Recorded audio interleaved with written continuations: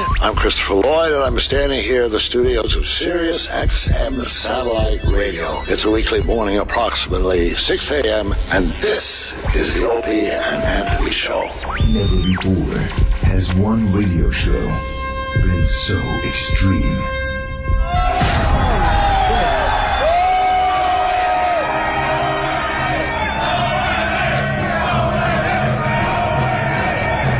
So vulgar.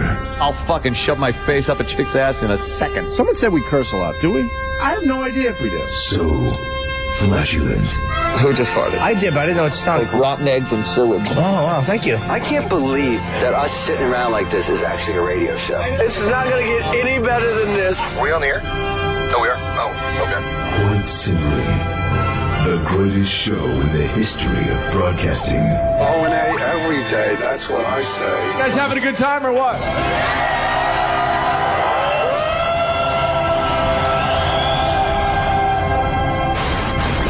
Rules are destroyed, and convention burns the crowd. Would you like to make some fucking circus? With Opie, the Destroyer. I would eat Betty White's ass. She's 90, right? It doesn't smell too bad. Anthony, the Rage. Holy fuck, how much more fair you want it? Tired of these people. Up my ass all the time trying to get me to help. Fuck you. And Jim Norton, lover of the transgender. Every time a transsexual walks in the room, party horn should go off. Like, surprise! It's the Opie and Anthony Show. Strap in, dicks. This one's gonna hurt. Double guns, bitch. But enough of this palaver. Let's get the show on the road. Yes, good morning, everyone. There we go. Ready for broadcast. Very Lysol-y today. I like that. I guess they... And a microphone. I guess that's better than getting a redesign of the studio. A little Lysol, redesign, whatever. Where's the keyboard today? 6 of one, half dozen of the other. Whatever. The keyboards are shoved in the corner. Fine. It is fine, as long as it's not over there. Right. Greetings and salutations, everybody. Breaking news, they upgraded our computers a little bit. What do you mean? I don't know, Mars was all excited. Uh-oh. Look, the phone screen looks a little different. Hey, it does.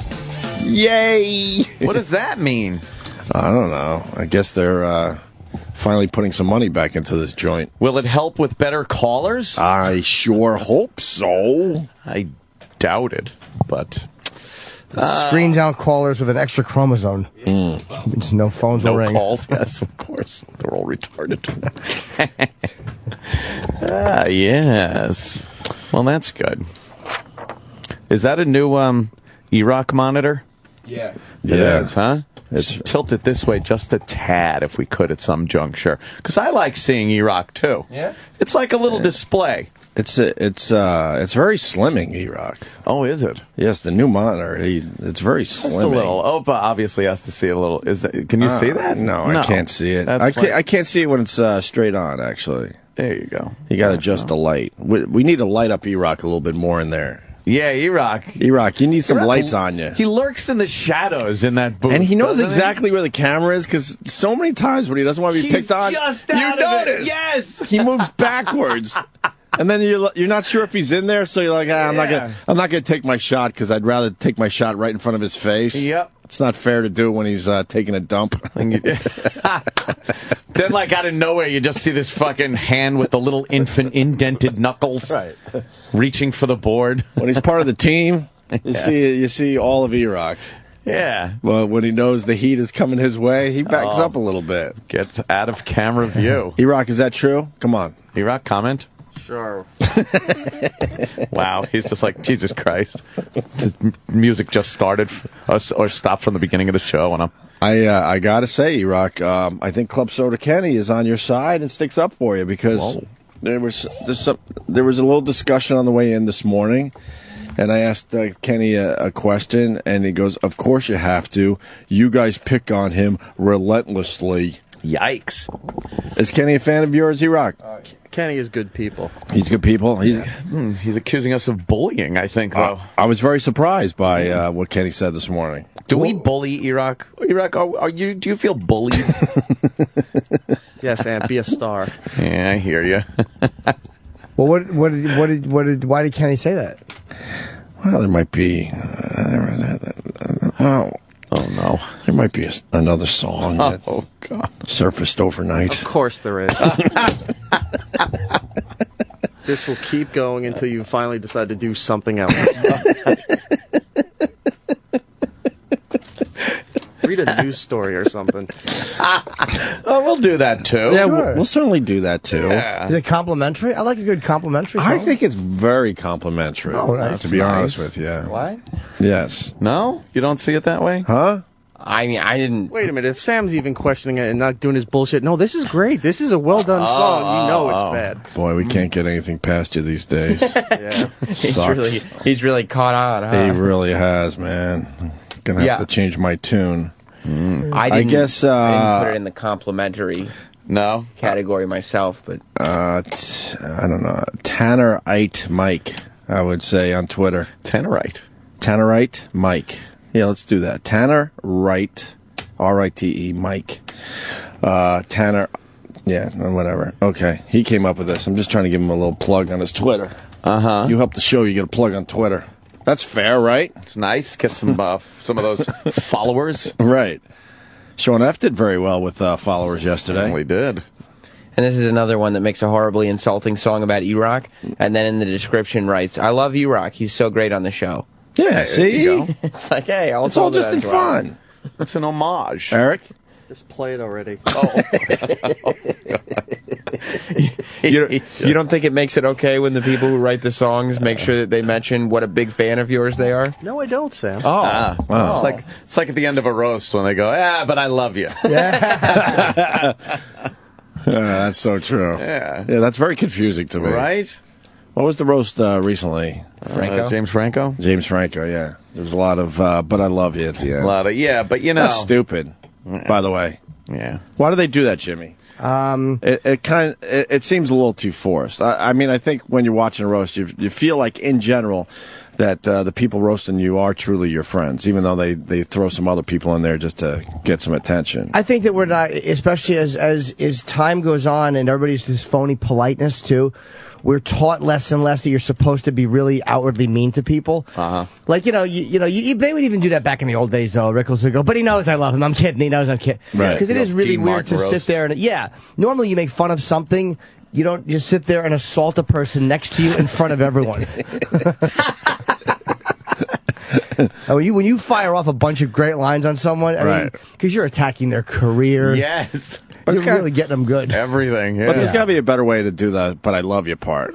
That part just always seems a little weird and forced. It's like two fighters hugging at the end of the match. It's like what we're doing here is what we're doing here, and it's for the reasons that it's for. Right. But when all is said and done, I really do respect you. Nothing personal that I'm punching you in the face, right? I respect you, sure. I like to feel that it's real.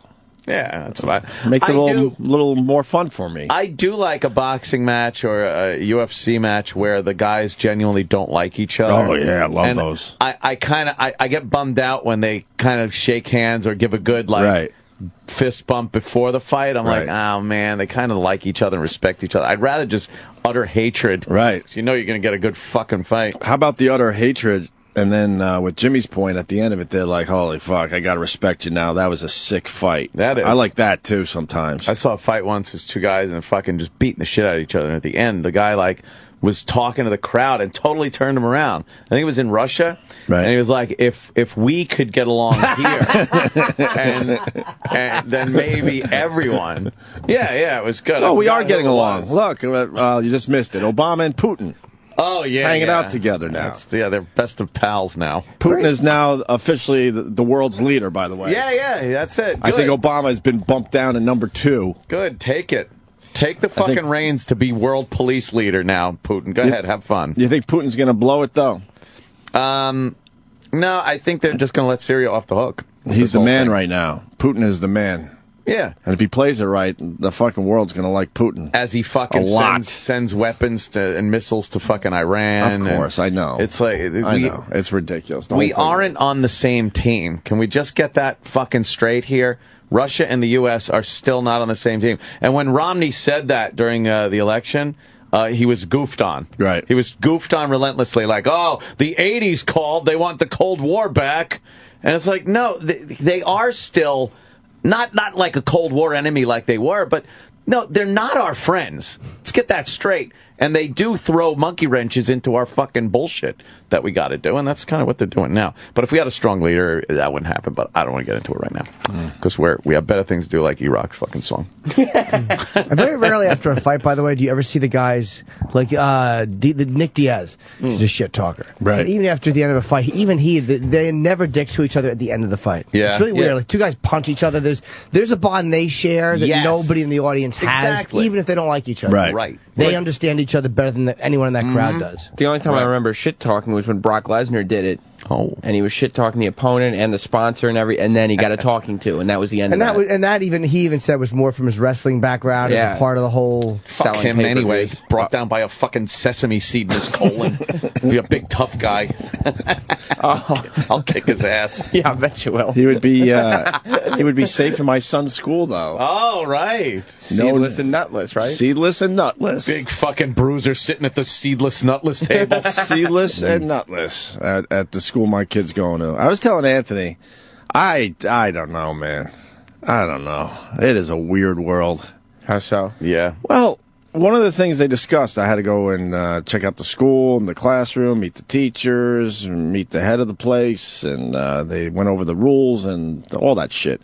And, we learned that it's a seedless, nutless place. And then they were talking about the allergy kids. Yeah. And I know there's a lot of parents out there with allergy kids.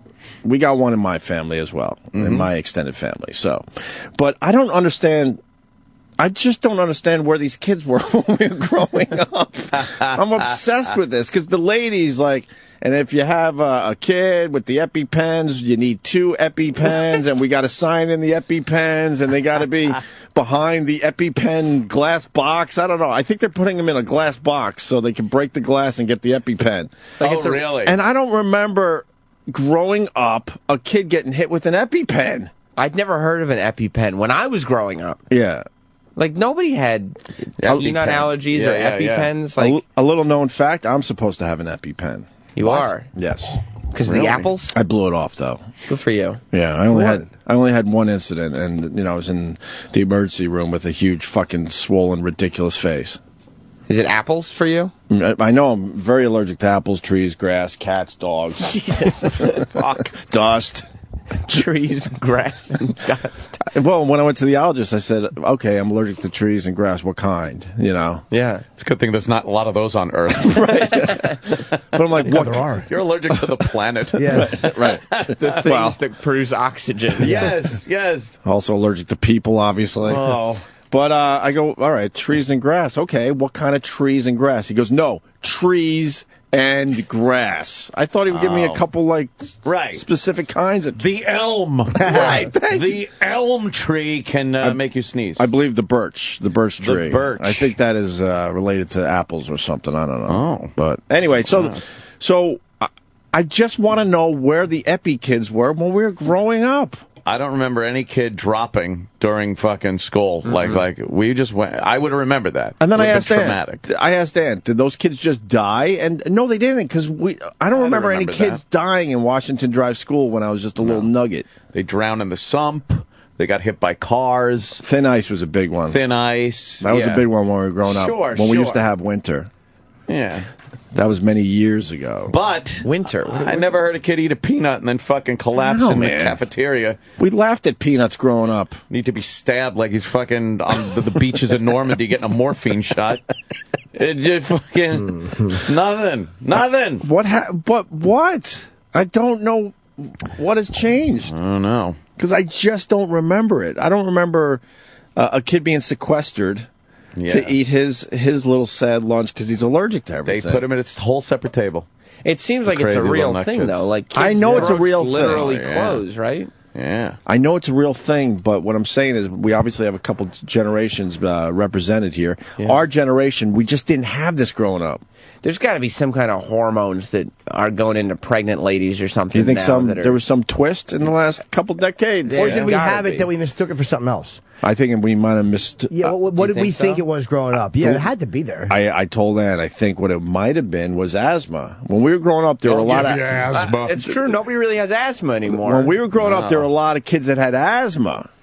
You know what? Maybe it was the peanuts. And they had the inhalers. Yeah, maybe it was peanuts. You don't see asthma as much because maybe now it's redirected to some kind of allergy thing. That's the only thing I can figure out. Maybe inhalers will help peanut allergies. I don't know. But we didn't have kids flopping around at school because, there was peanut dust and he touched a kid. That's why they don't want any seeds or peanuts in this school because it's not that, the kid's going to eat a peanut butter and jelly sandwich. He's fully aware he's allergic to peanuts because the parents, hammer it into his head from an early age. But they're talking about if my son has peanuts and then touches a kid that's allergic, that's all it could take. It spreads like Ebola, apparently. I don't know. It's crazy. I remember there was a lunch lady, and she was called Mrs. Hasma. And she was constantly yelling at everybody, and the kids would be like, "Aha, you got a Hasma attack." when you got yelled at by her, we called it a Hasma attack. Because you cut the line, she'd be like, "Don't cut the line." It's like, "Aha, you got a Hasma." That's pretty funny. Miss Hasma. I don't know. And I mean, people got answers, but it's not about answers today.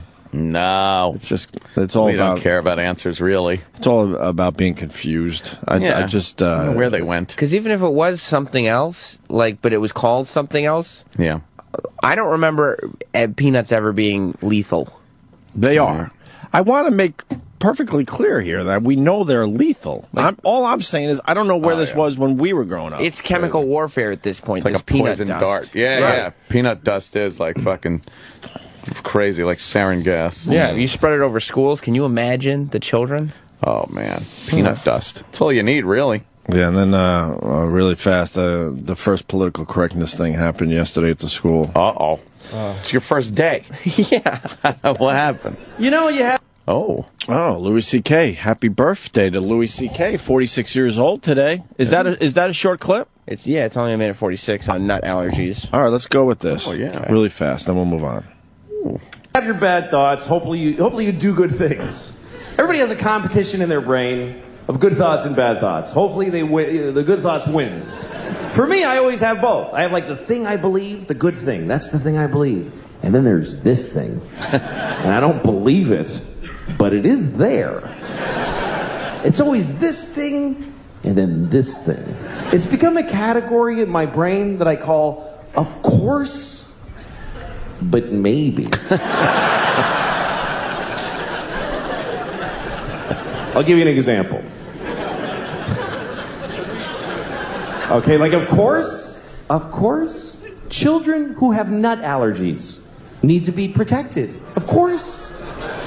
We have to segregate their food from nuts, have their medication available at all times, and anybody who manufactures or serves food needs to be aware of deadly nut allergies. Of course. But maybe, if touching a nut kills you, you're supposed to die.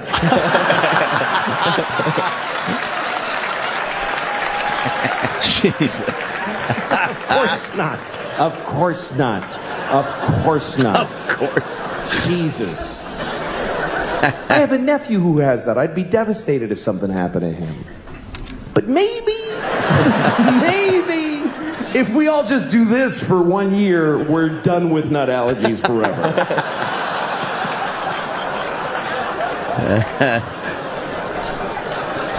No, of course not. Wow, the brilliance of Louis C.K. Jesus, happy birthday, Lou. Louis' birthday. Well, I don't think any type of child being sick is fodder for humor. That's just my take. I'm offended by that, and I don't think he should be able to do comedy anymore. What a brilliant way to set it up too. Of course, and maybe you can talk about anything in that. In that context, right? Yeah. Of course not. So So it was parent night, and introduction to the school, the teachers, the classroom, and all that. And then they were going through the schedule and things that could be expected when your kid attends school there. And they used to have something called Leadership Day. Leadership Day.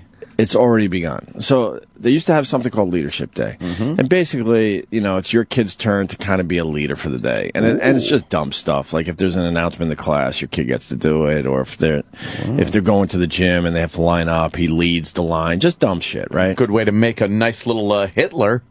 Jesus. So they said, well, policy has changed and we no longer call it Leadership Day. Oh, boy. And I looked around the room quickly because this is something I've been very curious about way before even having kids. Like, where the fuck does this shit come from? Right. And I truly believed for a very long time that it was the parents just becoming idiots and assholes. Yeah. Like the majority. So I looked around and I saw all the looks. And then the teacher goes, we still have it, but we just call it Hosting Day. Ew. So your kid gets to be the host for the day. Well, so you're not the boss. So Right. How you doing, everybody? Right. Feeling good tonight? Right. Come on. And as the teachers were saying this, they were kind of almost rolling their eyes like, look, we know this is ridiculous. And they hinted that someone had a problem with this. The kids play follow the host now? Right. Right. So, exactly. So they changed it from leader to host. And then I quickly looked around the room again. I wanted to see the reaction. Yeah. I swear there wasn't one. Not one parent that went, this is a very good thing for our children. They all were rolling their eyes, sighing, looking at their spouses like, what? So who comes up with this shit? It's the one fucking person that complains, and then the school, in this case, collapses and caters to the 1 weak fucking parent that can't talk to their kid. If their kid has a problem with being a leader or what that means to them, then it's your job to sit them down and work around that. Mm-hmm. Isn't teaching kids to be leaders a good thing? Yeah. Like, aren't kids supposed to learn leadership apparently qualities? not anymore. And it comes down to this. When your Fascist. kids leave the school and go into the real world, those aren't the rules that you're going to follow in society. Everyone knows that. Leadership qualities have always been like a good thing. Were you tempted to ask, like, can I ask without being a disruptive parent, like, can I ask what the purpose of that is? You'd be a problem then. But all the other parents might want to know too. You might just have more balls on them to ask. I probably would ask, like, not in front of everyone on the first day. I don't want. First day. I don't want to come across as that guy, the person I'm gonna come across as. Difficult. I like giving it a little time. You'll be difficult. There was no reason to ask because you could tell the teachers were like, we had this issue. It came from the mysterious place upstairs, I'm sure. Sure. Like the teacher can't tell you where it came from. The parents can't tell you. But it's like, upstairs they. Obviously, it's a little thing. It's a subtle thing, but it's ridiculous. Yeah, it is. And I now know from just us talking about it over the years that it's not the majority of parents. I really thought it was for a long time. It's the very, very small minority. Yeah. But for some reason, their voice is louder than the majority, and I just don't understand that. I think a lot of times too, it comes from these fucking dumb administrators. It's not. No one even complained about it, but the administrators think like, I don't like that leadership thing. Right. Let's call it hosting day. Hosting day. Oh God, you're today's host. Jeez. That's like what Snooki does at bar gigs. Right. Yeah. Lieutenant Johnson will be hosting the battle today. Right. He'll be hosting you into battle. What do you need, a 2-host soda? No, that's different, Jimmy. But when my kid comes home, I'll tell him, I'll go, so how was being a leader today? I'll try my workarounds. I don't know what else to do. I was a host, Dad. Oh, God. No, you weren't a host. Then kids end up being pumped out of schools, being expected to be just waiting to be told what to do. Yeah. Right. Like, with no sort of get-up-and-go-ness. I think if society was changing drastically, then fine, do all this in school. But it's not. It's not. You're pushing these kids out into the real world, and they're not treated like equals. And next thing you know, they're jumping off the top of a building somewhere because they can't handle it. What happened? Wouldn't it be nicer if they explained why they did it? Like if the teacher goes, "Look, here's the thinking behind this," because a couple of these little bastards just, as soon as they're in charge, they pick up rocks and they hit the other kids with it. Like, wouldn't that at least make you go, "All right, I kind of get why they're too young right now to understand leadership and how to delegate responsibility They had to be careful, but they were vague. But it was very obvious what it was. It was somebody in years past, within the last couple of years, actually, someone complained, and the school said, "Oh, okay," and catered to that, that parent. Lib fuck parent sitting there. The kid comes home. I was the leader today. No, we don't need that. Right. Why would you be the leader over anybody else? Right. Or I wasn't the leader. Yeah, or I wasn't the leader. I wasn't the leader. Yeah. Oh, well, yeah. Right. But yeah, you're right. They never tell the parent, like, well, we're sorry you feel that way, but we feel... They just never do. Yeah. It's like, we could bring it back to ourselves and radio shows that get kicked off the air because the very, very tiny minority has a massive voice. And the people that enjoy a certain radio show, the majority, they get fucked in the end. Exactly. It's unbelievable. So, that was about it. Wow. And then just kind of looking around the room going, ugh. Yeah. Oh, God, I pray most of these people aren't in my home. Like, just thinking which of these assholes are going to end up on my couch. Yes. You now have a relationship in some way, shape, or form with these people. People were, like, looking for a little contact, a little talk, and I just averted my eyes the whole time. Shut him down? Yes, because I'm like... Shut him right down. I'll have a wait and see on this one. Stay the fuck out of my life. I know how to read people, and there were a few in there like they were playing their parts, and I'm just like, whatever. So what does this have to do with the E-Rock song? Yeah, I don't know. It was mean. I mean, I think that. Are we officially doing an E-Rock parody song contest? I thought we weren't. Man. Well, I don't even think we need to do an official contest. I don't think we have to either. I think the listeners are taking it upon themselves to just feel like, oh, I can be a part of the show if I do this. E-Rock, we can't control the listeners when they take it upon themselves to do this type of thing. You do understand that, right? Why do you keep talking to me about this? We're not really pushing this forward. Is what I want you to know. The listeners have figured out they're guaranteed to get on the air. They make an E-Rock song, and then they get Twitter followers out of it. Yeah, they do. Like Sean F. Mondo 270. He did very well with the Twitter followers yesterday. Yeah, we could turn that camera a little and get more of E-Rock and less of the glass in front of the thing. Yeah, right? why? Yes. Yeah, we don't need the glass. We need more coverage. Yeah. Can we get more coverage on E-Rock? Yeah, you want me to turn the lights on in there? Oh, gee. No, the camera. Ant's right. Yeah, the camera could be turned. E-Rock is all the way to the left of this screen. E-Rock, could you get up on the chair and turn the camera, please? Oh, boy. He's not having it. Why? He's still sitting in the chair. Yeah, he's not. All right, we'll have Mars fix that. Where's Mars? Camera. He's here. All excited. The new phone program. Yeah. That font is pretty small. I know I like a big font, but that font's pretty small on the phone thing, right? Yeah, it's bad. Makes that a little bigger. I can't tell what the fuck people want. Mars. Sure. We need a bigger font on this. Yes. Not now. And we want to see E-Rock better. Okay. If we could turn that camera toward the E-Rock, less glass, more E-Rock. I could do it right now. Less glass, more ass. E-Rock Anthony said that one. Anybody knows I'm kidding. It's all part of the show. That's right. E-Rock's like a character, like Mr. Amos does. That's right. We're all just kidding. Right. It's all fun. We're all just kidding. It's all fun in the end, like a roast. Right. Yeah. But we love you. Except E-Rock doesn't get to go up to the dais. No, he doesn't. He likes a good roast, though. Oh, see? That's a roast? food joke. But that's good. Yes. What would you do? Put in barbecue sauce and... I do chuckle. A few people are like, hey, E-Rock, you should have told him that barbecue sauce has a lot of salt and sugar. You got your fans out there, E-Rock. Yeah. You know you do. With that, let's play the latest E-Rock song. Sure, we love him. But we love him. This song is a parody of the song Roar. Don't give away what this guy calls it. Okay. I think you almost did. I almost did. You're right. Wow. It's a nice reveal. That would have sucked. It's a nice reveal. You eat cold Chef Boyardee? Cold SpaghettiOs? Oh, God, it's disgusting. It's terrible. Candles, chicken and stars. He doesn't even get like good Wait, soup. what's chicken and stars? Chicken and pasta shaped as stars. You eat raw hot dogs? The Oscar Mayer cheese ones? I'll eat it raw. Weirdo. Did your wife ever catch you eating a fucking out of the fridge cold cheese weenie? Because that's eventually what's going to spark the fucking stabbing with the scissors or the fucking call to the lawyer. It's going to be she peeks in the room, he's watching cartoons, eating a fucking frozen cheese weenie, and then she's going to fucking hire someone to cut his throat. He doesn't have an ounce of self-respect. Exercise is something he neglects.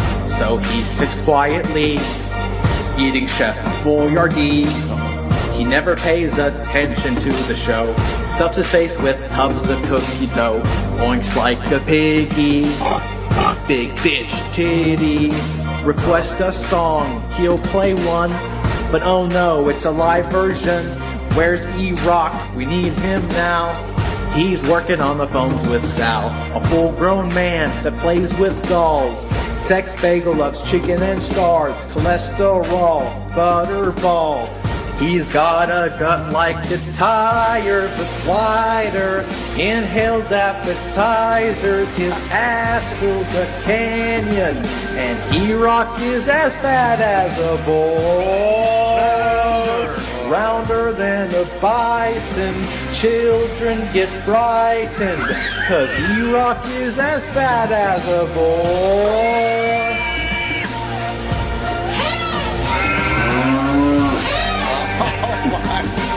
E-Rock is a dinosaur.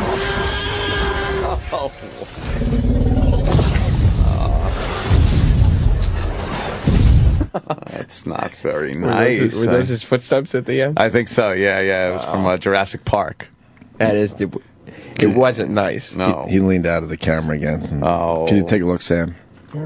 And this is after Mars would readjust to the camera. Yes, but he's still he's lurking in the shadows again.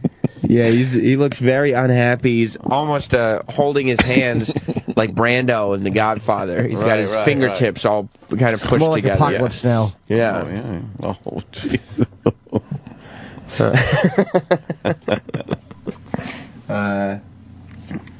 He's waving at me, but also scowling. All right, waving's good, though. Yeah. Could you fix the fat cam?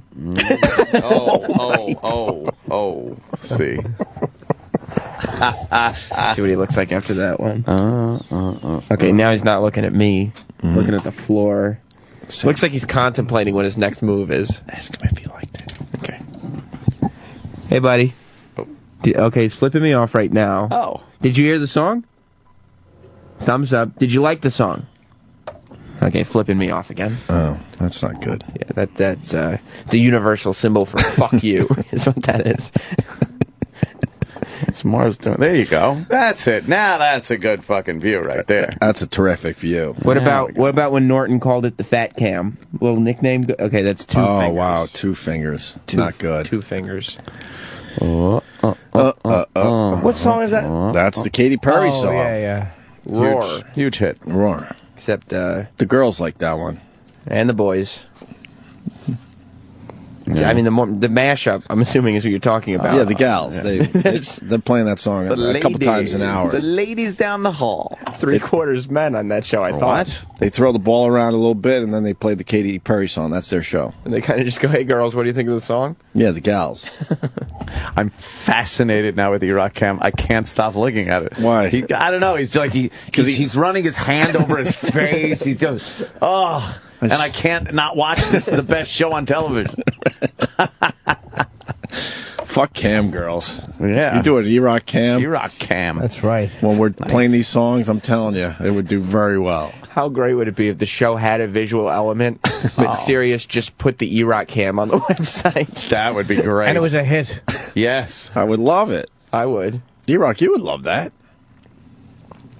Oh, Let me he's see not what he's really saying. chatting. Would you love that, buddy? He's shaking his head no. No, he wouldn't. Oh. Well, it was clever. The guy took his time. He settled in. Yeah. Had a lot of show references. Oh, yeah. Certainly did. He did his homework. His voice, a little, Yeah, but it's a parody. Yeah. There was no shoehorning. There was a little bit of shoehorning there. Not like Todd shoehorning. Yeah. No. I feel like we tend to look past a lot of quality issues when content and subject matter when the is material brought is into there. play. Yeah, when the punchline is a boar or an elephant noise. Yeah. We're all in. Yeah. We don't care how you got there. Oh, yeah. Yeah, the listeners have kind of figured out if they can be exceptionally cruel, the singing voice doesn't matter as much. Mm-hmm. Yep. But that guy likes E-Rock, so it's all good. Well, it's all in good fun. And we all love E-Rock. We love you. He's never said no as far as the show goes. Well.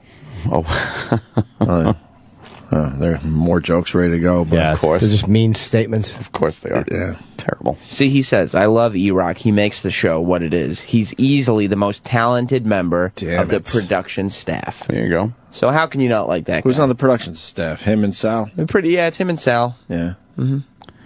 Well, all right. It's kind of a drop-off. Yay, by default. He just made me snort. Yeah. All right. There you go. Good job. Good job to that guy. Very good. Oh, I want to know if Scott and Todd are doing parody songs. Maybe a little warm up to Jocktober. I don't know if you want to. Could you find a Scott and Todd parody song today, E-Rock? E-Rock knows other radio shows. Are they doing any parody songs right now? That's all they do. Can we find like a current one? Yeah. What's a current one? I don't have. I have older ones in here. No, I know that, but we can monitor their show. Yeah, they we do can one tape every it today day. and see. I know they do one every day, so I want to see which one they're Topical. Do they do a Miley Cyrus they probably twerking did. one or? I bet you they have. Syria? I bet you they have one done to Blurred Lines. Yeah. Yeah, they probably got a Putin song. Syria. Dun, dun, dun. You got some nerve gas, Syria. You got, it's fucking. Can you just rattle them off? You just gave them a fucking idea. Oh hell yeah! Can't believe they're still on the radio. What? Good for them. They're killing it. They're killing it. Killing it. They kill it in the ratings? Well, no. Come on. I mean, they survive. That's stupid. Yeah. Mm-hmm. Well, shake your butt, baby. Twerk and pout. Twerk and pout. You got a million of them. I'm a machine. Wow. We could just do it, and, that's the Miley Cyrus thing. Just pick a topic in the news. Let her rip. Hey, E-Rock, don't be defiant today. I want to do Johnny Cash Day. Ooh. Is that cool with you? E-Rock has momentarily stepped out of the office. Oh, wow. Where did he go? Oh, Roland's in there. Hi, Roland. Where's Eric? He went to go set up the Scott and Todd recording. Okay. Oh, okay. Oh. He's doing some show-related things. It's real. Yeah, all right. Not just hoofing around back there. He's actually out working. I thought... Taking a nice deuce. Yesterday morning. Wasn't there dead air because he thought he could get back in time and he didn't? Well, there were two things this week. First, yesterday, in the middle of the break, we do the double break. And there was like 5 seconds of dead air because he didn't get back to the studio Didn't in get back time. after making duties. But on Tuesday morning, Sal needed some kind of confirmation on something for the podcast. And he was like, E-Rock, I need this real quick. Just give me a confirmation that this is the right thing so I can send it in. And E-Rock was like, no, I have to go to the bathroom. No, I have to go to the bathroom. Yeah. All right. Did he have to do a 1 or a 2? My assumption? I would think a 2. 2. Oh, there he is. We got finally got him on camera. What? That's a whale. I thought that was the... No, his camera's over here. His screen's over here. It's a white whale, a rare white whale. Spotted near Australia. That's right. Yeah. A white whale, like fucking Moby's dick. What is he, scared? Oh. The white whale. What the hell is going on with it? How many white whales do we have out there? I don't know. I just heard Moby Dick. I want to go like whale watching. Yeah? Yeah, I want to check out some whales. How do you do it that? Just looks scary. Can you do it off Montauk? I think you do it on a boat. I don't think there's many whales on the East Coast, are there? I don't know. I think you got to go out there to... no, you could do it in California. Cape Cod. Yeah, okay, that's true. Yeah, you got to go up like north, right? Well, you got to go, Hyannis. Hyannis? No. What's the tip of Cape Cod where it's a bit artsy and mysterious? P-Town. P-Town. You got to go to P-Town. They have whale watching in P-Town. Ooh. A lot of mystery, too. A lot of mystery. Mm-hmm. Very mysterious. Mm-hmm. Yeah.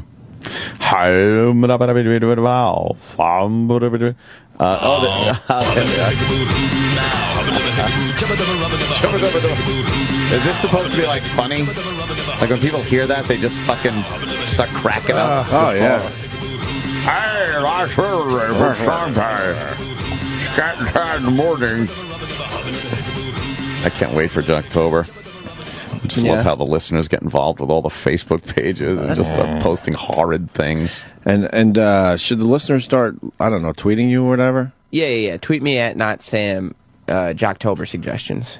Yeah, because maybe we don't have to feature a show every day. Maybe we could start featuring like a bunch of bits. Yeah. Just change it up a little bit. I got some things I'm already working on that you guys are gonna just to like. change it up a little bit. Yeah. I like when we feature shows, don't get me wrong. But maybe we could do some other things a little differently. Nothing. Parody song day maybe, or... Nothing makes me feel worse than the internet attacks. I always go home feeling like a horrible person. Feel bad about that? Yep. Why? Because it's just really ruining somebody's life for that moment. They are brutal. So they don't care what they post. Like, they're just sitting there, these DJs or, PDs or whatever, just sitting there trying to live their life and be friendly and have this little radio show. And for no reason, a whole bunch of people just start putting the most horrific things. I was on the other side of that recently with that cake stomp shit. Oof. It's tough, right? It's not fun. Well, that was real. People were angry. These are just silly. That was like people being... boy, that was not fun, but that's not going to stop us from... It's not. continuing our way. Try to throw some compassion into this thing. Oh, boy, it wasn't fun, though. Wow. Yeah. When did you start to realize, like, oh, boy? Like, at first you get, like, a few, like, hey, you're a dick, and you're like, all right, whatever. It was just... But what happened that you were like, ugh? I just had to turn it off. It was endless.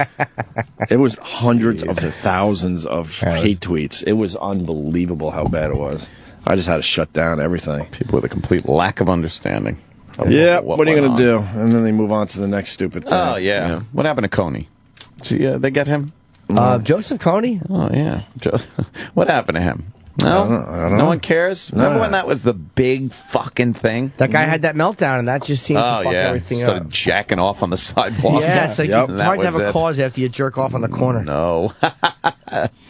Yeah, boy. E-Rock, you were gone. We're doing Johnny Cash Day today. Do you know any Johnny Cash songs? Me and Jimmy could give you a little list of songs. Yeah. He died 10 years ago today. That's a quick 10 years. Oh, really? Yeah. 10 years. Who? Johnny Cash. Oh, my God. He died 10 years ago today. Wow. 10 fucking years? I was in the car with Florentine going to the airport talking about Raptor. I can't believe that's a decade ago. At the age of 71. Yeah, right before we came back to radio, I guess. Not right before, about a year. Whatever. Wow. Yeah. Wow, damn. Johnny Cash Day, huh?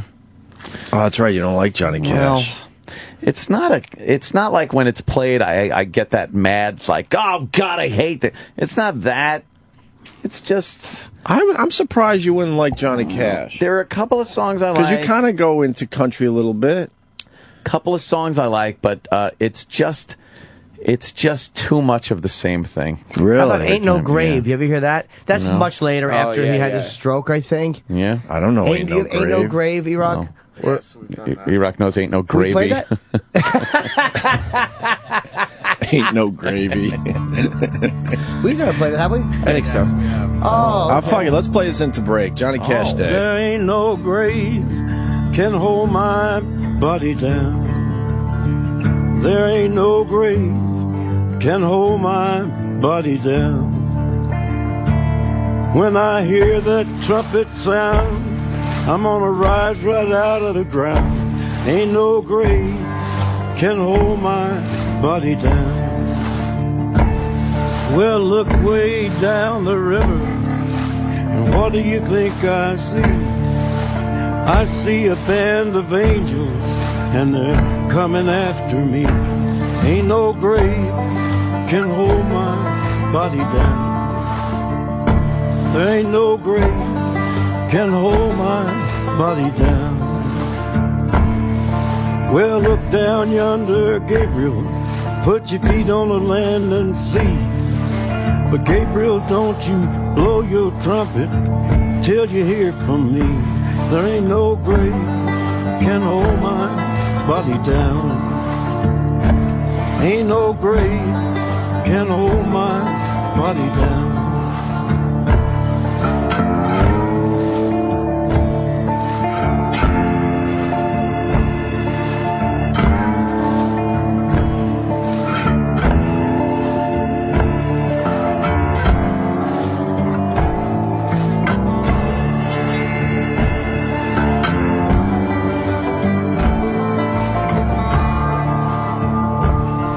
Well, meet me, Jesus, meet me. Meet me in the middle of the air. And if these wings don't fail me, I will meet you anywhere. Ain't no grave can hold my body down.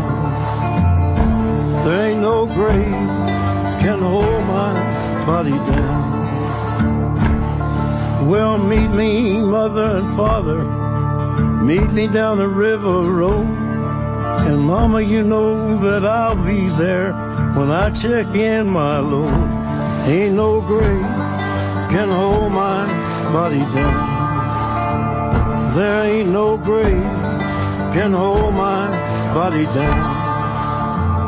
There ain't no grave can hold my body down.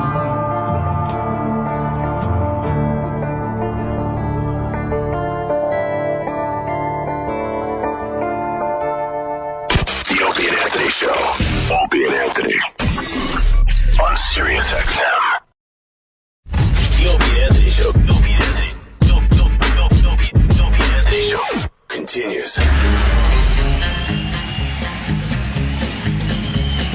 Early one morning while making the rounds, I took a shot of cocaine and I shot my woman down.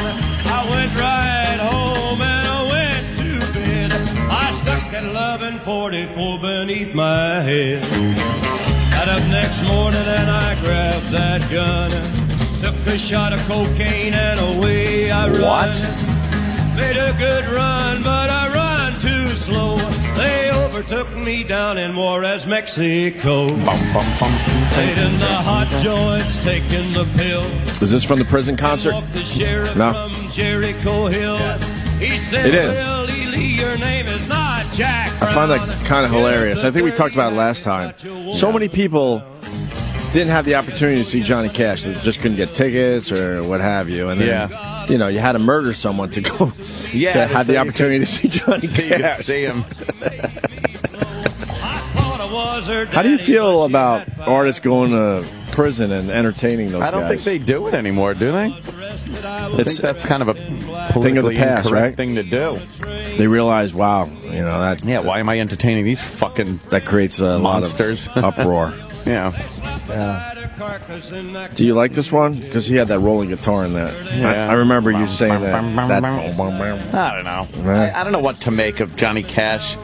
It's, you know, it's what it is. I thank Jimmy. I'll say it again. I would tool around the city with Jimmy when he was doing sets, and he had Johnny Cash cassette, and that's when I was all in after that. Yeah, because I only knew kind of the hits in general, Boy Named Sue and Ring of Fire. Do you hear The Beast Is Me? The Beast in Me. That was after a movie, I think. It was like off one of the. I forget what movie used The Beast in Me at the end of it. It wasn't Lincoln. It was some weird out of place movie. Like it was one like that. Well, we'll play that one next. All right, E-Rock. Let Jimmy. Just get it ready. Let Jimmy pick the Johnny Cash songs. The only one I request is Ring of Fire. Ring of Fire. But besides that, let Jimmy pick the rest of them. He knows this shit. Char. Did we find the Scott and Todd parody song? They haven't played one yet. What? They went 20 minutes. What's wrong with them? Crazy. Well, they got music and commercials to do. Oh, God. What else are they talking about? Nothing. There's nothing. I'd just like to know what, like recently, what have they parodied? in song. It's got to be all that topical stuff. Unless he doesn't do it anymore. Did they just pull out the old song parodies, the generics? There's generics that they play if he didn't come up with something, but usually he'll have something new at the top of the show. Yeah. Oh, he has a SoundCloud page. Hold on. What? Go to the top. What's his last one? These are not all parody they're not all songs. Some are on there. A lot of it's just interviews. Yeah. You guys want to hear the Carlos Danger theme? I think we did that one, didn't we? Did we? Did we? No. Oh, really? So. No. Anthony Weiner's walking around town pissed off. Oh, yeah. He's starting to look a little scary. Oh, They snapped him with his kid yesterday. Did they? Well, his wife is looking all hot and shit, like hailing a cab. They weren't, shot together yesterday. Of course. And he's holding his kid, and he wants to bite someone's face off. Yeah, he's angry. He is not a happy man. All right, Carlos Danger song. All right. It's kind of hot.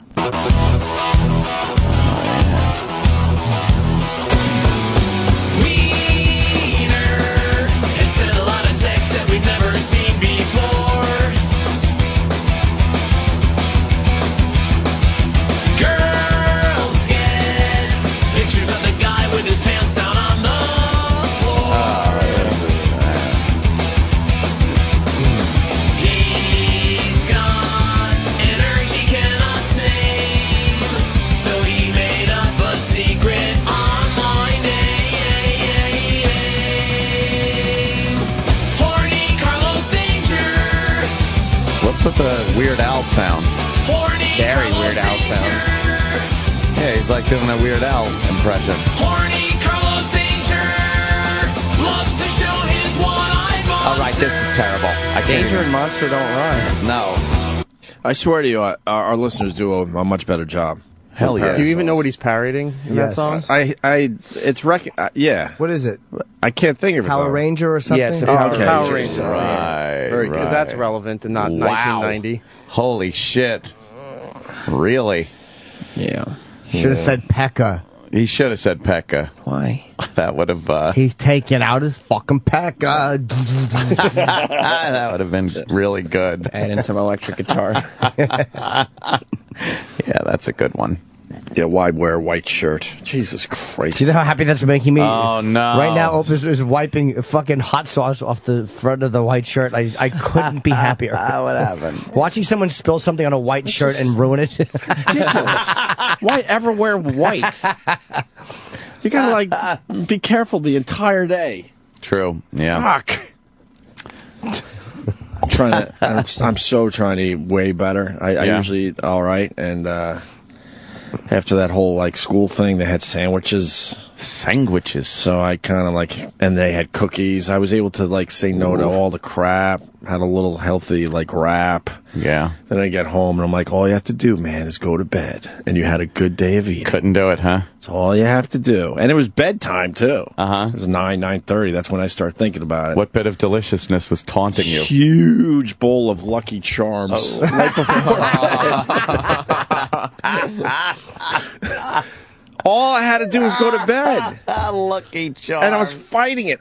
It's sugar with me. Fuck. They are magically delicious. For me, it's salt. they are. But Salt? Yeah. So you need those pretzels and it's weird because I wasn't starving, but my brain was craving. I'm like, just go to bed. And we just stopped off at the supermarket, get milk and shit. And she got the Lucky Charms for the kid. And it was a new box. New What's box. better than that? Like the What's crisp better than marshmallow? opening up a new Yes. box of sugary They're not cereal? mushy yet. No, they're still there's a little crunch. Did you use a bowl that's normally not supposed to be used for cereal? Yeah. It was like a serving bowl. Tupperware, like a salad bowl. Oh yeah. It's the one that has the fake fruit in it on the fucking table. You just dump them on the floor. I was so close. You know what I did yesterday? If I just laid my head down, 10 more minutes of craving, I would have fell asleep. I would have been good for the Sometimes you got to throw that shit out. I was so I've eaten bad for the last week or two, and yesterday I was I had some pretzels and some almonds in my house. I was like, you fucking cunt, and I went in, I took them all, and I just threw them down the chute. I'm like, no, I'm not going to fucking start down this road. Don't ever get a kid then, because That's hard, yeah. that's the problem. There's a lot more shit around because the kids. You can't you can't make them eat celery sticks every day. They got to be kids, right? Yeah. Fuck, I was almost there. It's like when my mom used to get the AIDS diet plan. Right. My mom had the AIDS, and it was this chocolate, and we used to eat it because it was like she wouldn't have like sweets in the house for the most part. But that we'd be, and she's like, "Stop I was eating overweight my and AIDS." embarrassed to go any place. AIDS helped me get back into a size 12. The AIDS diet plan helped me get back into a size 6. AIDS helps control your appetite so you lose weight. Yet AIDS lets you taste, chew, and enjoy. And the appetite suppressant in AIDS is not a stimulant. AIDS helped me lose the weight and has nothing in it that could make me nervous. Question, why take diet pills when you can enjoy AIDS? AIDS helps you lose weight safely and effectively. Use only as directed. It's the greatest thing ever. It's unbelievable. I know people out there are going, "Oh, that's a funny parody." You guys, no, that was a real product. AYDS it was spelled. AYDS, and their business fell Boy, did apart. that business just drop right off. Every day he probably wakes up and thinks, "Why did I name it that?" Like literally, that's like coming out with the greatest shampoo, and they're like, "Why did you name it Cancer?" Yeah. That's with a K. No, it's with a K. AIDS. Yeah, we used to eat that. I guess it was an appetite suppressant. Yeah. So you'd eat them, and then you weren't hungry. It's like there's us kids in the house just eating the AIDS. Did it taste good? No, but it was kind of chocolatey. Well, it's the old cooking chocolate thing. We've talked about that, too. Yeah, that too. You'd open up the fucking cabinet, see cooking chocolate, and be like, "Ooh, chocolate," and you eat it, it's just bitter. We didn't have sweets in the house ever because we were either poor or my mom was convinced we were poor. To this day, I have no idea how poor we really were because she obsessed about money my entire fucking life. But we would see the cooking chocolate. And it just looks like real chocolate. And you would get disappointed every time, and you knew every time that it was going to be some bitter shit, but you still had to go for it because it just looked like the real thing. Did you ever try a Quest bar, either of you guys? No. Quest bar? Yeah, one of my trainers told me to eat them occasionally. Like, you don't eat them, where they're like, it's protein, but there's like not a lot of sugar in them. They're like 170 calories, but they're not bad. Like, not nearly as bad as these other fucking protein bars which have a lot of shit in them. Ooh. And I'll eat one of them sometimes before I work out, but I don't like to make a habit of it. Like a little chicken sometimes. Yeah. I don't know why I'm babbling. I could. We had shit in the house. I would have rather had like coffee soda. She'd have coffee soda. What are you talking about? Like my mother, would she have I've never heard of it before. It was terrible. AIDS and coffee soda. And as a kid, you just want something good. Like fucking, I want Coke or RC Cola even. Coffee, soda, and AIDS. having 7+ kids growing up in our household, because like I said, we had kids coming and going. We were up to 9 at one point, I think. Boy. Then, of course, the colored girl that came for the summer. And the attic dweller. I don't know. The guy in the attic, he needed to eat too, I guess. Yeah. Because, my sister was bringing food up to the attic. One thing I'm glad about, for real, is that we couldn't really afford soda, so we never had soda in the house. I mean, never. I mean, if we went somewhere else, we certainly would have a can of soda here and there. Yeah. To this day, I'm not a soda guy. No. And I'm kind of happy about that. There's a time where an ice cold Coke, just chugging that thing down, and just burning everything from the night before out of your fucking esophagus. But Coke, I can't drink straight Coke anymore. Like with the sugar, Diet Coke. No, I don't like Coke. It's got to be really cold. Good, yes, and you get some crushed ice. I'm not saying I don't enjoy a soda every once in a while, but when I finally have a soda, I really, really enjoy it. Only because your mouth has that sugar, like that weird sugar aftertaste. It's too much. Like the Diet Coke, for some reason, I just like better. It's not even the calories. And I always like Pepsi over Coke. That could be it. Pepsi's kind of lost the battle, I think. You don't see Pepsi as much, but I was a Pepsi. I liked Pepsi if I was going soda. A regular Pepsi is tolerable. When I went to Diet Coke, you're like, is Diet Pepsi okay? It's like, why don't you just crush up some St. Joseph's aspirin and piss into it? Because that's what that tastes like, fucking bitch. I didn't say Diet Pepsi. You have to call her a bitch? Yeah, because how about this? Hey, here's my thing, gratuity. Oh, instead of gratuity is a ripped up napkin punched into your tits acceptable?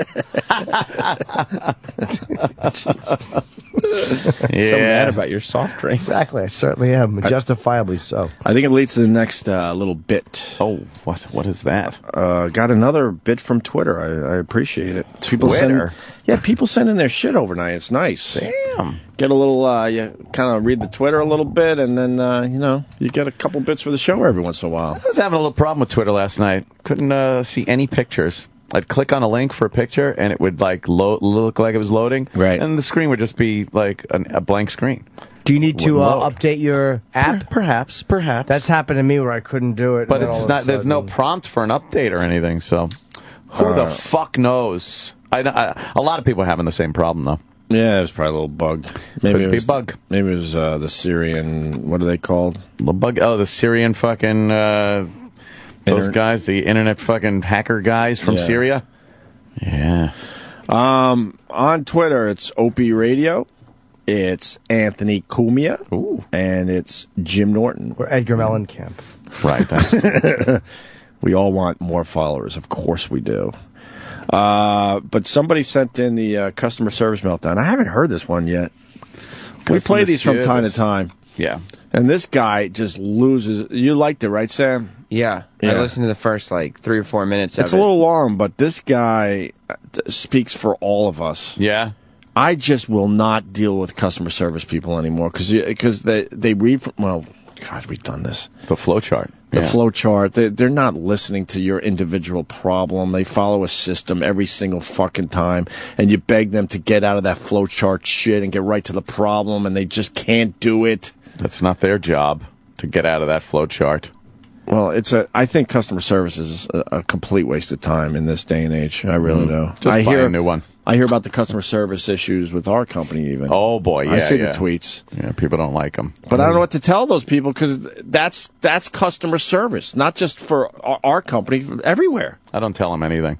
Whenever I see questions on Twitter for me, I sincerely do go like, I'll get back to that guy at some point. Right. and then they're just gone in the fucking mix. Yeah.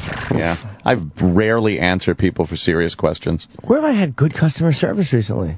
I don't know. I don't know.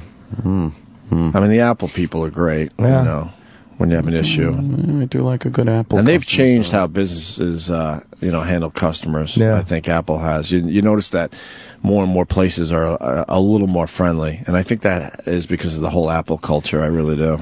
You just want Americans. Like when you're on the phone. Americans. It sounds crazy, but you just want someone who's. Or I don't care where they are. If they speak English, well, that's all I want. Right. Yeah. Fairly informed. Western Union, I tried using them. The worst. They're simply the worst company I've ever dealt with. Western Union for? Well, I mean, yeah, exactly. I fucking need a covered wagon. What are you buying? Terrible. And we all think we're getting somewhere by yelling at them. They don't give a fuck. They probably laugh. They kind of chuckle. They probably start pointing to all the rest of the dummies in that office going, hey, I got one. Got one on the hook. hook. They probably put you on speaker, and they probably just laugh at you that you're losing your mind. They don't give a fuck. You're not getting through to them. You know what gets them? Threatened to take your business elsewhere. Oh, that never works. Because they don't care. They don't give a fuck. Why would you care? It's not my company. Yeah, they're not even associated with the company. No. They're like some sub them outsourced. out. Yeah, right. You might as well say, if you don't do this, I'll go to bed without supper. I'll hold my breath. Sure. So this one's labeled Customer Service Meltdown on YouTube. I have not heard this one yet. So it's real? Yeah, let's hear it. I think so. It sounds real to me. It's Jimmy Kimmel? Sound like Jimmy Kimmel? Sounds real to me, damn it. It's still real to me. We said on the air that we thought that was a fake video the day before he said it was his. Yeah. We weren't fooled. No, here. I was. No. Were you? No. Right.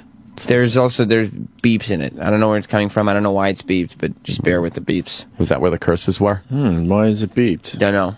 Or does he drop some N-bombs? Fingers crossed. Yeah. Thank you for calling. My name is Mark. How are you doing today? I am absolutely. I am your worst nightmare. Okay. I know this is real because of that stammer at the beginning. Yes. Okay. You can't fake that. No, he's either a very good actor or this is absolutely real. That little livid. stutter step that says it all. He's so livid here. I am your worst nightmare. He's already been through enough. Right. Like, this isn't just like, oh, I have a problem, I need to call, and this is the first time he's called, and he's obviously so angry already. How about this one really fast? So you're dealing with customer service, and you're actually getting somewhere, and you're far along in the call. Oh, yeah. And then you get a drop call or something, and you go, oh my God, I got to start over. And then you get someone on, and you try to explain, no, we were just about at the solution. Can you find blah, blah? Let's start over again. And they start over again? It's always when they go, okay, please hold for a minute. Right. Or they go, I'm going to transfer you over to this guy, and he'll take care. Right. And then you hear like, right. and then it goes silent. There's no hold music, and you're like, oh no. And then you just wait until burp. No. Do you think that's a move they do? Could be. Yeah. Could be. Because there's no liability there, really. Blow you off. No, I was, I fucked up when I was trying to transfer the call. Yeah. Jess used to have to call customer service people for her job all the time, like airline people and stuff. And I would always know when they hung up on her, because she'd be on the phone for like 45 minutes, and she'd finally be getting someplace. And then I'd just look across the room, and I'd see her screaming at the phone, "Fuck you! Fuck you!" She should have yelled that when you opened that ring box in front of her. Beautiful ring, and we have a beautiful marriage. Wow, it's nice. Wonderful. Why don't we start over? We'll try to shut up now, Sam. Yeah, that's great. I just love how the guy started. How are you doing today? I am absolutely, I am your worst nightmare. I am calling extension 3575 over and over and over and come over again to reach Michelle, who said to call her there. She wants to talk to me. She's been dealing with my situation for 2 days now, and I've been on the phone for 3 hours trying to reach her, and every time I call that number, I get your department, and none of you know what the talking about. What kind of a situation is this? Yeah, I'm so sorry about that, sir. Could I get the phone number on your account? Why? The last two people that asked for the phone number put me on hold and never came back. So I would ask you why. The reason I get your phone number is so that I can pull up your account and see any notes in the system. I don't see what good the notes are going to do. I need to be transferred to Michelle. If there's no Michelle, then you people are going to get sued. And not to mention, I might go ballistic and come over there with a machine gun. Wow. I don't have one, but I'll go try to acquire one. You don't do this to somebody. You don't do this to somebody. You didn't show up for your appointment yesterday. You didn't show up for your appointment today. And now you won't talk to me? That is that is outrageous.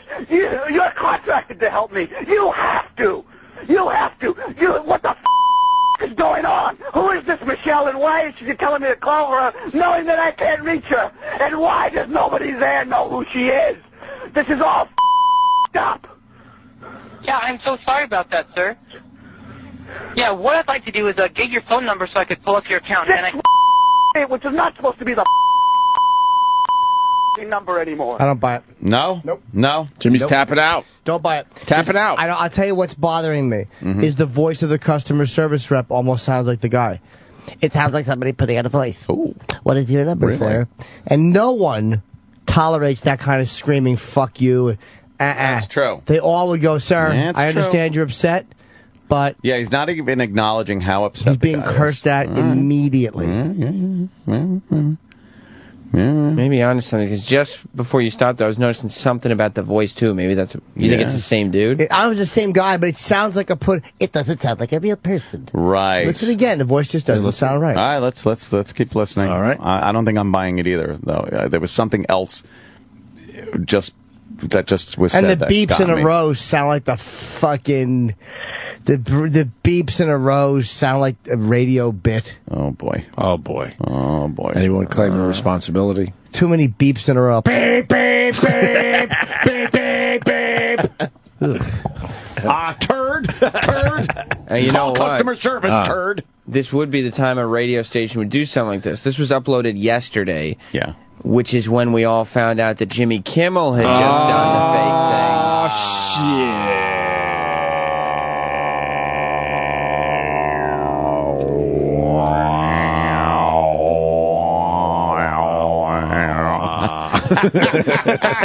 thing. What the fuck? What, Penn Station? I can relate to the commuters. Yeah. That fucking guy down there. What is it? The didgeridoo. Didgeridoo. A didgeridoo. What a useless fucking instrument. Oh, the didgeridoo.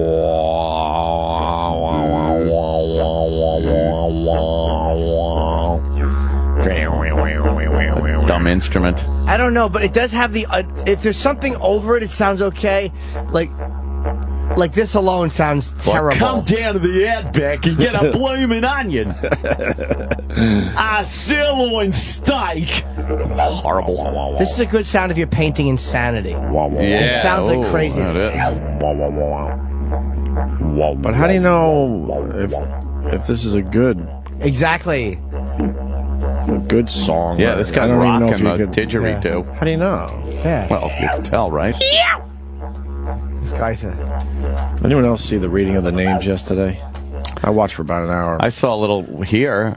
Deeply depressing. Holy fuck. And they're giving the people time now to really talk. Oh, to really go off? And talk about their loved ones. Oh, really? In past years, it was like they would do a names, quick and, you know, especially for my uncle, blah, blah. But now, man, they're giving all sorts of heartfelt messages. It was brutal. And then in my house, I was like, this is, I don't know. It was downright depressing, and everyone knows how sad it is, the reading of the names on 9/11. I mean, no question about it. And this is what I don't understand. Then they have a flutist playing to make it even sadder. I don't get that. Flute music. I'm not saying you play like some Benny Hill music or anything, but why do human beings need that? Like, it's already sad, but let's really make sure it's even sadder. Yeah. The flutist was just playing that fucking flute shit that is just downright depressing. Yeah, sad. Why do we do that? I don't know. I don't like it either. There was a lot of 9/11 stuff on yesterday. Bunch of specials and documentaries and all kinds of shit. I was just like, I gotta steer clear of that crap. Fuck. Gets me all... I mean, believe me, I see enough to keep it ingrained in my head. Of course. Where I hate those people. But, you know, as long as I could keep my hatred level up, I'm happy. And then, do you realize that because of this fucking bullshit with the budget, that the FBI is furloughing their agents? What's that mean? They just give them days off. They're not paid, and they have to take days off. And it's mandatory that they can't even, if something happened, they couldn't show up to work. They're liable for anything that happens. If they get injured or something, they're not covered. So they can't even show up if there is an emergency where they'd be needed. So they just, like, I think they're getting 14, each agent has to take 14 days a year off. Like, unpaid. Unpaid, yeah, because of, you know, the stupid budget constraints. But we should give money to Egypt. Right, so just when you think, you know, we're safe and everything, it's that, why would you cut back on the...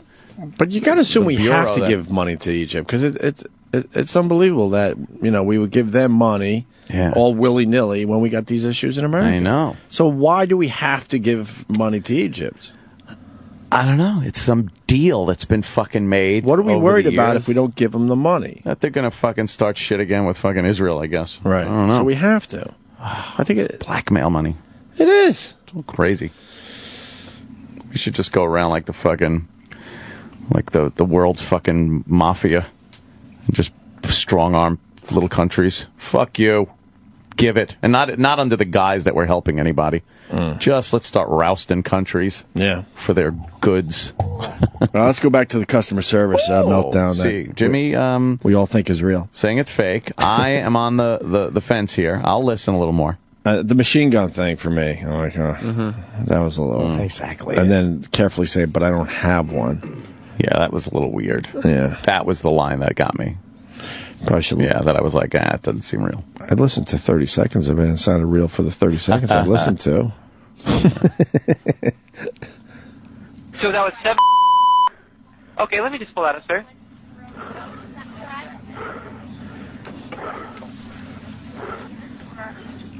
Okay, yeah, so can I get Michelle's extension again?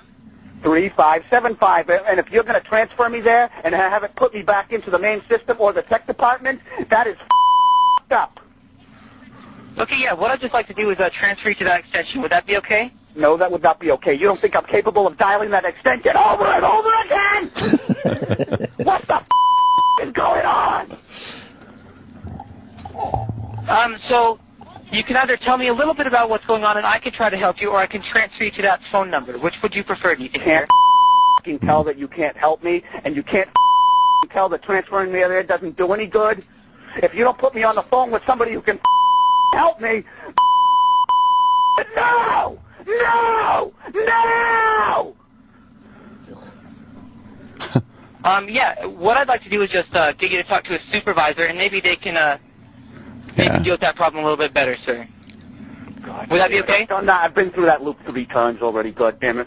I want you to explain to me right fucking now why, when I called the extension, she told me to, I always get put into the tech department, and the tech department doesn't know anything about it! How can you treat a customer that way?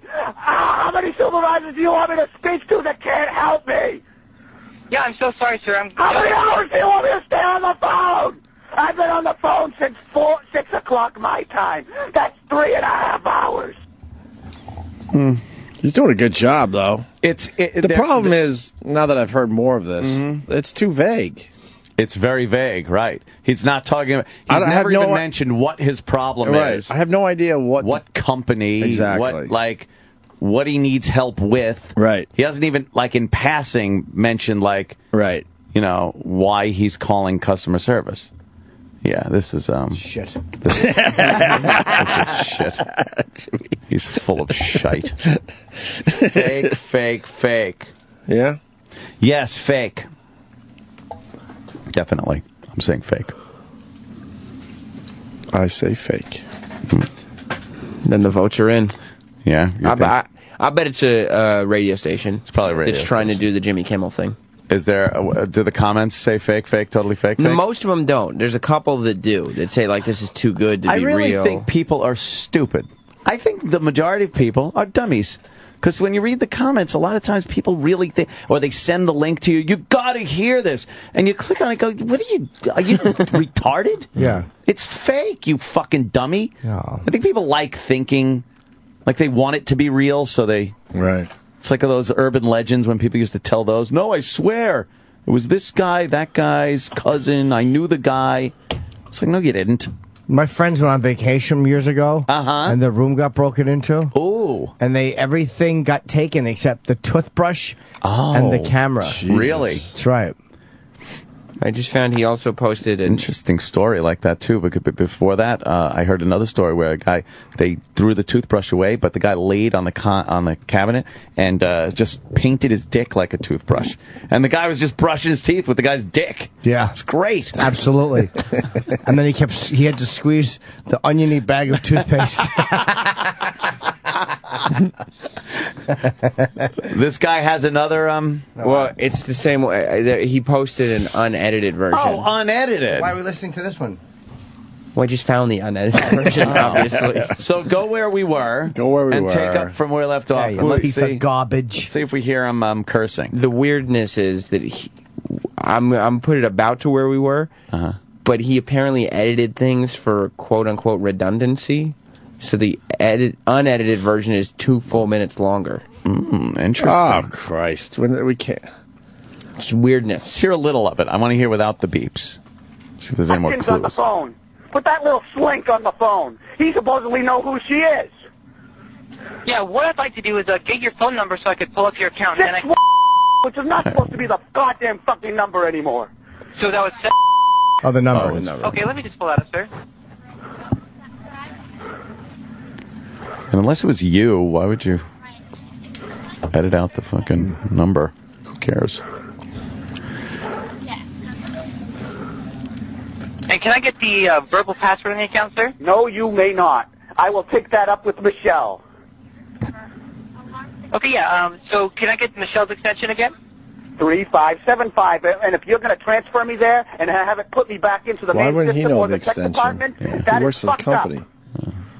Okay, yeah, what I'd just like to do is transfer you to that extension. Would that be okay? No, that would not be okay. You don't think I'm capable of dialing that extension over and over again? She left me a fucking voicemail that said, call that extension. If you don't reach me, dial 5050, and one of the representatives will get you to me. But the representatives have no fucking clue. What the fuck is going on? This guy would not stay on the fucking line. I'm out. You can either tell me a little bit about what's going on and I can try to help you, or I can transfer you to that phone number. Which would you prefer? Do you can't fucking tell that you can't help me, and you can't fucking tell that transferring me there doesn't do any good? It's too vague. You don't put me on the phone. I still don't know what the fucking problem is, or what company's calling. What's the issue? Did he buy a hat that's brimless and it falls off? It was a brimless hat. Yeah. Yeah. Did he buy balls that have no sides? Yeah. They look like plates.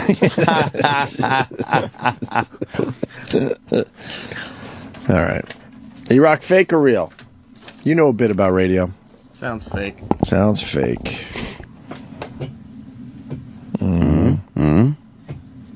No parody songs yet.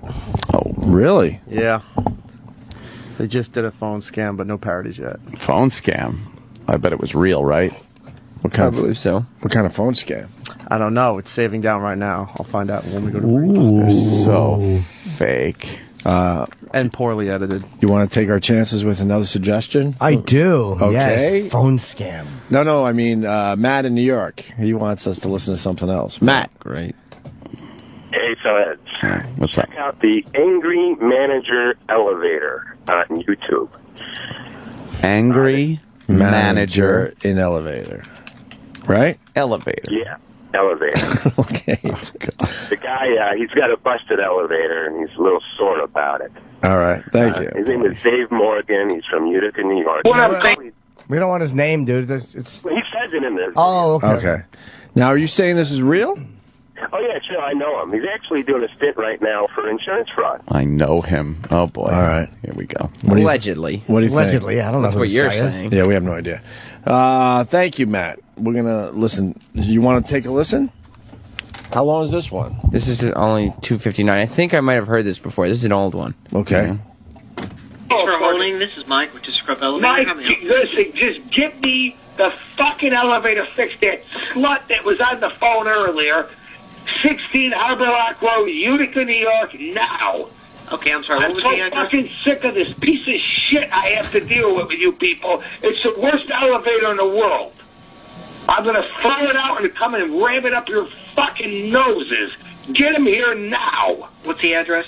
What the fuck am I stupid? 16 Harbor Lock Road, Utica, New York. Okay, we got you. Utica Historic Erie Canal. Yeah, right here. I paid you all that money for this fucking just fix it. 16 Harbor Lock Road, Utica, New York? Yeah, right now I gotta get it fixed. Okay, what is your first and last name? My name is Dave Morgan, and I'm the owner. And I should come there and punch you all in the fucking face on this fucking shit you sell me. Okay, what is your... Every fucking day.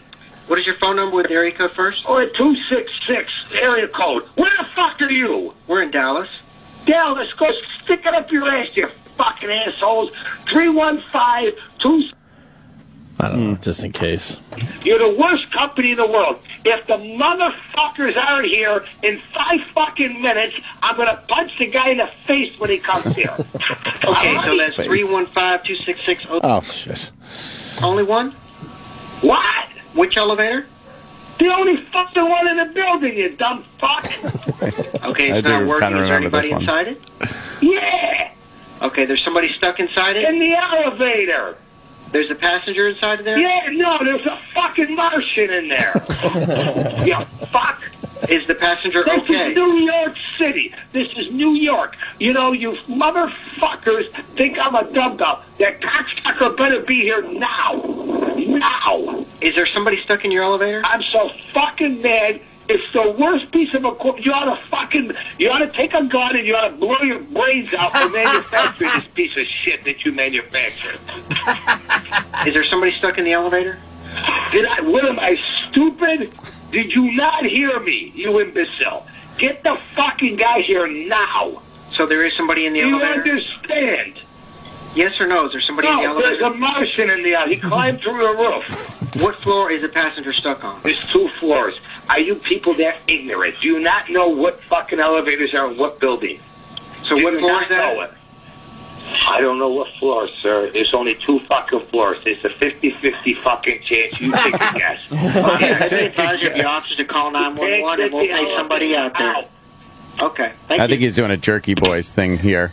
Yeah, I don't know. It's funny. I don't think that's real either. I don't think it's real. I think it's pretty funny. I think it's a prank call. He's calling up. Right. I don't think he staged it with somebody else or anything. Right. But, yeah, kind of a Frank Rizzo kind of a thing. Yeah. Going on. Yeah. All right.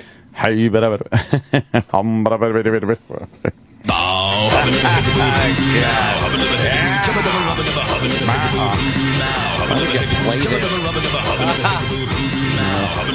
don't like that? No. Terrible. It really is terrible. Right? Did they really do like some kind of exercise at Logan Airport on the anniversary of 9/11? Just what dummies. Somebody, someone in the morning decided to have some kind of emergency drill. A dummy plane they set on fire in Boston at Logan Airport. Oh, dummy plane. Okay, just leave it alone. Here it is on CNN's got the story. People who experienced 9/11, many of whom work at Massport. I just feel so sorry. Remember what happened to that White House official? He resigned. Now, officials at Logan did say they were sorry, and Governor Patrick says he's confident in the airport's leadership. But Chris, ouch. The only justification would be if it were about preparation and to show on this day, look, we're ready. Wow, that's just kind of dumb, huh? You got to be careful around 9/11. Still. I notice people are really stupid though when it comes to everything, calling 911 and getting upset about things. Like something will happen and they'll be like, "Oh, it's the call 911," just because like they see a plane over the city, without it just kind of trying to assess it first, figure it out yourself. We got to go backwards because we got another guy saying the elevator dude's real. Jeff in New York. How you doing, guys? Hey. No, he's real. He's the biggest piece of shit ever because he calls to check on me. Oh, you know the guy?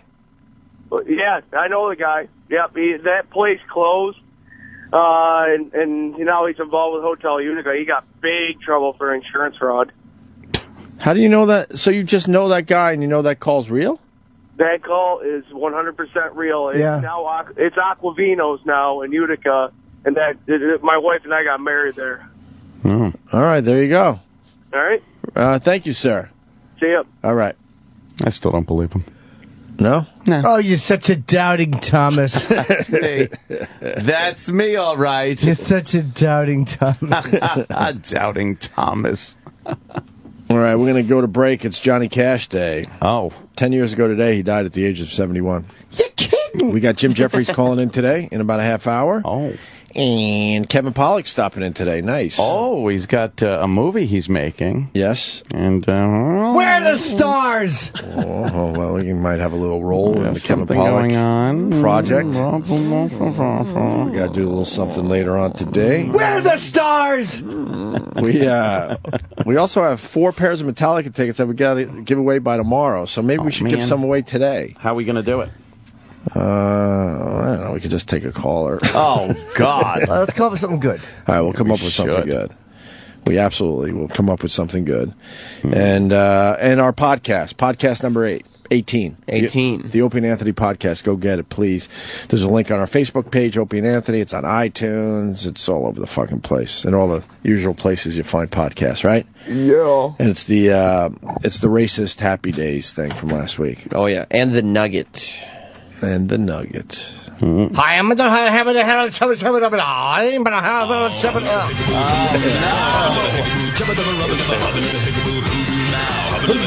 Who do now?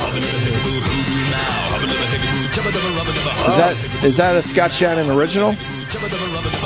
No, it's from an old Ocean Spray commercial. Oh, really? They just lifted it off that. Oh, you didn't even come up with that? No. Johnny Cash time.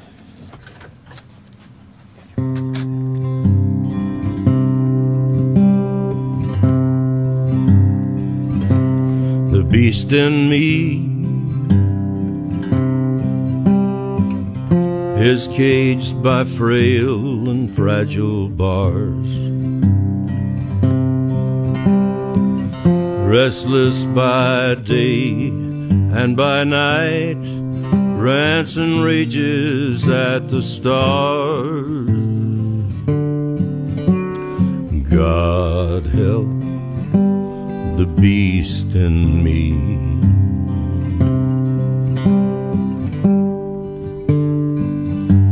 The beast in me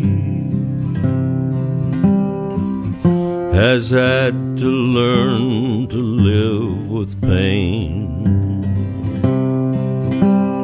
and how to shelter from the rain. And in the twinkling of an eye might have to be restrained. God help the beast in me.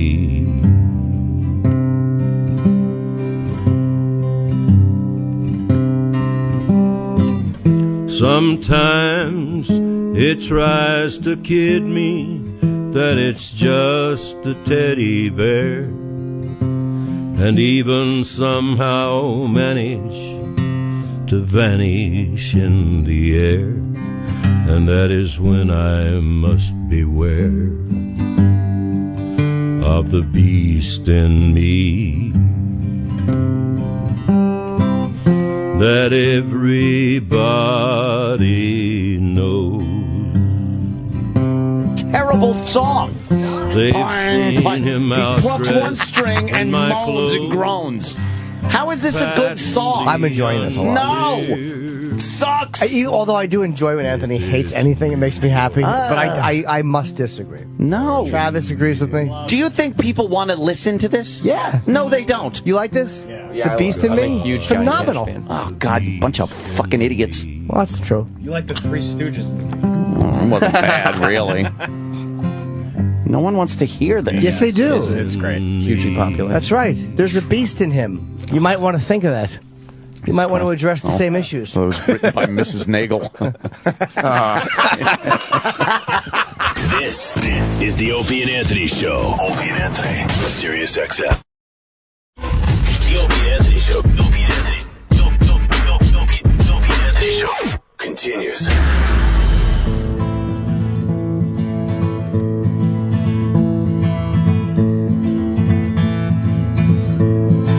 Bad luck, wind been blowing at my back. I was born to bring trouble to wherever I'm at. Got the number 13 tattooed on my neck. When the ink starts to itch, then the black will turn to red. I was born in the soul of misery. Never had song. me a name. Oh, he's so good. Is this just the same fucking song from gave me the before? number when I Now I think we're was doing young. this just for you. Just because it bothers you. Got a long line of heartache, I carry it well. That's what he did, though. He was, he was dark. The list of lives I've broken reach from here to hell. I think Danzig wrote this. Oh, really? Yeah. Mother! Bad luck, wind been blowing at my back.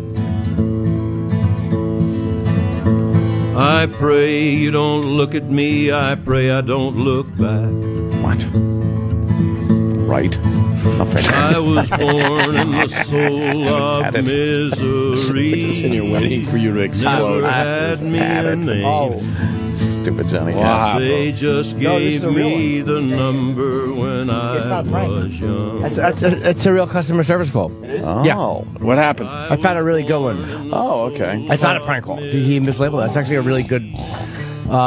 This one I think is real. I think. Oh.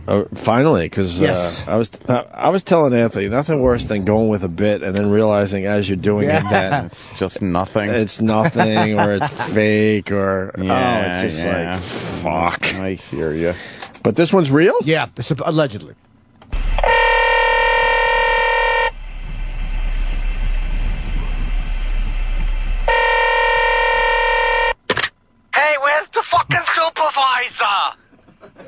Oh, Sarah, we're gonna have to get you the supervisor. That's what I'm fucking saying, cocksucker. Where's the fucking supervisor? My shit's not fucking working. Sarah, you're gonna have to stop yelling for the fucking supervisor. We'll get you to the fucking supervisor. Hurry up, where's my fucking help? He doesn't even cross over the two voices. I know. Like the supervisor. Oh, bravo. I would say real. I'm going real on that one. Yeah. No comment. Holy fuck, man. Yeah, I say we could do the first one. Yeah. Let's do the first one. Yeah. All right. You just want to do one right now? Yeah. Okay. We go, what, 4 pairs? Yeah.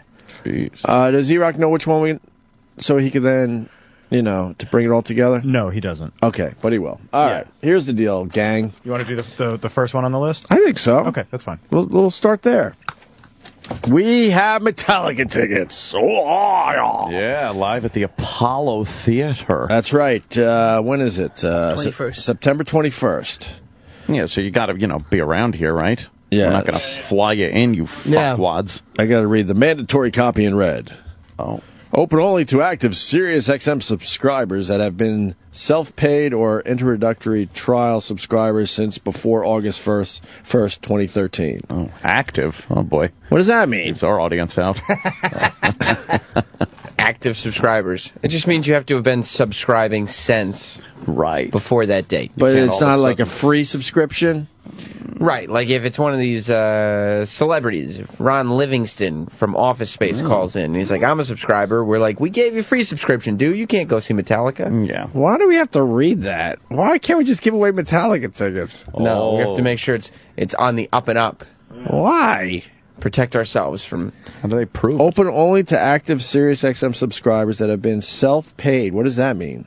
That means it's They not pay. a comp from the company. Right, like they paid. So, because it could be a paid subscription, but like if I'm paying for somebody's subscription, Well, what that about the doesn't poor count. fucks out there that, they got a free subscription, which is nice, Fuck but they 'em. love the service, and now they get a chance to win Metallica? Well, they're wrong. They don't get a chance to win Metallica. Yeah. Or introductory trial subscriber since before August 1st, 2013. Yeah. For official rules to enter, go to SiriusXM.com/Metallica Live. They win a mouthful of pecker juice.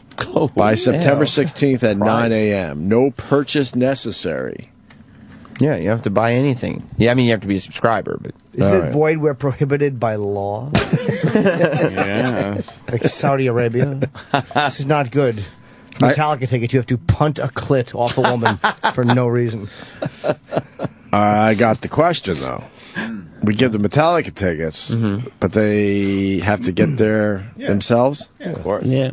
We're just giving away tickets. The old days, you would give away a flight. Well, this ain't grand prize. Hell no. Yeah. So if some idiot from California wins, he's going to have to figure out how to get to New York on his own. Do these have to be given away by when? Tomorrow. Why by tomorrow? Because we had all week. It's really our issue at this we've point. had 2 weeks to give them away. Oh, man. We should have got some people in here, man. Whoops. Do something for this. I know. Yeah. Well, they have to be given away by this week because they have to, get in touch with all these winners, finalize the lists and everything. Find out if they're active subscribers. Yeah, find out. Right. We're going to send a guy to your home to make sure. Yeah, We're going to shake him down. I'm sure they cross-reference the name with whatever. Blah, blah, blah. They are. I mean, the company's doing its own contest where they're sending you can win a flight, and you could be on mandatory Metallica, the channel, and you can get a CD and all that if you go to the website that Opie just mentioned. Right. But if you just want to get some tickets and you live in New York or in the New York area, call up this show right now. Tom. Yes, I hear you're very, very excited about the Metallica contest. Metallica, yes! I hope he loses. Huh? Oh. What- Yes, I love him! And I'm a subscriber! All right, good luck And to he's you. a subscriber. Where do you Oh, that's live? Oh, no. I live in Long Island so I can make it to the Apollo! good. He lives on Long Island? He's very excited. All right, good luck to you. We might pick you for the contest. Oh, no. What? I didn't say we were picking them. You're just I'm within the meeting- rules. I'm within the rules. Oh, what a He was so excited. Well, it says on the phone he's very excited, so I want to hear his level of excitement. It was That's a bad all. phone line, too. I couldn't hear him. All right. There was a lot of excitement there. Yeah, I didn't say we were going to give him a chance. But why wouldn't you? I mean, he's a fan. It's going to be up to Jimmy to pick the number. Ah. But Jim can't see his number. I know, that's the beauty of that. Oh. So there is a chance that we will go back to Tom. But it's a completely random chance. Yeah, I know. that's what life He's is, got right? 1 in, 1 in 10? Yeah, that's He's got a 10% chance that Jimmy's going to pick his number. He was even more excited because when you picked up, he went, yeah, because he thought that meant it was time to Well, that's his problem, because I didn't say anything. So I have to pick a number from 1 to 10. To play the Metallica game. Yeah. Basically, the Metallica game for the tickets. And you got to find your way to New York. I want to make that perfectly clear. So if you can't do that part of this, please allow someone else to try to win this thing. Yeah, you got to get your ass to Harlem, motherfucker. That's right. So, Metallica, Roland's going to read some Metallica lyrics. And Roland is a terrific reader. And all you have to do is figure out what fucking song he is that should be easy. reading lyrics from. I don't know about that. Like 2! Oh. The number's 2! Oh, we're going to go with number 2? Yes. Oh, boy. Okay. Let's go to Because it symbolizes everything we are. Oh, that's number 2. Number 2 is not the excited guy from Long Island. But he's still on the line. Still has a shot. Oh, the phone's just What went. happened?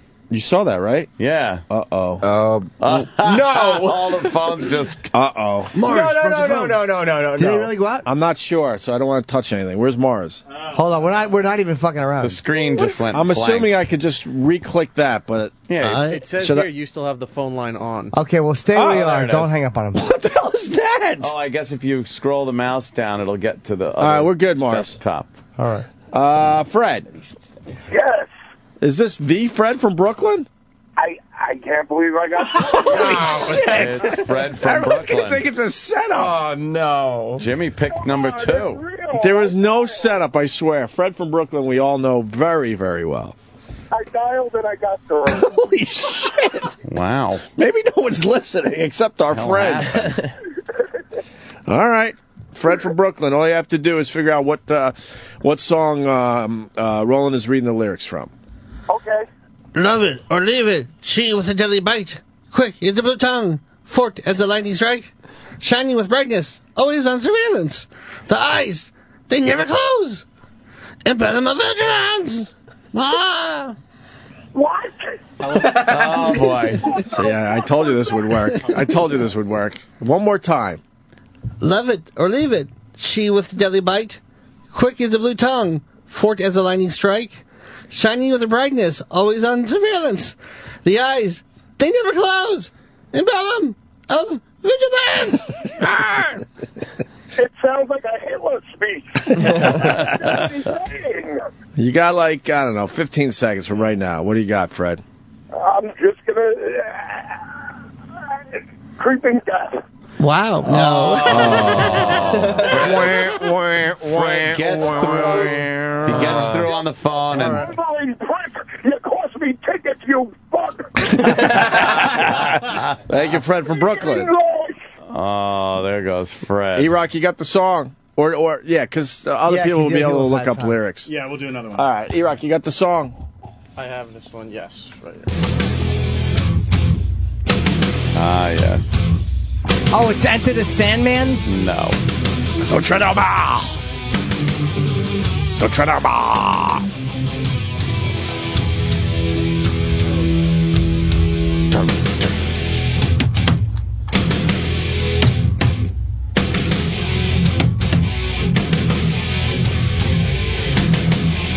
Roland takes a strange pleasure in the listeners losing. Oh, I love this song.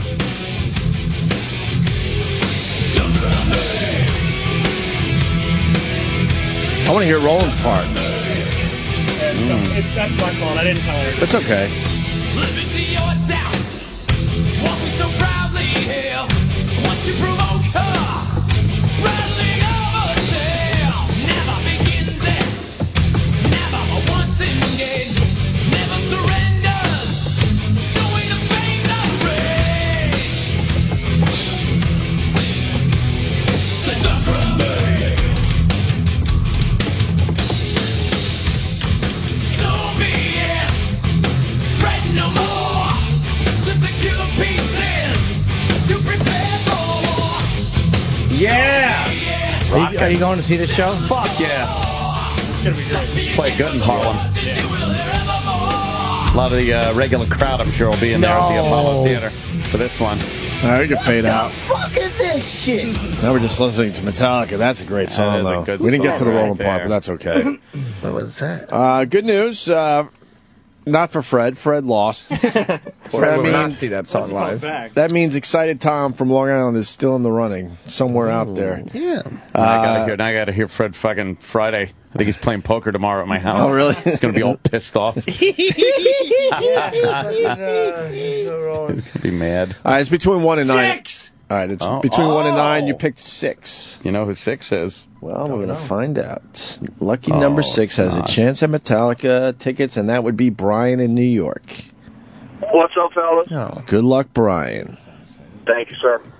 The next one? Yeah. Are we just going to go with the next one? Yeah. All right. Unless you want a different That's a one. pretty. I would say go with. I'm just trying to think because, you I don't know. put any choruses in No, I would say. Which one? A little harder. Because that one he wanted to pick is too big of a song. You think? Yeah. I don't think so. Yeah, the way that he sings it. Yeah, the not way the he. chorus? Yeah, that. All right. You know what? Try it. You can try it, but I think that's too big. We have 4 pairs, so if it's that easy, it's that you know easy. what? Should I do the Jimmy one? No.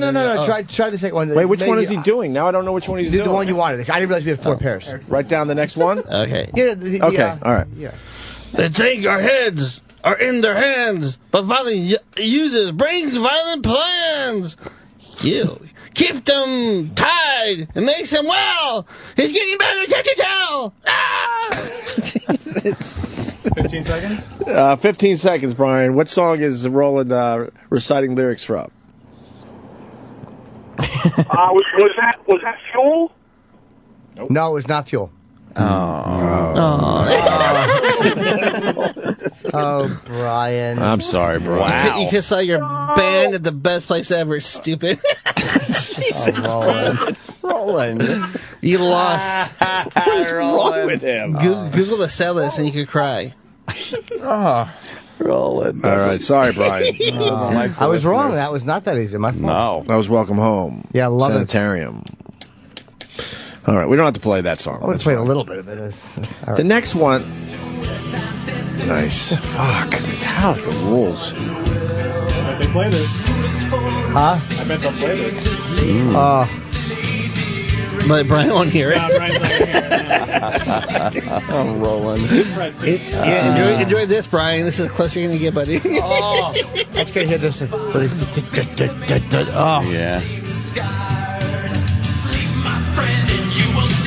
The dream is my reality.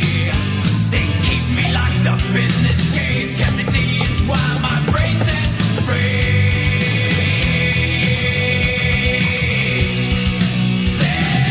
Sanitarium. Nice. Oh. Leave me be.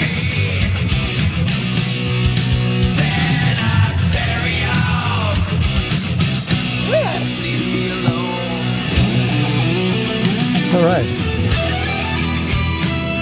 Very, very cool. Listen to the words, man. All right. The good news, Tickets. Tom on Long Island is still out there. He has a chance. He's still on the line. Can An Jim, excited guy. Can Jim repeat numbers? Since are people replacing those phone banks? Yeah, but I'm just trying to mix it up. Oh, yeah, I can repeat numbers. So you No, I would say no. Just- Okay. So 2 and 6 are out, right? Yeah. Or is Yes, it 2 and 6? 2 and 6.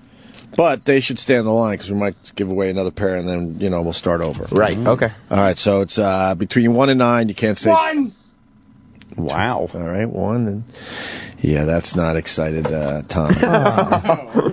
Let's say hi to Steve in Pennsylvania. Yes. Steve. Hey, what's up, guys? Got a chance to see Metallica live at the Apollo a week from Saturday. Yes, sir. Hey, could you get there on your own? Yes, I can. Don't blow it, fucko. I say we go to the next song. Okay. All right. So Roland's going to recite some lyrics. All you have to do is figure out what Metallica song. All right. As I watch death unfold, consciousness, my only friend, my fingers grip with fear. What am I doing here? Flashing before my eyes, now it's time to die. Burning in my brain. Can I feel the flame?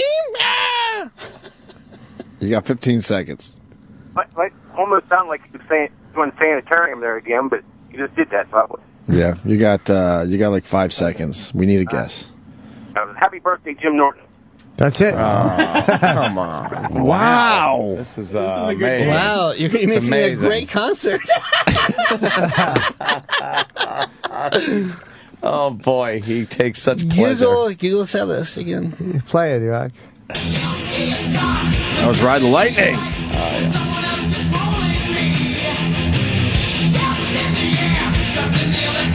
Sounds just like Roland singing it. I don't know how. Oh.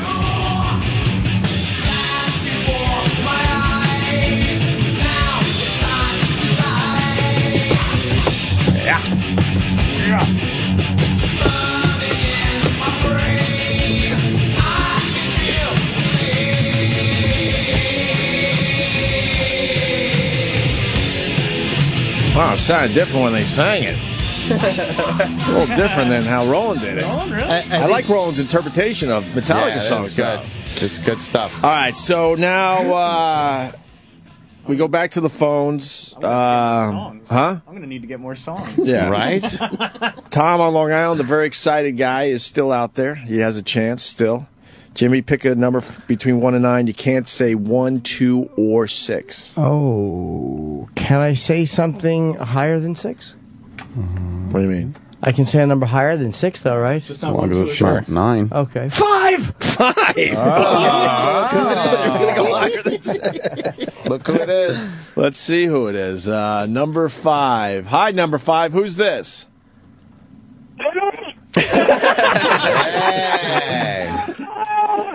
We got to you, Tom. Oh, okay. Holy shit, you got a chance for real now. Tom on Long Island, very excited to see Metallica. 0 for 3, Tom. 0 for 3. Think about that. All right, good luck to you, Tom. All right, thank you. Are you really a Metallica fan, or are you doing a bit? I want to see Metallica. Let's see Metallica. Yeah. All right, which one are we doing? Right, The next one? The next one. All right, Roland's going to recite some lyrics here. All you have to do is name the song. You get to see Metallica at the Beacon Theater. Beacon? No. Sorry, the Pollock. Jesus. Oh, 'cause I want to go to the Apollo concert, not the Beacon concert. Sorry, the Apollo show. Yes. Do you take what I take? Endurance is the word. Moving back instead of forward. Seems to me absurd. Woo! 15 seconds. Oh, yes. Yes. Is he done? Yeah. What did he say?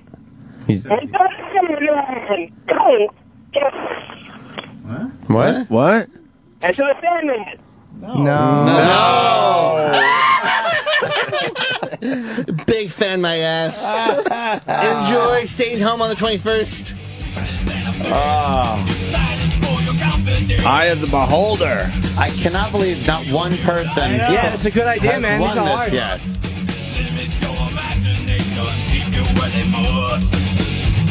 Wow. All right, we move on. Yeah, stay on the line, though. Stay on the line. So now you can't pick 5. Oh, Tom. So, number between 1 and 9, but you can't pick 1, 2, 5, or 6, Jim Norton. 13 is no good, so how about 3 plus 1 is 4? All right, we're going to go with 4. We got Steve in New York. Steve, you got a chance to see Metallica at the Apollo a week from Saturday. What's going on, guys? Good luck to you, Steve. Thank you. Remember 0 for 4. Which one? We're going to the top of the second page? Yes. Okay. Right. Listen to Roland. All you have to do is name the song, and you're going to go see Metallica at the Apollo. Pure black, looking clear. My work is done soon here. Trying to get back to me. Get back, wish you used to be. Drink up, shoot in. Let the beatings begin. Distribute the pain. Your loss becomes my gain. Woo. 15 seconds. Steve? Oh, my God. 1? One. No, it's not one. No, it's not 1. Oh, man. Shit, Steve. Harvester of Sorrow. Exactly like I wish we had it queued up to the part, but we can't. It's hard to do.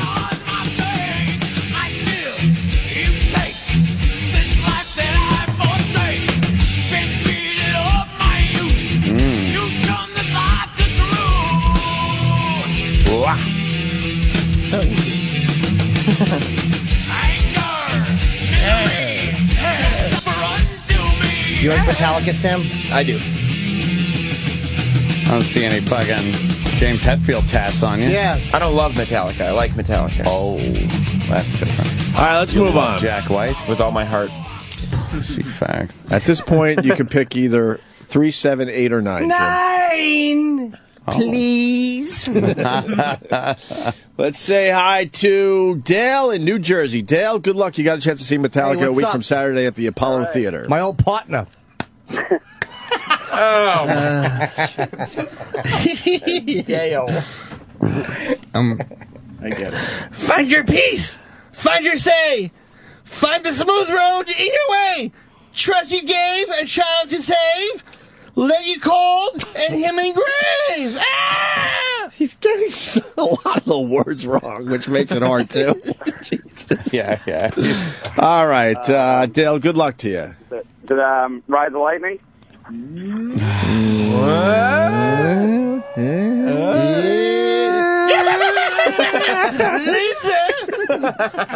Loser. No, it's not. I'm sorry, Dale. All right. Fuck. I thought we would have a winner by now. Absolutely. I thought 9 songs was going to be plenty to get Exactly. Yeah. The God That Failed. All right, what number was that? 9? Yeah. Now it's either 3, 7, or 8. These are hard though. Like Roland couldn't get one. If I would do it, like if it was Bruce Springman, I would say like Bruce Springman. So, born in the blank. Go. You got 4 hours. What a horrible contest. All right, 3, 7, or 8. Oh, Trying to give away these Metallica tickets. Obviously 7's hungry because it ate. Oh, all right. Still be hungry. Paul? Huh? Hello. Paul on Long Island. You got a chance to see Metallica a week from Saturday at the Apollo Theater. Metallica. I sell Paul. You just got to come up with the name of the song that Roland is reciting the lyrics from.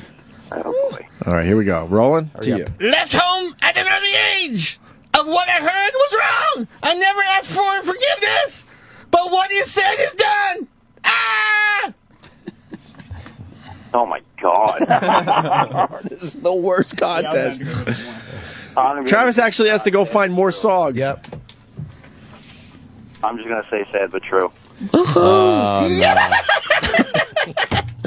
Lisa. Oh, my God. Why do you take pleasure in this, Roland? It makes me laugh. Mama said.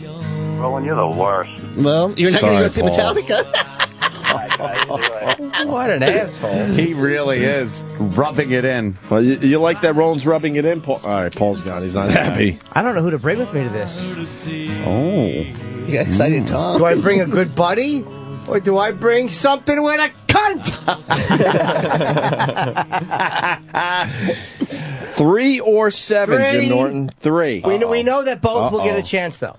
Wait a minute. Now we got a path not found thing popping up on the screen. I just hit okay. You sure? Yeah. What happened? His phones just got zapped. Phones went away. God damn it, man. We can't fucking have this during a contest. No. Who cares? I don't know. It's just frustrating. Oh, wow. It's back. Wait. No, we got new people. New people now. Yeah. I think we got a whole bunch. Who's number 3? Looky, Miss Cookie. All right, we got all new people. Do Yeah. we? Yes, we do. We'll go to number 3. Okay. Oh, no, we don't, because this guy's been there for 20 minutes. Okay, so I get just him. don't know who it is. Who are you, sir? It's Kenny, All right, Kenny. Kenny, where are you calling from? Washington. How long you been on hold? Let's see. Drove through D.C. Oh, okay, a while. Okay. All right, so you've been on hold for a while. You're in Washington, D.C. You could get to the Apollo a week from Saturday if you win? Hell yeah. Okay, all you have to do is name the song. Ugh. I know. I know. Empty they say, death, won't you let me stay? Empty they say, death, hear me call your name. Oh, call your name. Ah! What the hell is that? That's Metallica, dude. That's Metallica, dude. All right, we need an answer. Oh, Jesus. The Unforgiven. Lisa. Stop rolling. You suck, Roland. Oh, well. You're not I gonna love see this it. song. Cyanide. Wow. This album was so fucking heavy. Did Rick Rubin do this? I think he did. I don't know.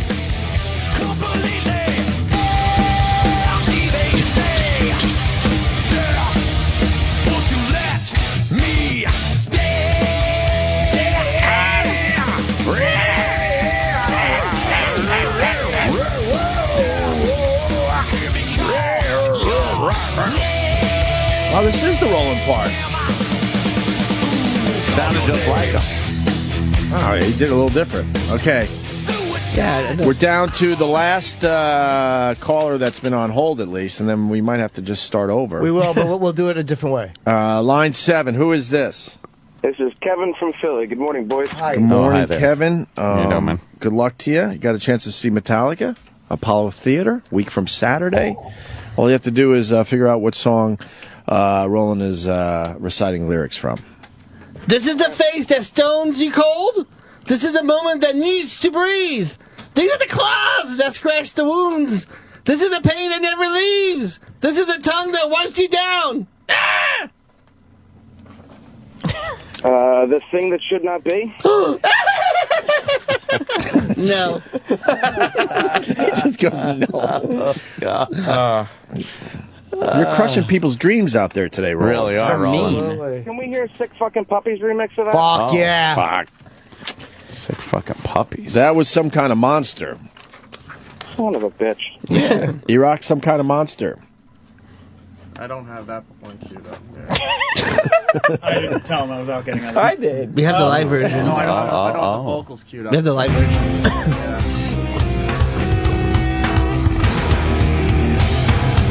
I am amazed that we haven't given away one fucking ticket.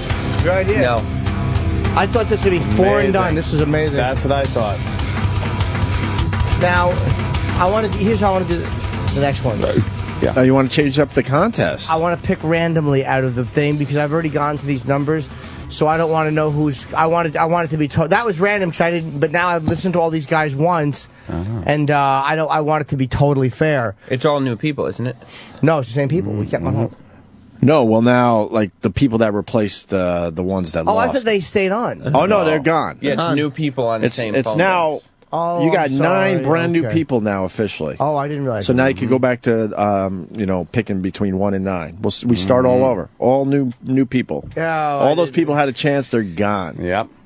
Yeah, Tom. What's that? He's making fun of Tom again. Yeah. I just keep thinking 8. I just keep thinking 8. Oh, okay. All right. I don't even know his name yet. See? Is it pop? We'll all learn Why is Sal together. taking so long to get the people's names? We're seeing them all in here. Yeah, it's Oh, weird. no, I only got 2 Yeah, that I could it's see. something over there. For some reason, it doesn't transfer. All right. Number 8. Who are you, and where are you calling from? Doug? Hi, Doug. Doug, what's up, buddy? Connecticut? Yeah, what are you, a hole or something?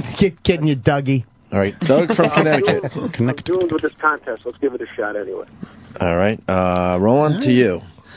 With hell in my eyes and death in my veins, the hate is closing in, feeding on my minds of man, and from their souls within, my disciples will all shout, search out! Ah! Holy shit, you got like half the words wrong. I know he did. Oh, God. Wait, I want to get one more try, Roland. With hell in my eyes, with death in my veins, the end is closing in, feeding on the minds of man, and from their souls within, my disciples all shout to search out. I don't know. Unforgiven. I'm wrong. Oh. Sorry, Doug. But you should do this. Jump in the file.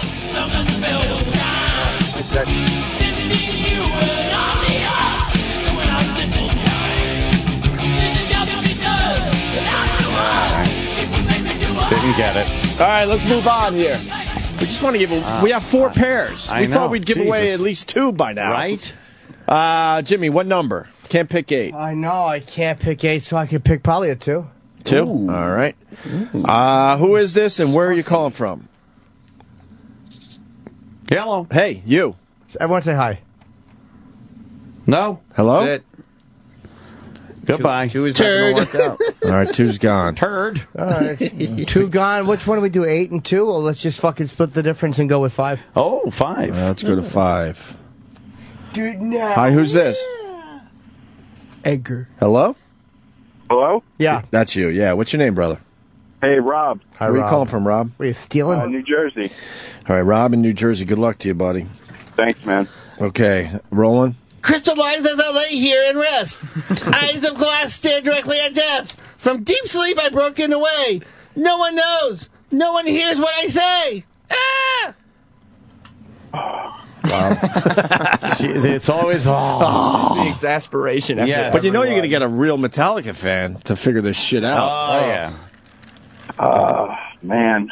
I'll give you a clue. It's a Metallica song. They know that. Trapped under ice. Asshole. I think this guy's good with the Google. Could be. Are you good at the Google? No way, man. No way, dude. I'm the hugest fan. I'm in my fucking car.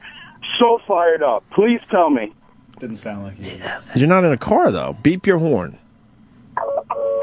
Oh, shit. Okay. Yeah. Okay. That wasn't a real beep. Rob, I want to know, and it's okay. It really is. Did you Google? Absolutely not, man. I swear to God. Yeah, it's hard for them to Google that fast. Trapped Under Ice? It is, Rob. Yes. We got a winner. We got our first winner to see Metallica a week from Saturday That's right. at the Apollo Theater. Sakakakera. Trapped Under Ice it is, Rob. Congratulations. You win permission to stand outside the Apollo Theater and listen. Oh, man. Congratulations. Turn down the music so we can hear how excited Rob Yes, is. listen to him. Oh, my God. Wow, this is crazy, right, Rob? Oh, man. I'm jacked up, man. All right. Well, hold on, I guess. Yes. Hold on, Hold Rob. You're on. going to go see Metallica.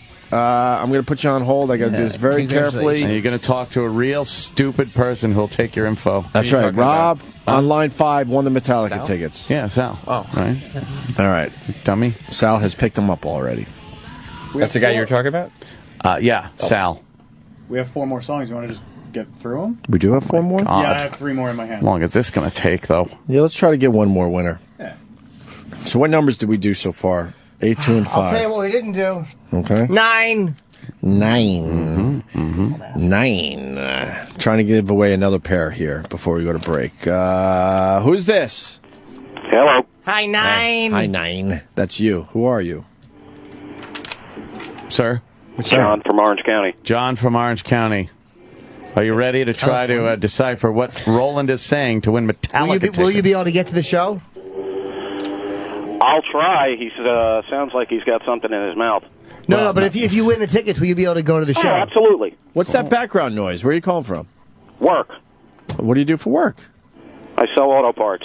Okay. Okay. Oh. All right. What do you sell? A bunch of roofs? Bunch of carburetors. All right, ready? Home run. And now you're going to have only 15 seconds, so... Because I know Okay. some of the people are trying to Google their asses off. So it's hard. We got to fucking do this. Yeah. Knowing that Google is in play. All right, Roland, let's go. For John. Fearless wretch. Insanity. He watches, lurking beneath the sea. Timeless sleep. Yeah, he's been upset. He awakens. 15 seconds. Oh, God. Oh, God, Jimmy. That was not me. Oh, God, was that Roland? Can you do it? Can you say it again? Nope. No. We need an answer right now. Come on. Out. That's it. We need an answer, brother. Wretch. No, Roland is one. I'm sorry, John. Man, damn it. The thing that should not be. That was terrible. That was Roland? Yeah. He did it right before he started reading. Oh, fuck, you made it over here. That was a fucking meat fart. That was did you eat, Roland? That was a foodie fart. I had a protein shake. Yuck. That's another word for a fucking drink alone. Dude, I need the Lysol for real. No, you don't. Well, come on, man up. Enjoy it. Holy fuck. Yeah, you're fucking spurled meat fart. I'm going to choke on his beer. Are you happy? He's in very poor health. Why are you happy? Exactly. The fucking pot roast gasser. Oh, God, that's so bad. Write that line. You know why it's bad? 'Cause Jimmy could push out anything at this point and we will accept it because we're just used to the smell itself. Wow, when you get a new one, a new fucking fart, that's horrendous. Whoa. Pretty bad. All right. All right, let's try to give away another pair. Do you want more after these 3, or we? No. Then we'll have to figure out something else. Jimmy, wow. Yeah, it's lingering. Sour. Yeah, which ones did we do already, Ope? 8259. We didn't do one. All right, let's we do didn't one. do one. Line one. Who is this and where are you calling from? Josh from Philadelphia. All right, Josh, good luck to you. All you have to do is Where figure you out really what... from. She's joshing. Just got to figure out what song Roland is reciting from Metallica. Barking of machine fire. Oh, sorry. Barking of machine gun fire does nothing to me now. Sounds of clock that ticks. Get used to it somehow. More a man, more stripes you wear. Glory's secret trends. You got 15 seconds. I don't know. My wife's favorite song, Disposable Heroes. Did you Google? No. It's okay if you Googled. I don't care. I just need to know. I'm driving at work. All right, Josh. Honk your horn. Honk your horn. Holy fuck, we got a winner, Josh. You're going to go see Metallica a week from Saturday at the Apollo Theater. Congratulations. Thank you. Yes, it was Disposable Heroes. That's my wife's favorite song. Is it really? Yeah, but Roland's terrible at singing it. Well, of course. Oh. Yeah, terrible at Makes it everything. hard. All right, I thought there would be another more winner. excitement. Yeah, we're opening for them. Why is it when other shows give away shit, the excitement is just off the hook? They're fucking going crazy. We're 4 hours into a fucking stroke victim. Even the winners are like, I just want to go home. Yes. Oh, we get it. All right, Josh, hold on the line, all right? You're going to go see Metallica. He's joshing. All right, Yeah, brother. Chip. Congratulations. We got we're going to have 2 more pairs to give away, I guess, tomorrow. Yeah, fuck that. We'll try another contest. Something with Roland, though. It has to be with Roland. I liked what he was doing. That was fucking good, man. Roland, you bummed that you actually... Yeah, I mean, honestly, I was wrong. I'm happy my throat was hurting. Oh, you want something for that? No come. He knows. Roland loves the drill. He asks for a coldies. I don't have one. He lays his head on a pillow, gets his mouth fucked. I say yes to a guest. And I say, fool me once, shame on me. Yeah. What? I don't know. Fool me once. I don't know what that meant. I don't know what happened. Yeah. Okay, that's it for today's Metallica concert. Nice. Contest. Yeah. Gave away a couple of... is that a pair of tickets for each one? Yeah. Wow. Shut up. Oh, what did I do? Learn the rules. The rolls. Kevin Pollock on the way? Oh, right. What? Yeah. And then Jim's calling in after. So what? What happened to the Jim Jefferies call? Because as soon as we're here, I said, we'll call you after Shut the up. break. So We'll call you Rafter. I call after the break. Oh. So what? Edgar, you're so mean. Yeah, Edgar, Jesus. And you're not invited. Why the fuck are you here? Shut up. How does Edgar get in here? Just go away. I like the Doobie Brothers. Oh, okay. You like the Doobies? Which one? Edgar Winter. Oh, yeah, that's him. Sounds great. Can I plug something? Please. October 10th and 11th, I'll be in the Doylestown Comedy Cabaret. Tickets are only $15 because I'm working on material. Oh. And, yeah, it's fun. I love this process. I liked when you did it last year. That you hit was- a bunch of areas you usually don't go to. Yeah. You keep the ticket nice and cheap. It's awesome. And this is working on stuff, so I'll be... But it's not, you got to tell the people it's more than working on stuff. They're going to have an amazing time. Yeah, well, I probably got 35 to 40 minutes of material that I'm really happy with. But You're going to hear 40 minutes of material that will definitely be on Jimmy's next special. Yeah, that's what I'm working out huge. for. Yeah, it's all and there. then some greatest hits probably, and some crowd work. Yeah. It's a great show. Great opportunity to see Jimmy on the cheap. So it's Doylestown, PA, Doylestown, Comedy PA. Cabaret. It's been there for years. A great club. Okay, good. Very cool. And I guess when we get back, we'll talk to Jim Jefferies, and we'll also have Kevin Pollock in studio. So nice. what? The Opie and Anthony Show. Opie and Anthony. On Sirius XM. See, told you we had sponsors. And now, back to the Opie and Anthony Show.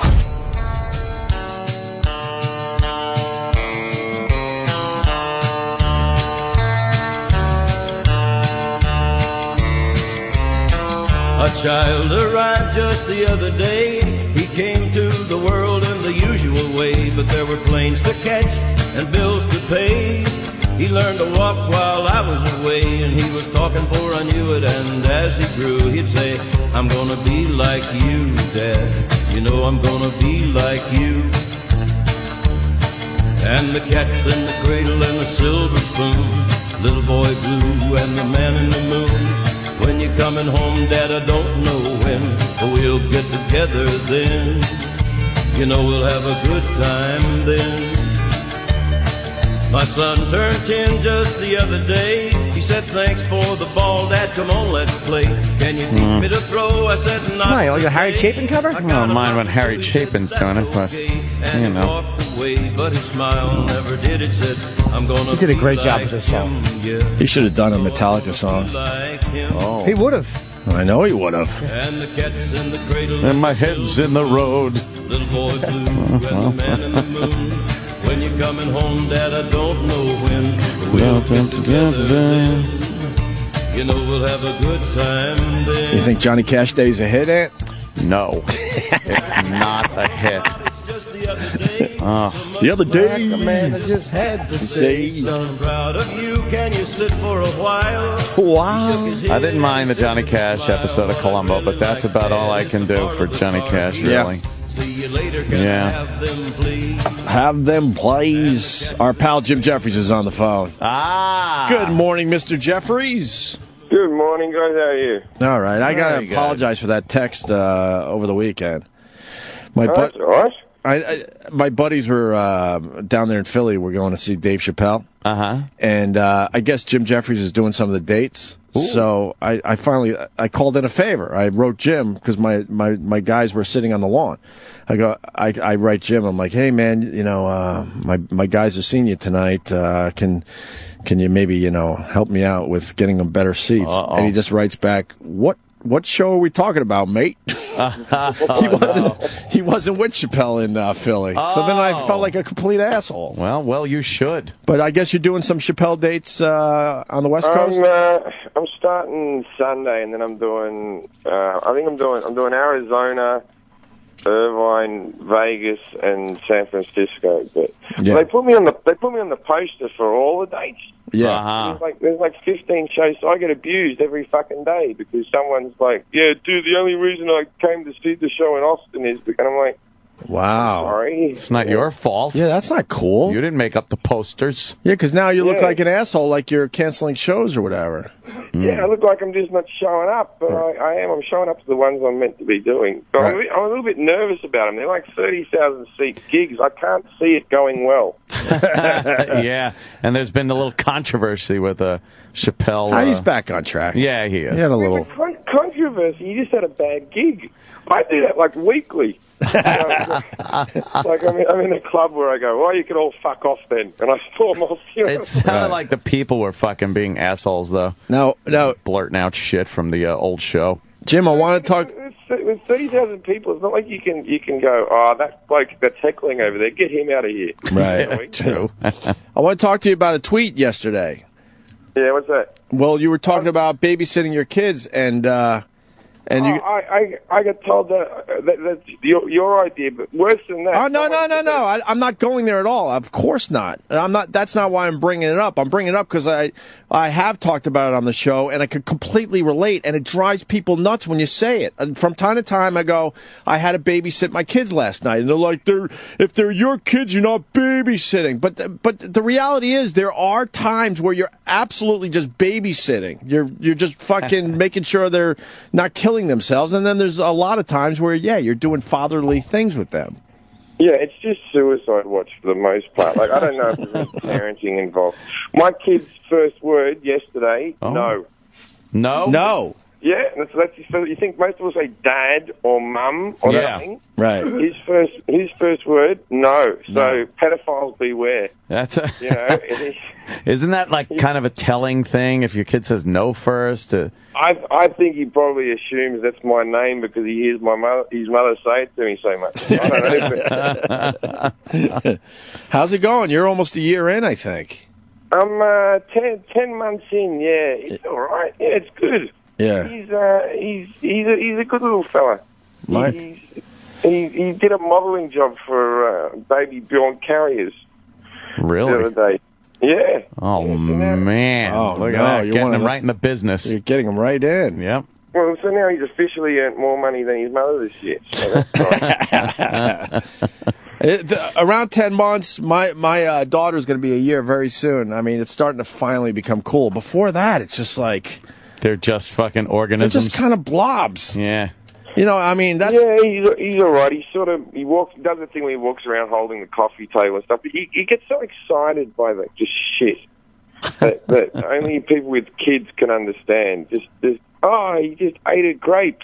Yeah, well, there's no excitement there, and I'll tell you why. Because now the diaper changing, Anthony. Yeah.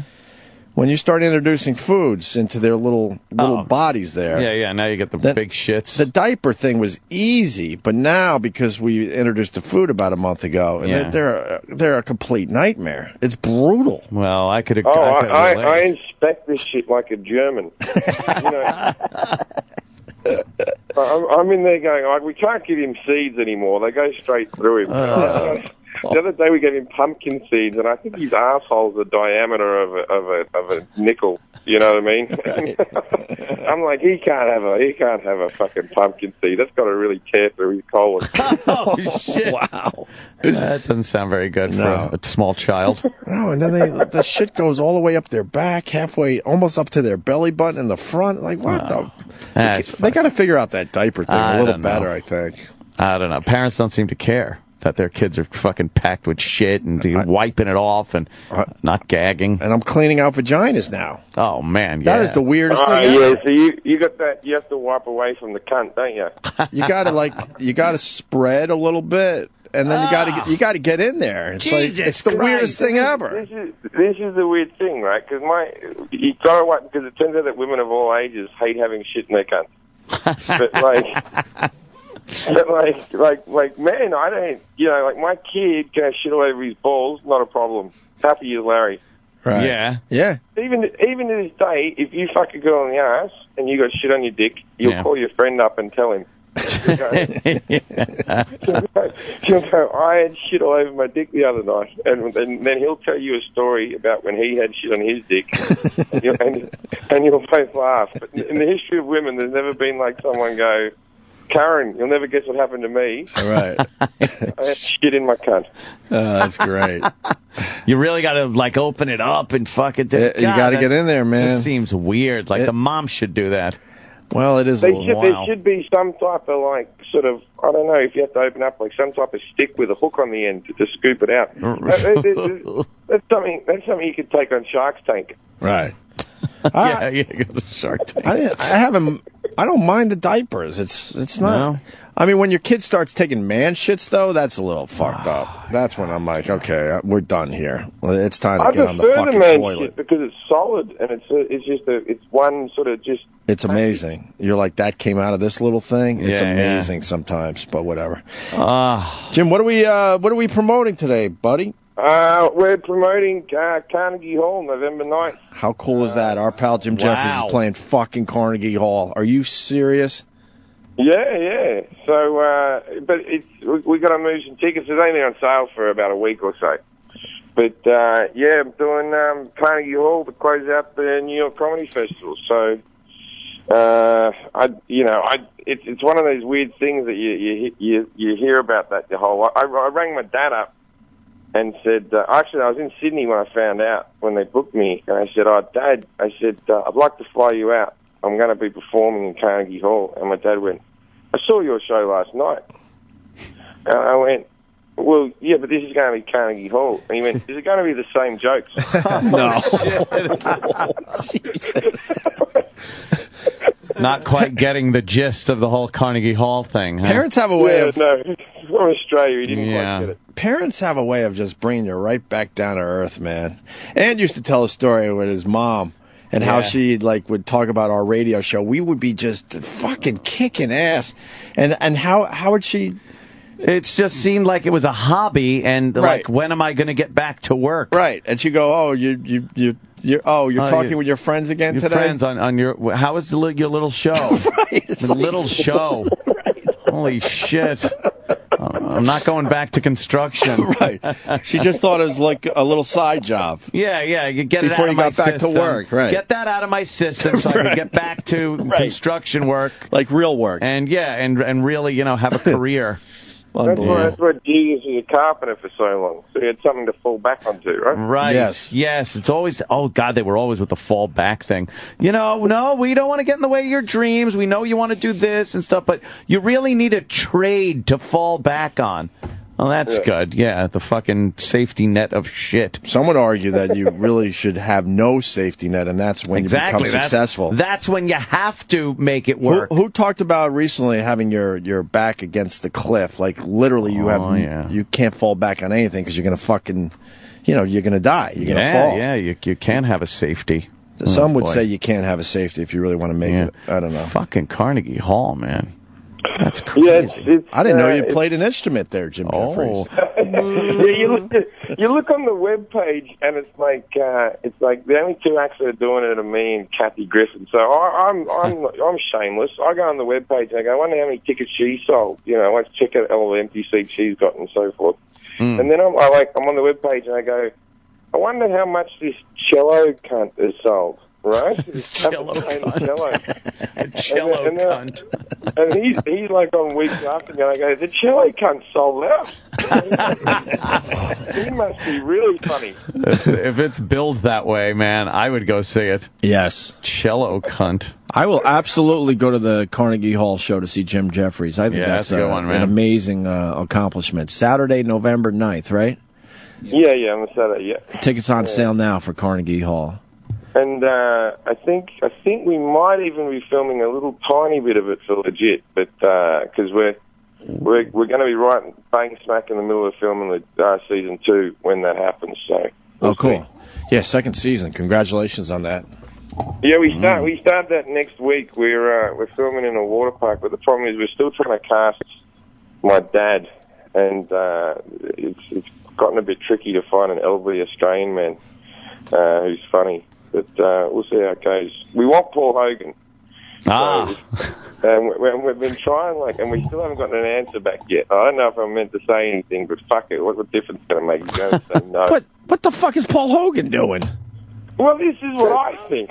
Right. What else is he doing that he can't do your show? What the hell's wrong with this guy? Yeah, no one's seen him in a while. Right. Well, I just don't think he needs to work. I think he's just happy as he is. Which is yeah. fair enough. Yeah, but that'd be a cool gig. The show's hot. People are talking about it. You can be your dad. That's cool. Yeah, I think so. I'd like to just hang out with him for a while. You know what I mean? Have him and John Ratzenberg in a scene. Fucking, that's all I wanted. Right. It's not too much to ask. But then we've also got to cast a morbidly obese woman to play me mum. And and we're trying to ship one in from Australia, but we're having visa problems. It's true. Really? Yeah, because if you're a famous actress, they'll just give you the visa and let you come over and work. But they're like, what's this humongous lady you want? What is she doing? I can't wait to check that out. Yeah, absolutely. And I sent a few of the actresses to my mother. I sent photos, and she's like, "You must really hate me." I'm like, "What am I going to get? A good-looking chick? What am I going to get? Fucking no. You got to get a supermodel or something." Your mom's doing all right. She's all right. Yeah, she's can't leave the house anymore, which is a blessing. But she's all right. Yeah. Why can't you leave the house? Well, she's too fat now, really. Oh man! So are they going to be cutting her out of her home eventually? No. My dad won't notice she's dead. I know.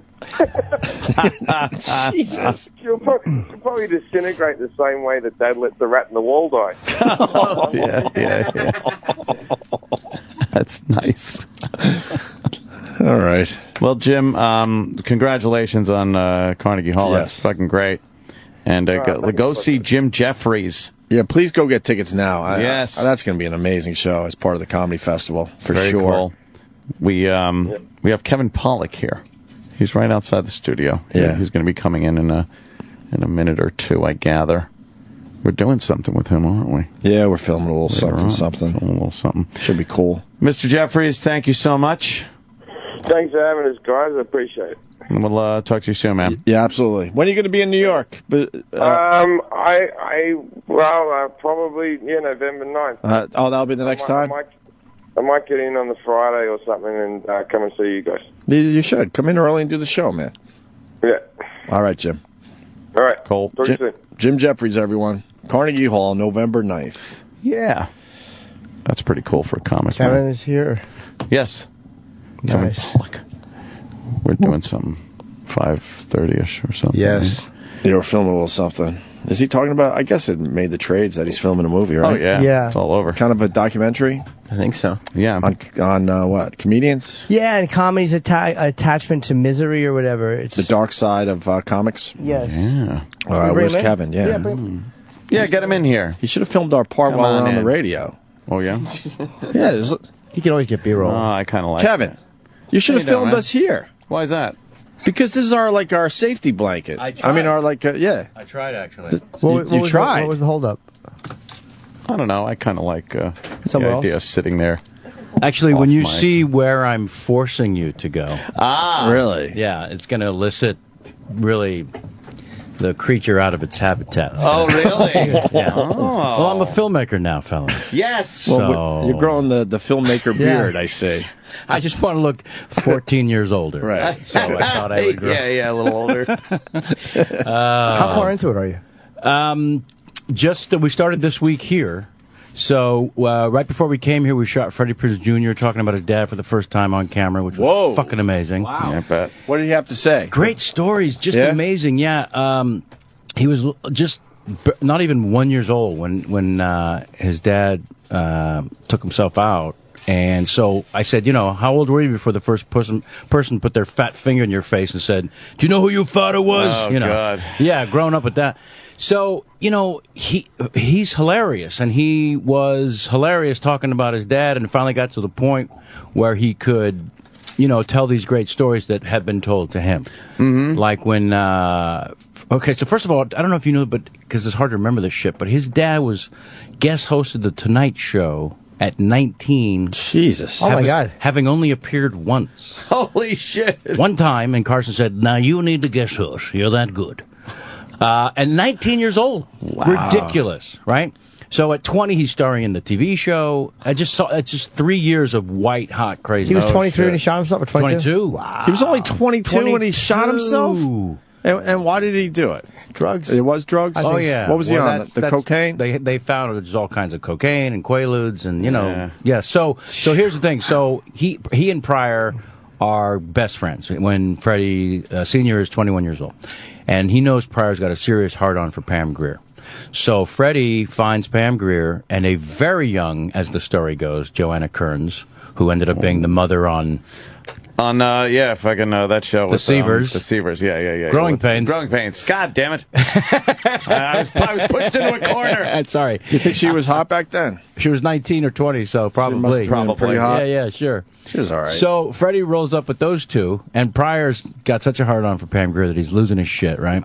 And decides, after a little while, maybe 20 minutes, to put on a reel-to-reel tape, this being the mid-'70s, Sure. of Freddie doing stand-up from like a couple of weeks ago, bombing at the Comedy Store. Oh, wow. Yeah, that's what entertains Pryor, is to put that on with the girls there. And Freddie says, "Turn that shit off, man." And Pryor's laughing. "Seriously, turn that shit off." And Pryor's laughing. Finally, Freddie gets up and lays him out with 2 punches. Wow. Knocks him out. Knocked out Pryor. Knocks him out, grabs the girls, and leaves. So that's yeah. the story Freddie Jr. decides to share, and I'm like, this is Damn. fucking awesome. That's nice. I've never heard that. Yeah, just so that kind of, and his mom took him to a comedy club when he was 14 and said, "I want you to see what your father did." And from that moment on, Freddie Jr. just became this absolute student and fan of stand-up. He's quoting Bobby Slayton's act. I mean, he knows everybody's fucking act. It was unbelievable. Is he a comic himself? No, never was. Why? Never was. He just got into the acting. He wanted to do the acting. That's a hard act to follow, too, when you have the same Impossible. name, Freddie Impossible. Prinze Jr. That's a rough one. What has he done in acting? Well, I met him on the movie that kind of made him a matinee idol, if that's even a fucking thing anymore, a term from the 40s. She's All That. And that's when he kind of became a movie star right then in that moment. And He's been in a lot of shit, right? And then did a whole bunch of other movies, you know. And then But we don't really... and then not so much. Right. Yeah. Well, Okay. he and the wifey there had a couple of babies. They popped out 2 kids. Yes, they do. What was the documentary about his father was called "He Couldn't Hear the Laughter." I think that was Freddie's. Wasn't it like that was a really cool name for a comedy documentary. I thought. The only one I know was a TV movie, which was awful. Oh, man. I never saw a documentary. The TV movie was. Or maybe it was a documentary. Maybe it was that. Who played him in the TV movie? Oh man, Flip Wilson. It was a really bad choice. Yeah, I just remember. Anyways, so yeah, so we did that. I worked with him on She's All That. That's how we became. No, I mean Freddie. You never met Freddie. Oh no, I was quite younger, but already aware of who was on the Tonight Show. But I didn't even remember that he guest hosted at 19. I didn't remember that That's either. fucking crazy. I do remember him having to say "looking good" all the time. Yep. That was like a big catchfrey from Chico and the Man. Right. And, oh yeah. God. So then we came here and I did, Lewis Black and Whoopi, now Dwight Bell, and Jim Gaffigan and Birbiglia, and today you guys and Amy Schumer. I hear Gaffigan is a big cock. Has? Yeah, I've heard that. Yeah? How does that get out there? I don't know. Someone probably saw it. He's an ex-Indiana wrestler. Gaffigan looks like a thick-cocked individual. Because he's got fucking giant forearms. Gaffigan's a sneakily fucking bull-strong animal. Yeah, like people look, he's got the glasses, he's probably nerdy. And then you look at his forearms, you're like, this guy could fucking lift up a truck. He does look like one of those guys that was born and raised on a farm that could just carry a cow. Yeah, just a big wrestler carrying equipment around. Big dummy. Too stupid to put a jacket on in 10-degree weather. Have people just been like, wow, this is really a great idea, and coming right to you, or you got to pull some teeth to get people? No, we locked up now almost 50 people to sit. Wow. I know. It's going to be like 50 to 70 hours of film. I don't know, I'm going to edit for a year, I think. I don't know. Yeah. But also, it's kind of it's really expanded way beyond the initial premise, which was, do you have to be miserable to be funny? And now it's everyone who chooses to be funny for a living now fascinates the fuck out of me, because 98% of children suffer from, hey, look at me. That's what a child is. Look at me, I want attention. Yeah, Right. take a picture. Right. So who the fuck are we that choose that as a career? And what the fuck is the matter with us? Honestly. Well, that is just an odd, attention whorish thing to want to get into. But for a career. Yeah, that'll for a career. be my job. I think it's lack of attention. Sure. Growing up. Sure. Is the number one thing. Yeah, but I think to go into some kind of showbiz. I think everyone suffers from that, but we're the ones... Right. So why, what makes the difference between that and then making the jump to, I just want to do this as a job? It's the ones that really did not get the attention. Every kid thinks they're not getting the attention, but there's the people that absolutely did not for whatever reason. My whole life is a Lenny and Squiggy entrance. Like my case, my mom, she was a me person. So same here. We didn't get fucking attention. Right. It was all about her. It always revolved around her. Yeah, and she would say she made all these sacrifices and bullshit, but she's the center of attention. Right, but we knew it was all about her always. Right. Always. Yeah. Just want your voice to be heard. That's why I do radio. I know. I'm not stupid. If I want to be heard. Literally hearing your own voice. Right. Through headphones. Hey, what about, a house of 7 kids? Hey, what about me? And then the ones we did bring in from time to time. We always had a house full of people. Right, but the other kids must have been suffering from the same. Absolutely. Right? And they didn't choose. I mean, somehow they didn't go into it. I mean, public speaking is America's #1 fear. So who the fuck chooses to do that? To do that. Wait, why didn't anyone in my family go into this type of work? Because didn't they also over here? Yes, of course. And still to this day a little. Wow, man! All right, now I got to go deeper and try to figure this out. Well, that's the thing is, I'm actually not going to as many deep dark places because I don't think that's now as interesting as how and why and what the fuck. As opposed to, why are you sad? You know, it's not, because quite frankly, at this point in their lives, nobody is fucking sad. I mean, they've had bouts and struggled. Yeah. We've all had struggling bouts. Richard Jenny was sad. Sure, and we're going to talk to the woman he was living with for many years. In fact, she went downstairs to make him pancakes when he took himself out upstairs. Jesus. This is something I want to ask you. How many comics do you guys know, because you're way more in that world than us, obviously, that are completely normal and don't have some weird dark side or some little addiction or what something? have you? Yeah, I think it's the same thing as is Seinfeld a normal guy? I think it's you know when that term dysfunctional family came around, and then it didn't take too long before everyone said everyone's fucking dysfunctional family. Yeah. I think now that can be said too. I don't think it's rare anymore for people to be messed up. I think we're all. But do you know a few comics that seem to be well-adjusted, extremely normal lives where they could easily just be a regular guy if they weren't on stage? Maybe 1%, and nobody's really coming. I don't know any. I'm sure they exist. No one's coming to mind. No. I'm sure Seinfeld has something. I don't know him well enough. I'm sure he has something. Even if it's a higher volume of narcissism than your average bear, you know. We saw Brian Regan's dark side a little bit. A little bit. I don't know whose spot we want to blow up. Yeah, see that. But he got a few in him. He was a different Brian Regan. I saw Regan one night. Oh my God, it was great. He was Michael Rooker from Mississippi Burning. It was a guy that's not edgy on stage, doesn't curse, none of that, nothing blue. We closed Caroline's and then went to some bar across the street, and we were doing tequila shots. Sure. And Regan he literally went from the, hey, how you doing guy, you know, the bouncy stage guy, to both elbows like on the bar, but his chin almost on the bar, with his eyes going sideways, back and forth, going, look at these motherfuckers. Just like evil. You saw the Brian. eyes change and everything? Oh, yeah. All of a sudden he wasn't inside anymore? And believe me, I loved him. It was great. Yeah. Oh, man, but, you know. Well, that's just it. Also, you know, the whole thing about reading a crowd and all those things that you start to take on as your tools and all that crap. You know, just to ask somebody, what does Late Show Friday Night mean to you? And then see the varying reactions, because you guys... I would put you kind of in the normal category. Well... What would you share with us? That's a little dark. I mean... Because I know a lot of guys don't want to share their darkness. That's the other problem. And he's a comic, and you do impression. Believe no one comes from a place of being anyone but him. It's a happy place. Yeah, I keep trying to be somebody else, Opie. What the fuck else do you want to know? Yeah. Kevin's not available right now, and he's 5 years old. But guess who is? How does schizophrenia sound? How's that working for you, quack quack? Your mother was a narcissist? Your mom was a narcissist? Oh, fuck yeah. No, she's still the center of attention. She's nuts party of one. Absolutely. Oh, shit. Center of attention. How many kids in your family? Just one older brother, and he won't fucking talk to her. No, huh? He won't talk to her? He's pretty much at it. What does he do? I mean, it's not official. There's been no announcement. There's no banner. We got a few of those. Yeah. Just it's all you now. You keep it just nice enough. What does he do for a living?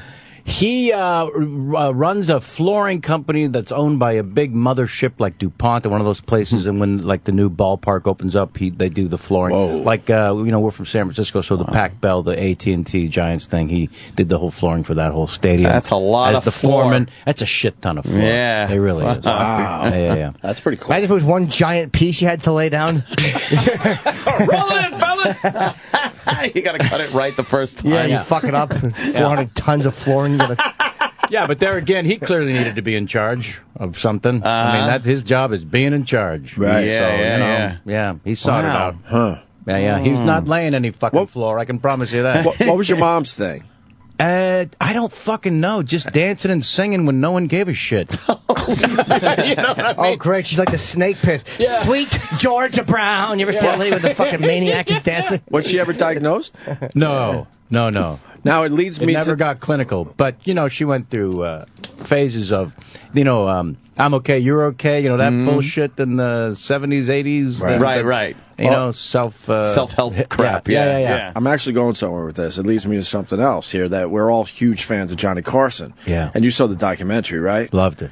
With his mom? Yeah. Oh, boy. Holy fuck. That was an eye-opener. It was, right? Yeah. But then in the end, she was saving all this shit in the closet. So she was extremely proud, but she would not say Never. it publicly. Yeah. And what was it? Was it Time Magazine? We just talked about this. What's Time? Time Magazine was over interviewing her for a big article, and what was what did she exactly say? He was watching the monologue with the reporter, and the mother at the end of the monologue said, "Well, that wasn't very funny," and then walked out of the room. Just fantastic. While the Time guys there, and Fantastic. this was the time when if you were in a magazine, holy fuck, Yeah. you know, the whole country was going to read about it. I've found so far, and I think I'm going to continue to a trend, which is somebody like that fueled us like crazy. Mm-hmm. I mean, honest to God. Right. Yeah. I first got to L.A. 30 years ago this month, and to pursue this acting nonsense. And the first manager I met with said, well, read this scene. Go in the other room and study it and come back and read this scene. And I came back in, I read the scene. She said, okay, well, you know what? Acting's not for everyone. Oh. Maybe stand-up is really where you should continue to focus. And I walked out of there saying, I'll fucking show you. I mean, somebody... Have you seen her since? Oh, I'd set her on fire if I did. Oh, you never saw her? No. That's great, though. You don't She know what motivated happened to you. her? Nope. That's on a need-to-care basis at this point. She probably doesn't. She probably doesn't remember shit. you if it was just that one audition because it's. Oh, funny. she couldn't possibly remember me. It literally was 30 years ago. And I was probably horrible. I mean, she wasn't wrong. But she was shitty about it. But she was shitty about it, yeah. Yeah. She didn't say, go take some classes. She said, she just completely wrote No me off. Like, nonsense. you know Hey. what? Acting's not for everyone. You stink. Yeah. We got similar lives. It's creepy. I was in college and I was failing out. I was literally failing out, and I knew if I failed out, I was fucked. And I wanted to do radio. I went to a school that you got on the radio right away, 18. So I had to go to each teacher and ask for. I just need a half a grade more to stay in school. And the communications teacher told me the same fucking thing. Well, I guess college and maybe communications isn't for you. And would not give me the grade. As I'm pleading, I'm like, look, I'll do anything. Right. I'll prove you wrong. Just give me, I just need, like, instead of what was it, a C, I needed a C plus, whatever. Right. The fucker wouldn't give it to me. I found another teacher that had nothing to do with communications that heard my plea and gave me a chance. And then I never looked back. I'm like, fuck. I was just given a gift, and I got to make sure I don't fail out of school now. But that's the thing. It fueled you, and I wonder with Carson if the mom actually did him a solid by being such a bitch. And my thing is, I came from such a strict family that when I went to college, I was out of my fucking mind. Yeah, of course. So it wasn't like I wasn't dumb, but the partying and everything else, like what? I could stay out to 2, 3 in the morning, and I don't have to worry about what my mom's going to say when I get home. Yeah. Because we had a curfew in high school. It was like 11, I think. Really? And 11:05, all hell would break loose. Like, it was only 5 minutes, and she would lose her fucking mind. So you either decided to behave or be the bad kid in the house. And I decided, fuck, just be the good kid. It's a lot easier. Sure. So then when I went to college, I was just like... Life vacation.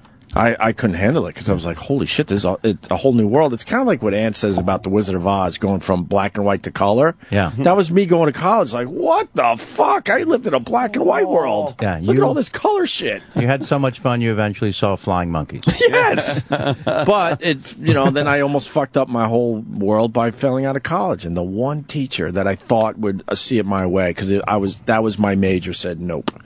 Holy shit. He said, nope, sorry, Fuck maybe this you. just isn't for you. Yeah. Holy fuck. You never forget that. Never forgot it. No. And I forgot the teacher's name who gave me the grade, because I would love to praise him, and I would love to know whatever happened to that guy. I wrote a whole thing that I Pedophile handed. charges. Yeah. So again, it's terrible. I inevitable. pleaded my case on paper and handed it in to these guys. Holy shit. Each fucking teacher. I was in trouble. Well, you were showing some effort there. That's what I thought. I'm like, look, I know what it says, and I fucked up. I admitted, and I explained why. I explained some of the shit I just told you. Right. Nope, sorry, fuck you. That's beautiful. Right. Wow. I have some good points to make on your documentary. Yeah, please. Later. I'm going to say Kevin Laugh is a lot like a dried tear.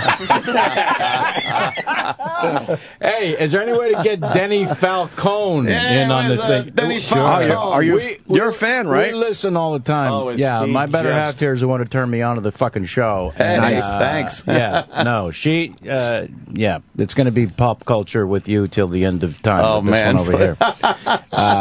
Yeah. So let's get Denny in. The fucking hard drive of hits. Are you kidding me? This the hard guy's drive of hits. magical. What do you like about him? He's magical. He is. The same thing that you guys go nuts with everything. It's got its place and its purpose. And you could simply get double cross the promotion over here. Oh, it's a Saturday night. So what do we say for Saturday night?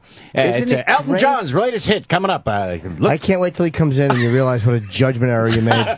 Jimmy's not a fan. No, It's not even a bit. He's Jimmy's not a fan. Time capsule. Here There he is. There he is. The hard drive of hits. Permission to come on board, sir? She's loving it. She's losing her mind. It's a hot mic, though. Be careful. Hot mic. Hot mic. Yeah. Dennis Falcone. Got to work stand up today, you know. Kevin Pollock probably just made your day. He's a fan.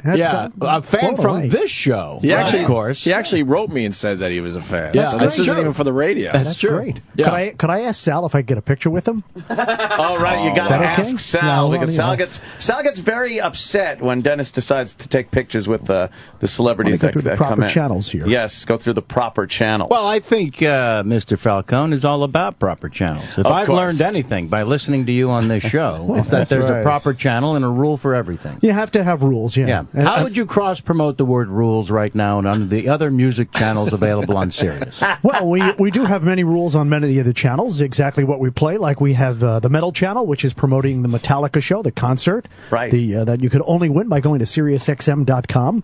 So I've just promoted that. So you got to make sure that you're cross-promoting. I was working on the 60s channel, and I was playing some Steppenwolf, which would be a forerunner to the musical genre of metallic metal music, right? Okay, sure. I'm still lacking the word rules. Rules. Yeah. Let me see. That was the rules. bridge. The bridge. Rules. Let me see. One of my rules is always to go into the studio fully prepared. Right, yes. Fully prepared. And yet, contrary to... Oh, good. Right now, contrary to that rule. And I just kind of stumbled in. Can I? There's a rule that I guaranteed you learned years ago that me and Ann broke, and that's why we're so fucking successful. And that is the rule of leaving your problems on the other side of the door. You tell them. Hey, there you go. Exactly. Every PD would tell you, any problems you got, you leave them behind. Nobody wants to hear them. No one wants to hear them. As soon as you fucking enter that studio, you leave all that outside the studio, right? And you're right. You've made a career out of just problems. Just the problems. Not only Just fucking the bringing problems. them in, but creating them in here. It's true. Leaving any goodwill we might have outside. So how would you cross-promote the Problems show? My mantra is good times and great oldies, but here's one by the Everly Brothers. It's Problems. One of those great 50s hits that you'd hear on the 50s on Fox. Problems. Great. He just cross-promoted. Problems. A little Great information. He's the Larry Klein of Sirius XM. Kevin, now you're a fan of the Denny Falcone. Hard Dennis drive of Fal- hits. But not so much of a fan that you're going to be filming him today, right? Would you have a lot to say about comedy? I wasn't on the spot at all there. You're a big fan of comedy, right? Of course. So What do you know if there was about a documentary called Misery Loves Comedy, that would be something you'd want to talk about. Sure, why not? Why not is not a correct answer. No. Why There's got not? to be a better reason. Passion. You're kind of I'll auditioning do right some now for research Kevin for him. Pollock. I'll do some research before I go in. Research? You got years of experience. What do you know about comics and comedy? Who's your favorite comedian? Rodney Dangerfield. Oh, boy. Anyone from this century? This century, let me see. There's a lot of good talent out there. Jim Norton happens to be one of my That would be favorites. a correct answer. That's a good answer. That's a good one. And how would you cross-promote Jim right now? Jim Norton is also one of our music hosts, as well as being heard every weekday morning on the Opie and Anthony show. All the way with O&A. All the way. Was that made up just now? That was a good one. All the way with That's an old You mantra. got to use that. All the way with O&A. Let me ask you this. Do you have a backup copy of the hard drive of hits? Oh, sure. I have Always three. Three backups. Three. Are they in three different locations? Yes, one is in Pete Townsend's house.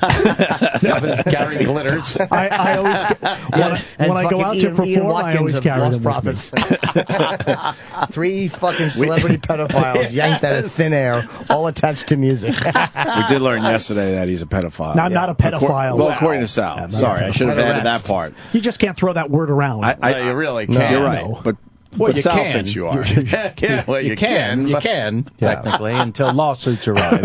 And then you stop. Right. Then, Yes, a cease and desist. So I had Richard Blade come to the house and spin some wax for a 30th party because it was an 80s theme. Okay, yeah. And I understand you, too, travel with a hard drive of hits, and people can pay you to come to the party and spin the wax. Have you had him at the compound? I had him at the compound. What a great time we had. How many hours was he there? Till the cops came. Till the cops came. So well, that's every party at the compound. That's how the parties end. Kind of true. The cops came and they said, "Turn it up, you nerd." But the best how many breaks, say, in a 5-hour shift will you take? Oh, and it's continuous. There's no I don't breaks. take a break. Oh, there's no he downtime. just So there's a keeps- catheter. What's yeah. happening? No, we keep the music going. If you want me to knock it down because you guys are having some dinner, I'll play some background music, maybe some Sinatra, some Dean Martin, some Michael Bublé. Because that's the kind of parties at the compound. They all decide to have dinner at the same A point. little dinner, fucking yeah. It was a little loud. It was a little loud when Jim came in. Remember? Yes, it was too loud. The music was actually too loud. Jimmy panicked. Yeah. I heard that. Yeah, that's true. Too loud. Why do I picture these parties like any pool at the major hotels in Vegas? Just people dancing and jumping up in the air. Oh, yeah. Is that how I Pogoing Yes, without and- the diversity. Please. Oh, my God. But the basement was more like Playboy After Dark. Yes. Homage Yeah, to without the the girls. Karaoke was going on down there. Bill Cosby walking in and just talking to half. saying, "Where's the jello pudding?" Because you got the thing on your face. Are you ever We're in relieved the- when the cops show up? Like relieved, like thank God I can finally shut this party down. Yeah. There are times. I was talking to the cops out on the lawn, and that's when Denny made an appearance with the hula hoops. and he comes out from the side of the house as I'm talking to the police, and he goes, "I forgot to bring out the hula hoops." And I just looked at him. I looked at the cops. I threw my arms up like, It was like the same delivery. Pesci was kind of upset that there was blood on the floor. Sorry about your floor, Henry. Yeah. You got the blow up instruments? Oh, yeah. What do you got? The saxophone? I got the guitars, the blow-up guitars. Just take those old records off the shelf. Let me hear you play those air guitars. Come on, get them up. I Make just some heard noise. that Dean Martin would call the police on his own parties. Really? I did just hear that. To stop. To stop. He'd had enough, so he Get would him out. secretly How go fucking upstairs. funny is that? That's great. Dean Martin, the famous lush, who they say half the time was iced tea in his glass, but he Right. would go upstairs and call the police, and they'd show up and he'd say, "I'm sorry, everybody, we got to." Because he just didn't know how to. He just didn't know how to get people out of his house. Exactly. Wait, what's the iced tea room? Right. Iced tea rumor? Oh no, In his glass. Oh, in his glass. I thought you meant Is iced kind of iced tea. No, that it wasn't booze. Half the time it wasn't booze. That he wasn't But really. he was a raging alcoholic. Well, this is the rumors. Maybe not so much. Maybe it was enacted. Ah. Yeah. I mean, that's been around for a while. That's not you a get new good Hollywood stories. That's not a new. That's not hot. I haven't heard that one. Did you ever see Sinatra live? Back No. in the, I did. On I saw him TV. a couple of times. I saw him at the Westchester Premiere Theater years ago, back in the late 70s. Sinatra's doing like a whole nice, slow songs, ballads and everything. Dean Martin walks out with a rolling bar. With a rolling bar to the front and starts pouring drinks for people. What do you That's have, pal? What do you crazy. have? Oh, that's beautiful. Yeah. For the audience. Yeah. No, They like story it. goes nowhere. In case the Because then- listeners didn't know, the hard drive of hits are, what are you, in your early 70s now? Oh, no. You mean my age or the music? You. No, I'm not. Double nickels, 55. Double nickels. Jimmy's disgusted. You don't like the double nickels? Double Jimmy? nickels. No, not even if you literally have 10 cents do I like that. No. Double nickels, 55. That's just the way to say it. 55. Sure, I understand. 55. 55. Would you But the put- music goes back, to the 1940s all the way up to today. technically, Everything. music goes back a little further. But I don't bring acetates or anything, but I mean, I do Oh, have everything from acetates. big band. Okay. Because you have to look at the age of people. Like just this past weekend, I did a 40th wedding anniversary, so people were in their early 60s. Right. The latest record I played was 1983. It's Raining Men. Of People course you're didn't going to wanna play hear It's Raining anything. Men. Yeah. Well, How else are you going to get everyone on the floor? They were just going crazy. They were just Were going they? wild, yeah. Although I did play their Blurred Lines. Did you? Oh, well, one of the topical new hits. That's a great one to play at a transgendered party. As we all fight the obvious while we dance. Did you just say the people in their early 60s were going nuts to the music? Really? They were going crazy, yeah. They were Funny. saying, Turns hey, out it was 2 heart attacks and a stroke. You're going to play some of that Saturday Night Fever music, are you? I said, sure, come on. Oh, yeah. they liked that. Oh, they liked the Saturday Night Fever. But I get out there and I do a little strut, that Travolta was doing, walking down 86th Street in Brooklyn. Sure. Staying alive. You know what? You probably could have played later than 81. A few of the songs from Dirty Dancing, maybe. Now we're talking. We did that. You did that. Oh, yeah. We were out there doing the Way ahead of you. contours. Way ahead of you. Right. Come on. Yeah, I know. We were doing the Who am I contours. talking to? I should know. Right in the middle of Shout, I usually bang right into the contours. You do? Yeah, it drives them into a frenzy. Friends. That's just a violent word for you. Bang them into the What is the other one? What's the contours? Do You Love Me? Oh, okay. 1962 hit music. I little contours. just can't get enough. Yes. Honestly and truly. But what about the big hit song from that? I had the time of my life. Use the wrap-up song. Oh, you do? Yeah, I hope everybody had themselves a good time today. Once again, a nice round of applause for our guests of honor, Shirley and Jack, celebrating 40 years together. And we wish them another 40 years. How about it? Let's hear it for one more time. The reason we came out to celebrate. I'm sorry, but Shirley and Jack, you just picked the perfect couple's name. It really did. Let's hear it for Shirley. I bet you and Jack doesn't want another 40 years. Yeah, exactly. Jack's had it. Yeah, like they'll both be 100. We both know they're going to be dead shortly. Shirley's got a fucking half a bra left. Fuck him. I don't know. I don't know. He made them up. They're not real Fuck people. Shirley and Fuck Shirley right in her mouth. I'd like to watch a horse kick her fucking fake teeth down her throat. Cunt. I really don't work. I loathe Shirley. Shirley's a cunt. Oh, poor Shirley, Yeah. right? Honest to God. How much more, Denny, if you just talk the whole party and there's no actual music Would that be happening? great? Yeah. How much more if you just do segues? Yes. No, That would be great. Just not talk during the party? No, I want only just no, that's the talking. personality. That personality is part of the price. No, I'm not Anybody saying- can just stand there and just play the music. I'm not saying part of the price. I'm saying all the price. How much to just I don't talk? want music. I just want you to talk for 5 hours. No, that would be a boring party. We're just going to stand there and talk. No, how much to read Mein Kampf over a laugh track?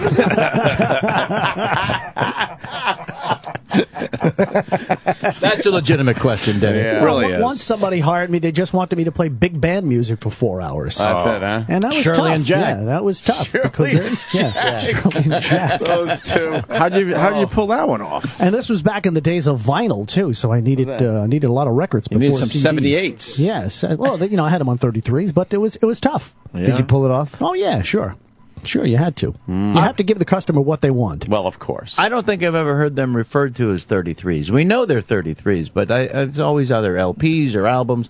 That may be the first time I've actually heard 78s. You always hear by the number, but 33s. I'm going to spin some 33s. No, it's just I the worked at a record. radio station. It was back in a farming community, and every morning from 5:30 to 6, we had to play polka music because there was a lot of Polish people in the community. Oh. So one morning, I didn't know that I had the turntable in the wrong gear. I had the polka record, which was an LP 33, in 45. Uh-oh. Didn't sound any different to me. Wow. This is one of those stories It's a at, crazy the fucking, at story. the jingle party. Don't tell. Hold on, sit down first. Wait till you hear this. You didn't have it on 45?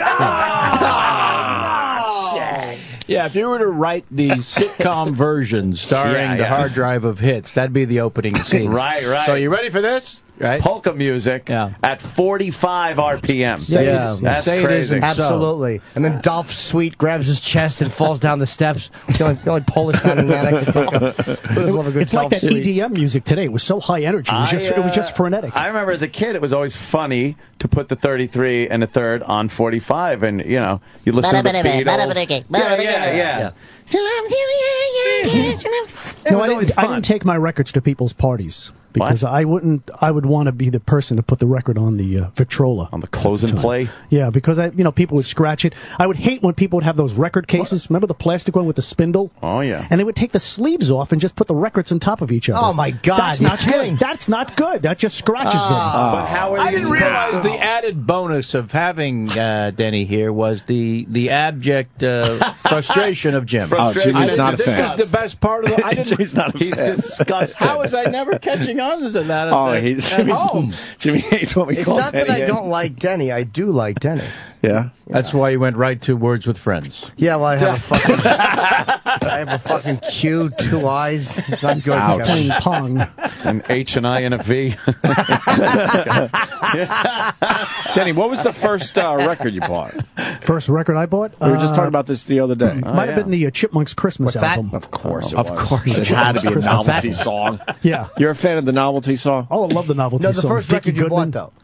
Dickie Goodman? Yeah, you like those? Yeah. It was Hey, the, Mr. it was the Chipmunks John! Christmas album and God. the Beatles' first album, too. Meet the Beatles. Yeah? Yeah, sure. Mm-hmm. Yeah, right from the Christmas Chipmunks to the Beatles. Yeah. Yeah. That's kind of a jump. Very fast transition. That's a very, it's a big And I jump. just play them over and over. What did you used to put on if, you were kind of getting down with Before one of the Barry ladies? White, Yeah. what was your Back go-to? then. What was your would you put on to go-to? cover the screams? And the sound of a hammer claw Temptations. hitting her. Temptations, 1965, My Sure. Girl. My Girl? Oh, My yeah. Girl? Tall, tan, and talented, baby, the Temptations. Nice. How about the Four Tops? Four Tops, Sure. Four Tops spinning, yeah. That's who. Four yeah. Tops That's what he'd hire on a more Friday. up-tempo stuff. They have more up-tempo music.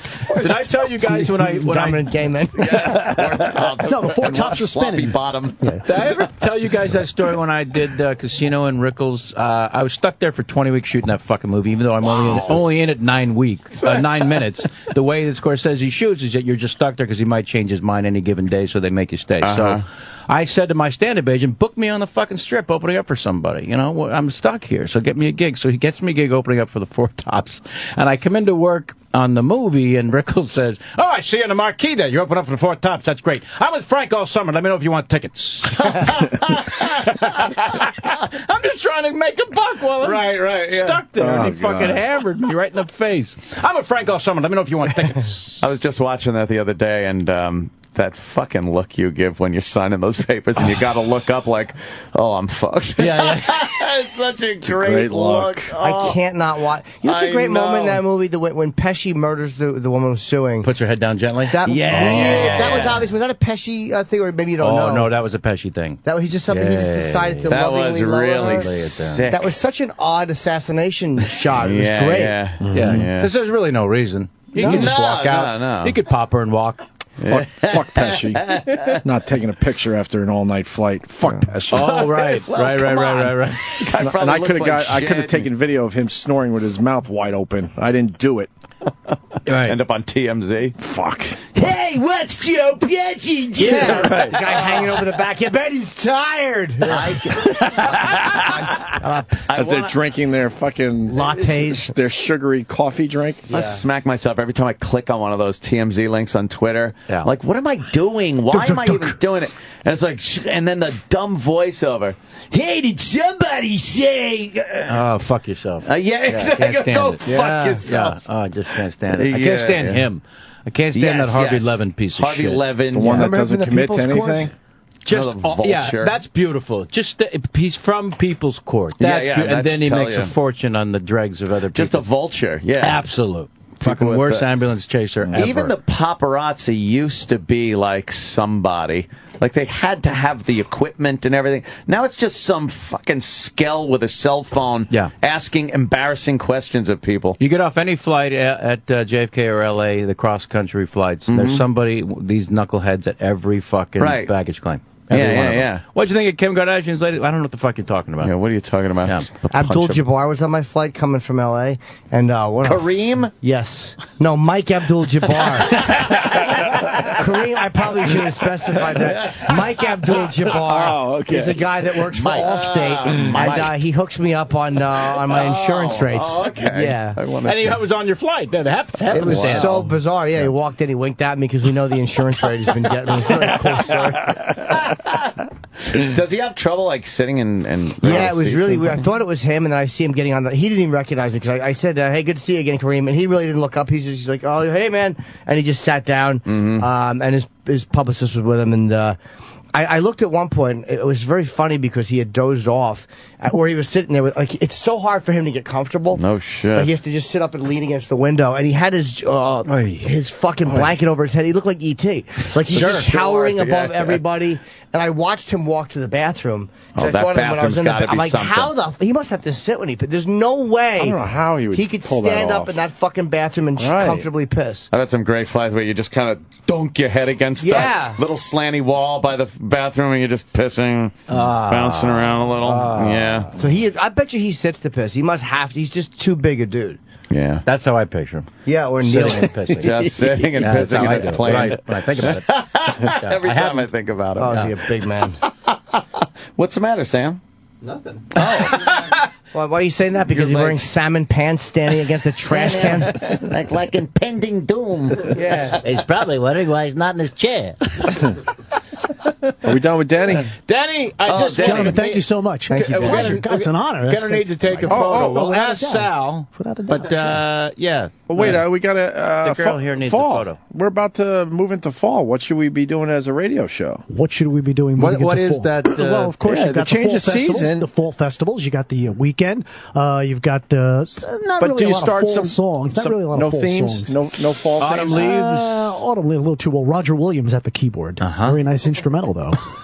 It's a beautiful instrumental. How soon before we start pushing to Halloween? Halloween, basically October. begun. We're 7 weeks out. Yeah, October because We're less than 7 you weeks do out. Rocktober, Jocktober. You also do a safe Halloween. When does we used to do Jocktober? that. I What do you mean a safe Halloween? A safe October Halloween 1st. with the kids. What do you mean a safe Halloween? Halloween. We used to do that all the time. Good Times and Great Oldies. We'll be down at the mall for you this weekend as we bring the kids down. You bring the kids down to walk through the mall. No, that ain't happening. No, you don't. 7% less razor blades this And year. I used to wear the costume. I was the mascot for the radio station. I used to wear the duck. I used to wear the duck costume. What does that mean? It was a mascot suit. Sure. Because every radio station should Had a have a duck. mascot. Wow. And we had a duck because I worked on Long Island. You go anywhere in the world, you pick up a menu, and you see, gee, Long Island duck. So I wore the duck costume. That's a moment of pride for you.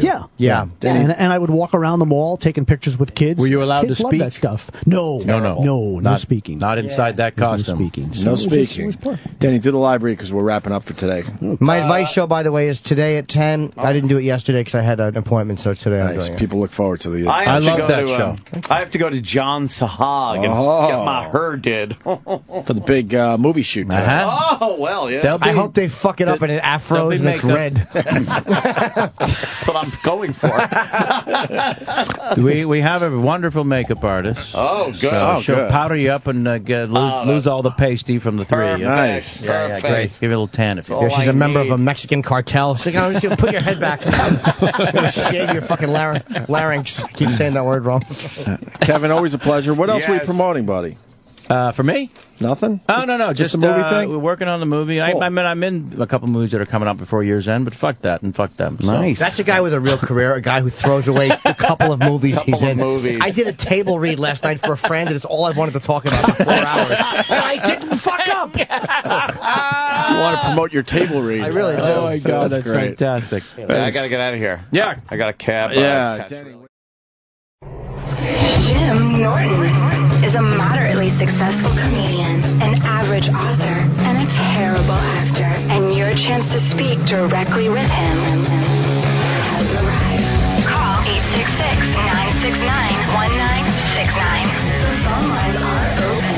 And the Jim Norton Show starts now. The Jim Norton Show. And today doing it on Thursday because yesterday I had to pre-record my Gene Simmons interview for my Boneyard show. And Gene does like to plug. However, I like him very much. But When does it air? It aired last night. Oh, okay, good. But I just, I didn't want to do a half-hour advice show. They're paying me handsomely. I feel it's my duty to do a good show, Eric. I don't know what happened to the first guy. Let's go with David, drug problem help. Hello, David. Hey, Jim, is that you? It is, sir, yes. Hey, I'm a big fan, man. Thank you. As you can tell, I'm a kind of younger guy, but How old are you? I'm 20 right now. Okay. But I just have problems, man. Well, what problems do you have? Well, I got into drugs and shit, and that I dropped out of school because I was diagnosed with depression and all that, and none of those drugs could help me. So, Well, let me ask you a question. You dropped out of school. Are you under the influence now? no, not right now. I only do like pills and all that shit. Well, what is your dilemma now? Do you want to stop doing what you're doing? Yeah, it's just a cycle. I'm stuck in the rut, Believe me, I definitely know. That's the hardest part sometimes. It's the cycle of it. Because then you feel like, okay, I'll quit, or I'll do this, or I'll move on. and then you do okay for a little while, and then all of a sudden, the one thing happens that puts us back into it, and then we're right back in the pattern, the whole thing, and then you're like, oh, fuck, I gotta run out the string again. I know where this is going. Well, the first thing is, I mean, school is great, but the first thing you want to do, I would suggest doing, is getting off drugs. I mean, that's the most important thing you can do. So, what is it that is keeping you on drugs? Why are you continuing to do them? Well, I don't know. My parents, they keep on. They're like really fragile and shit. So I have to take care of them. And what's that got to do with you doing drugs? Well, it adds to a lot of the pressure. I try Sure. to just kind of bury away, you know. It's fun. That's the amazing thing we think to ourselves, too, is when we're getting high or we're drinking, well, there's so much pressure, I have to cope, which really is like, hey, look, there's a small brush fire. Let me throw newspapers onto it. That's the equivalent of fixing pressure by getting high or by drinking. Any situation is made worse by drinking and doing drugs. Like, all the pressure in the world, like, getting high and hiding from the pressure is not handling it. It's not addressing it. You know, we have pressure in life, David. It's part of life. And you're not going to just have it with your parents and you taking care of them. You're going to have it for the rest of your life. There's always a pressure with work or with whatever, a spouse or a girlfriend. And you have to learn to deal with it without getting high.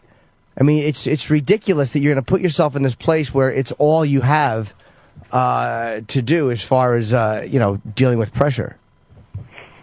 Completely agreed, but, you know, I do it anyway. You know, it's like, I know better, but... Yeah, knowledge is no no defense. excuse. I'm not making any excuses. I'm not trying to say that, man. Have you ever gone to rehab or a meeting? No, my dad did that shit when he was, I was at a lot of AA meetings growing up. Well, why don't you know, whether it's AA or any other kind of program, why don't you try a meeting? You obviously know you have a problem, and it's making your life unmanageable or unhappy, so why don't you do something about it? That's the first big step. Well, you picked up the phone, and you made a call. My advice to you would be this. The major problem you have now is you're using. So I would suggest going to a 12-step meeting of some sort and talking to people before the meeting. Okay? All right. All right. Well, good luck, Dave. We have other calls to get to, but that's what I would suggest doing. Stop languishing in the place you're in and actually take a step. You took a step by picking up the phone. Now take a step. Go on the internet, look up a 12-step program of some sort, and go and talk to somebody there. It will help you a lot. Hi, Ben. And by the way, the number 866-969-1969. Taking phone calls now. Ben in New Jersey. Hi, Ben. Hey, what's going on, Jim? How are you? Good. Your girlfriend is texting her ex and hiding it. Yeah, exactly, man. I mean, I've been dating this for like 3 years. I love her. I'd consider even marrying her. It's just this one thing that I just can't get over is that, you know, the dude she hasn't been dating in 5 years, she wants to text him like they're friends, and from time to time it'll get like a little bit, you know, a little risque in the text. How do you mean like risque in what way? Like, oh, what are you doing? You're touching yourself? Oh, yeah, it's like, fucking that's dirty, yeah. Yeah, I mean, but it never goes past that. It'll never speak on the phone. They haven't seen each other in person in like 2 years. Right. So, I mean, she tells me, like, hey, it's nothing. It's like a little thing. We're like friends. You know, you got to understand I dated this guy for so many years. How about this? Fuck that shit. You're right. It's not just a friendship. I'm friends with Iraq. I've never texted him and said, are you touching yourself? That's bullshit. And again, I've been in the position where I've done what she's doing. So I'm not coming down on her like she should be executed, but she's bullshitting herself and you. Here's what that is. It's sexually intriguing on a light level. It's keeping that little thread, that little romantic connection. If she's with you, she's with you. I would suggest telling her, fine, you can have this little fucking shitty thread with this guy that you can't let go, but I'm moving on. But I mean, everything else is perfect. I mean, literally, I would marry this girl. If she's telling me it means nothing, it's no big deal. Then why can't she stop? Okay, your relationship. If it means nothing and it's no big deal and it is inappropriate, why can't she just not do it? I mean, we'll have these big talks where I'll get upset about it, because I'll find a text and I'll say, why can't you just cut this off? And she'll be like, fine, I will. And I won't see anything for like 2 months. And then randomly he'll text her, and if she's alone, sitting home late night on the couch, she can't resist just texting it back. Yeah. And then I'll find it, and it's just, she's telling me it's nothing. Why do you care? It's really not a big deal at all. And if I say cut it off, she does. But then, a month or two later, it comes back. She could block him, dude. She could block him, or she could say, hey, don't text me anymore. I'm in a relationship, and my partner's not comfortable with it. And you're not being unreasonable, because I'm friends with my exes, but it's different. Like, if he was like, hey, how are you? How's work? And we're talking, and you remember that time we went out to the thing, and they're having genuine friend talks. That's one thing, but you know the difference. You know the difference, and so does she. So all that fucking bullshit about, he's just a friend. Maybe they're not fucking. And maybe she's not, talking him through a cum. But there's something there. You sense it. You know it. And that's why she's sneaky about it, because she senses it too. So she wants to fucking keep doing that. It's not going to stop unless she stops it. And if she's not willing to stop that for you, then that should tell you something. Everything is not perfect. I'm not saying dump her, but I would talk to her and stop being wishy-washy about it and go, look, enough of this shit. I'm your fucking boy. You don't have to curse at her, but say I'm your boyfriend, and it's inappropriate. Are you touching yourself? I know what that is. Right, exactly. So, they shouldn't be saying anything that they wouldn't be comfortable with you seeing. All right, and I mean, if I make it somewhat like an ultimatum, like, hey, I can't deal with this, it's something that's, I would really like to have stopped, and she chooses not to, at that point, it's not worth continuing the relationship. No, why would you? Because, again, you're not being unreasonable. You're not being a jealous asshole who's going, don't talk to men! Then I would say, fuck, dude, you got to relax. But I think that you're justified in being annoyed at this one. And I think you're justified in sniffing the bullshit out that she's giving you, because it is bullshit. Right. It's nothing. And then you're finding sexually themed texts. You're not an idiot. You know what that is. Right. Exactly. So I think you're on the right track by asking her not to do it. And I think she's being unreasonable if she won't cut it off. Right. Or calling me jealous for it. I'm like, I'm not being jealous. But maybe you are. Realistic. You know what, dude? Maybe you are being jealous. It's okay. You know what? You're in a relationship with a girl. She's saying sexual things to her ex-boyfriend and hiding it from you. Being jealous is fairly acceptable there. Right, exactly. You're not Jake LaMotta who's punching somebody for fucking winking at his wife in a movie theater who he's never met. There's a difference. Right. I don't think you're being unreasonable. All right, thanks, man. Okay, buddy. Be good. Good luck. Chris gets off on interracial porn, but it's kind of a racist. Hey, Chris. Hey, Jim. What's up? Good, buddy. Okay, so here's the thing. Whenever I go out into a public setting, and I see an attractive white girl, especially a blonde girl who's with a black man, and the darker the better, I kind of get a feeling of disgust. I guess it's my own prejudices. Sure. I'm an admitted racist, I'll say it. But my best jerk-off sessions have been when, a black bull just releases his seed in a fucking Aryan princess. I want to know what's wrong with me. Nah, I don't think there's anything wrong with you. I mean, being a racist is I would say that's the one you should address. I mean, what you get off to in porn, especially if it's, harmless like that, I don't think is bad. I think that, the part about really being a racist is bad. But I don't know, and I don't know your real feelings, but seeing a black guy with a hot white woman, it makes a lot of us uncomfortable, and we don't know why in a moment. And I did a bit on this 10 years ago, and it wasn't that I hated the black guy. It's almost like whenever I see a hot girl with anyone who's not me, it bothers me a little bit. Like if I see a beautiful girl, with an older guy, I'm like, what the fuck? But if seeing her with an older guy kind of motivates me because I know that I'll be able to be old someday and I make money, so maybe I can get a girl like that. But I'll never be able to be a black guy. So when you see a hot chick with a black guy, you're like, that's something I can never have her, because if that's what she likes, I can never be that. That might be a part of it, or you might just hate black people, in which case you might want to rethink that, dude. That's not a good way to think. I mean, racial jokes are great. I love a good racist joke. But to really feel that way, or to really, interracial couples put up with a lot of shit.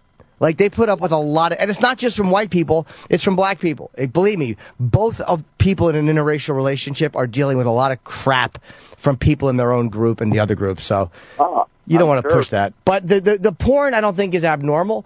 Maybe you like the taboo. Maybe you get off on what you shouldn't, like, or what you think you shouldn't. So, the idea of the black guy fucking the white woman turns you on. Or maybe you feel uncomfortable when you see that for real because it taps into certain feelings you're not too comfortable with about yourself.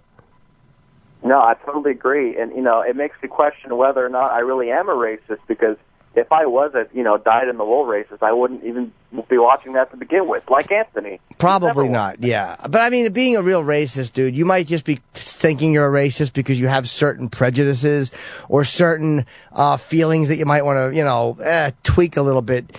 A real racist is a guy that absolutely does not like members of the opposite race and thinks they're better than, for real, thinks they're better than people from the other race. And that's just... that's just a shitty, irrational way to think. Well, I'm still stuck with this conundrum. Yeah, well, I mean, I don't think the porn is your problem. I would just really think long and hard about why it is, what your weird feelings about black guys or white women is. Who cares when you think about it? Who cares? Just another hot chick that's not going to fuck you, dude. Like, would you rather just see her with an athlete? What's the difference? Or would you rather see her with a lawyer? Like, if she's not fucking you, who cares who she's fucking? I mean, it's not that because he's black what pisses me off. It's just the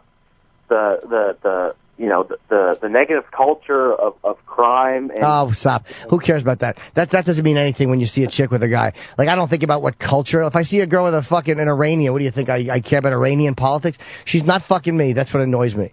And a lot of times we just get jealous when we see pretty women with other people. And with the black guy, it's just so obvious because they're so different than you. So you take it like as an indictment, like she has rejected me as a white man.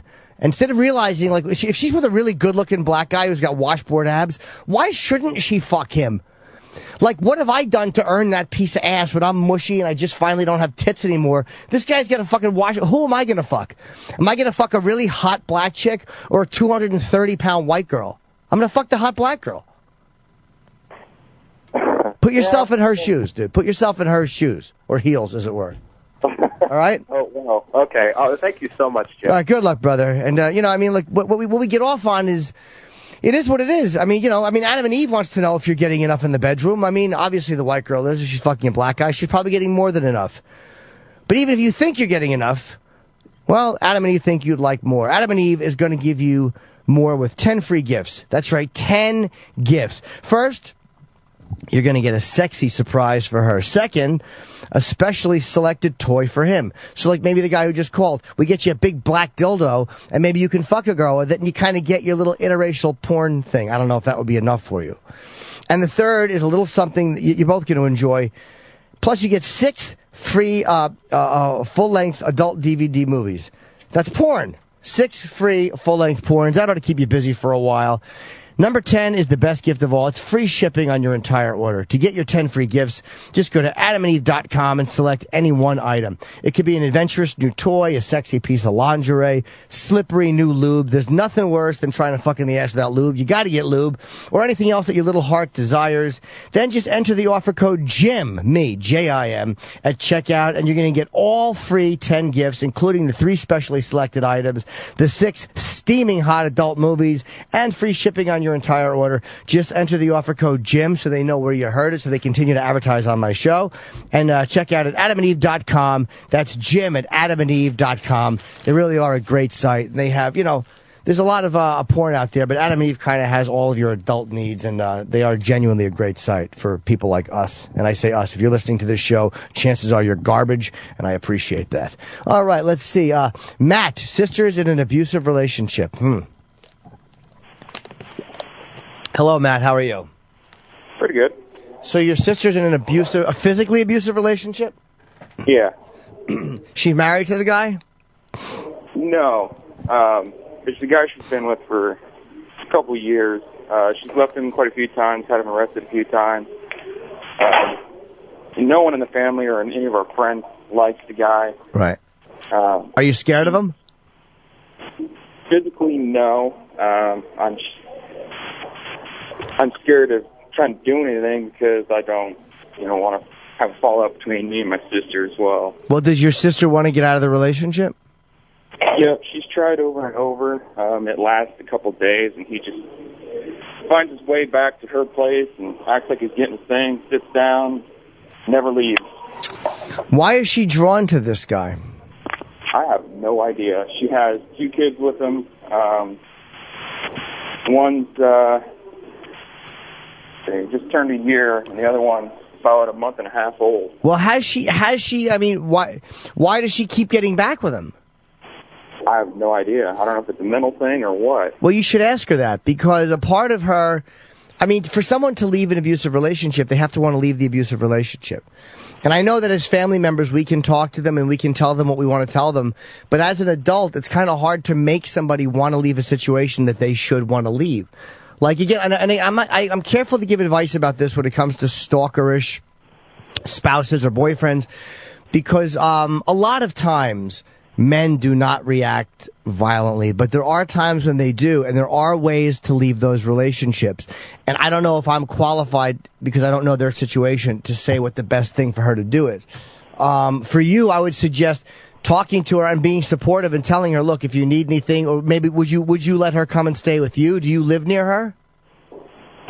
She lives with my other sister a couple blocks away. Does she live with the guy? She doesn't want him there, but like I said, he does just show up and he just won't leave. And she's called the police on him? Yeah, last time, about a week ago, had my uncle over there, and they got into it, and he ended up knocking him out and having the cops haul him off to jail. Oh, he knocked out the boyfriend? Yeah. Well, I mean, I don't know why she's still drawn to this asshole. The uncle is her father? Oh, no, I'm sorry, her uncle. Okay, you're her sister. She's your sister. I don't know. She has to want to leave the relationship, dude. If she really wants to leave it, she can't keep letting this guy back into her life. But I think she does, but it's just she's scared of, I know. You know what you might want to do, and I really mean this. You might want to talk to someone in a woman's shelter or one of those places who has much more experience, because there are ways to leave abusive relationships. She's not doomed into this thing forever. But as somebody who's never been involved in one, I don't have experience in that. I would suggest talking to somebody who's involved in some sort of a shelter, who has dealt with this time and time and time again, and seen all the patterns and seen all of the traps that people fall into.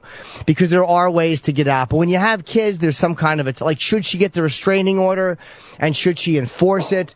Again, as a novice, I would suggest, of course, a restraining order, and then enforce it. Every time he shows up, call the cops. But there are times in very dangerous situations where that just escalates things to a bad place. So I don't know which of those situations that is. Right, and they've had a restraining order on each other before, and they've... Why? Is she abusive to him or no? No. Oh, God. So I'm sorry, buddy. I just closed down my window. Cocksucker. Sorry. I would literally suggest, I said literally there, but I shouldn't have, talk to someone in a woman's shelter. Who has she spoken to get out of it for help? Facebook. Facebook? Out there for the world, yeah. That's bullshit. She's got to talk to somebody besides Facebook. She has to go and talk to somebody who's a counselor or who has experience. She has to talk to someone who knows what they're doing. All right? Right. I'm sorry I can't be more helpful. I just don't want to pretend to know something I don't know. No, you're plenty of help. All right, thank you, buddy. I apologize. Okay. All right, be good and good luck. And again, I wish I had a better answer for that guy. Thank you. And by the way, I apologize for being distracted at the end. I closed down the window with all the calls on it. Do we have to have these fucking, everything's got a passcode to thing? Cocksucker. Everything here has a bunch of different administration passwords. Well, can't they just leave it for us? It's supposed to be saved in there, but I don't know why it keeps erasing. All right, whatever. Let's talk to Tony. His wife's not attracted to him. Hi, Tony. How are you, buddy? Good, how are you? Fantastic. I'm with this girl. She's common law with me. Okay. She's 37 years old. I met her when she was 30. We have a 3-year-old child together. And, for the past year, I've been staying on the couch. Okay? She's telling me she's not in love with me no more. She's not attracted to me. I found out that she had an affair with a doctor at her job. She's a nurse. And I couldn't really say anything because, we were just cohabitating. And, she goes from hot to cold. 2 nights ago, she's hugging, kissing me. And then yesterday, get away from me. Please, don't bother me. Okay? Just don't even look at me. Have you put a lot of weight on or anything? No, you know what, Jimmy? From this, I lost 40 pounds in a month. Okay? And, I just don't know what to do. I love my family. I love my daughter. Okay? I just don't know what to do. And maybe this will give you a little more insight. I'm 57. She's 37. Okay, maybe that's part of it. But the reality is, now that it is what it is. She feels the way she feels, be that right or wrong. Do you want to be in a situation where you have to deal with this hot and cold bullshit when you're not doing anything wrong? Like, you probably feel trapped because you're 57, like, oh, where am I going to go? Where am I going to find another her?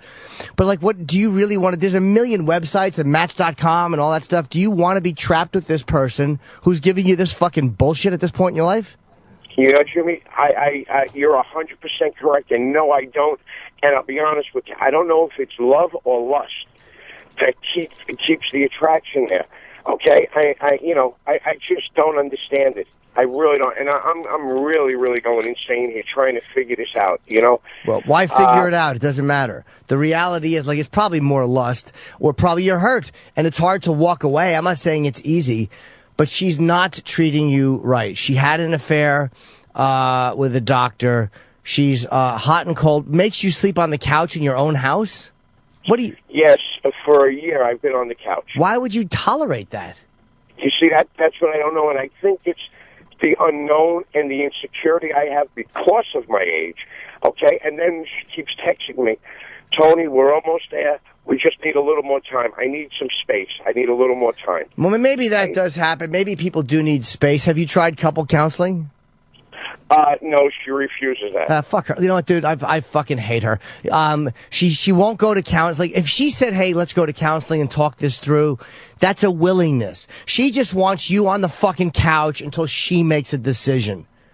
Hey, shithead, go lay out there. I'm going to do what I want to do. No regard for your feelings. Am I going to go to counseling? No, not at all. I'll just work through it while you sit out there and suffer. Not 1 ounce of regard for how you're dealing with this or you're feeling. That, if she was willing to go to counseling, I'd say, hey, that's a great thing. But if she's not, I think you have every right to be fucking disgusted. You know what, Jimmy? You just satisfied me, okay? Because the thoughts you just had were my sentiments exactly, and I feel like I'm a puppet on a string that she could pull me and push me away whenever she wants. And I'm an old school guy. I don't need that nonsense. You're right, Jimmy. Yeah, dude, if you're 57, you're not 80. You could have you could live to be another fucking 25, 30, 40 years. Like, people live to be 90 nowadays. What are you going to put up with this for 30 more fucking years? Just go. Like, I know that's easier said than done. But I think you've done what you were supposed to do. You've done your part. And there's a time where you just got to say, I'm not going to put up with this fucking idiocy anymore. And you know what's the worst part, Jimmy, is the house we bought 4 years ago. I gave her $70,000 to put down on the house. The house is under her name. Oh, boy. I couldn't have it under mine. So she's telling me, you got to get out. You got to get an apartment. I'm getting kicked out of my own fucking home. Why is she comfortable doing that? You see, this is what I don't understand. This is the part that keeps me there because I'm trying to get into her psyche and see what the fuck is going on. Wait a minute. Now, why can't you have the house in your name, too? Because I had some shit going on in the past, and okay. I couldn't have it. Okay. But that puts her in a much better position than you. Oh, of course, of course. Would she be fair-minded and sell the house? Of course not. No. But she still asks me to do work in the house. 2 weeks ago, I spent $4,500 on a driveway. Well, I think you should stop being a victim and fucking move it along. I really do. I mean, if you have to eat the $70,000, that's a tall order. That's a lot of money. But what are you going to do? You're still on the couch. What are you going to just be on her fucking couch? Maybe it's just time to move on and get on with your life, dude. I think she sounds awful. Yeah, you know what, Jimmy? You're right. Okay, the way I found this one here, I find another one. I just wanted validation from you. Good luck, brother. Good luck. Hey, thanks so much, Jimmy. You have a great day. Thanks for the call, man. Take care. Yes, Chris in Queens, girl advice. Girl walked out on you 6 months ago and won't answer your phone calls. Okay, hi, Chris.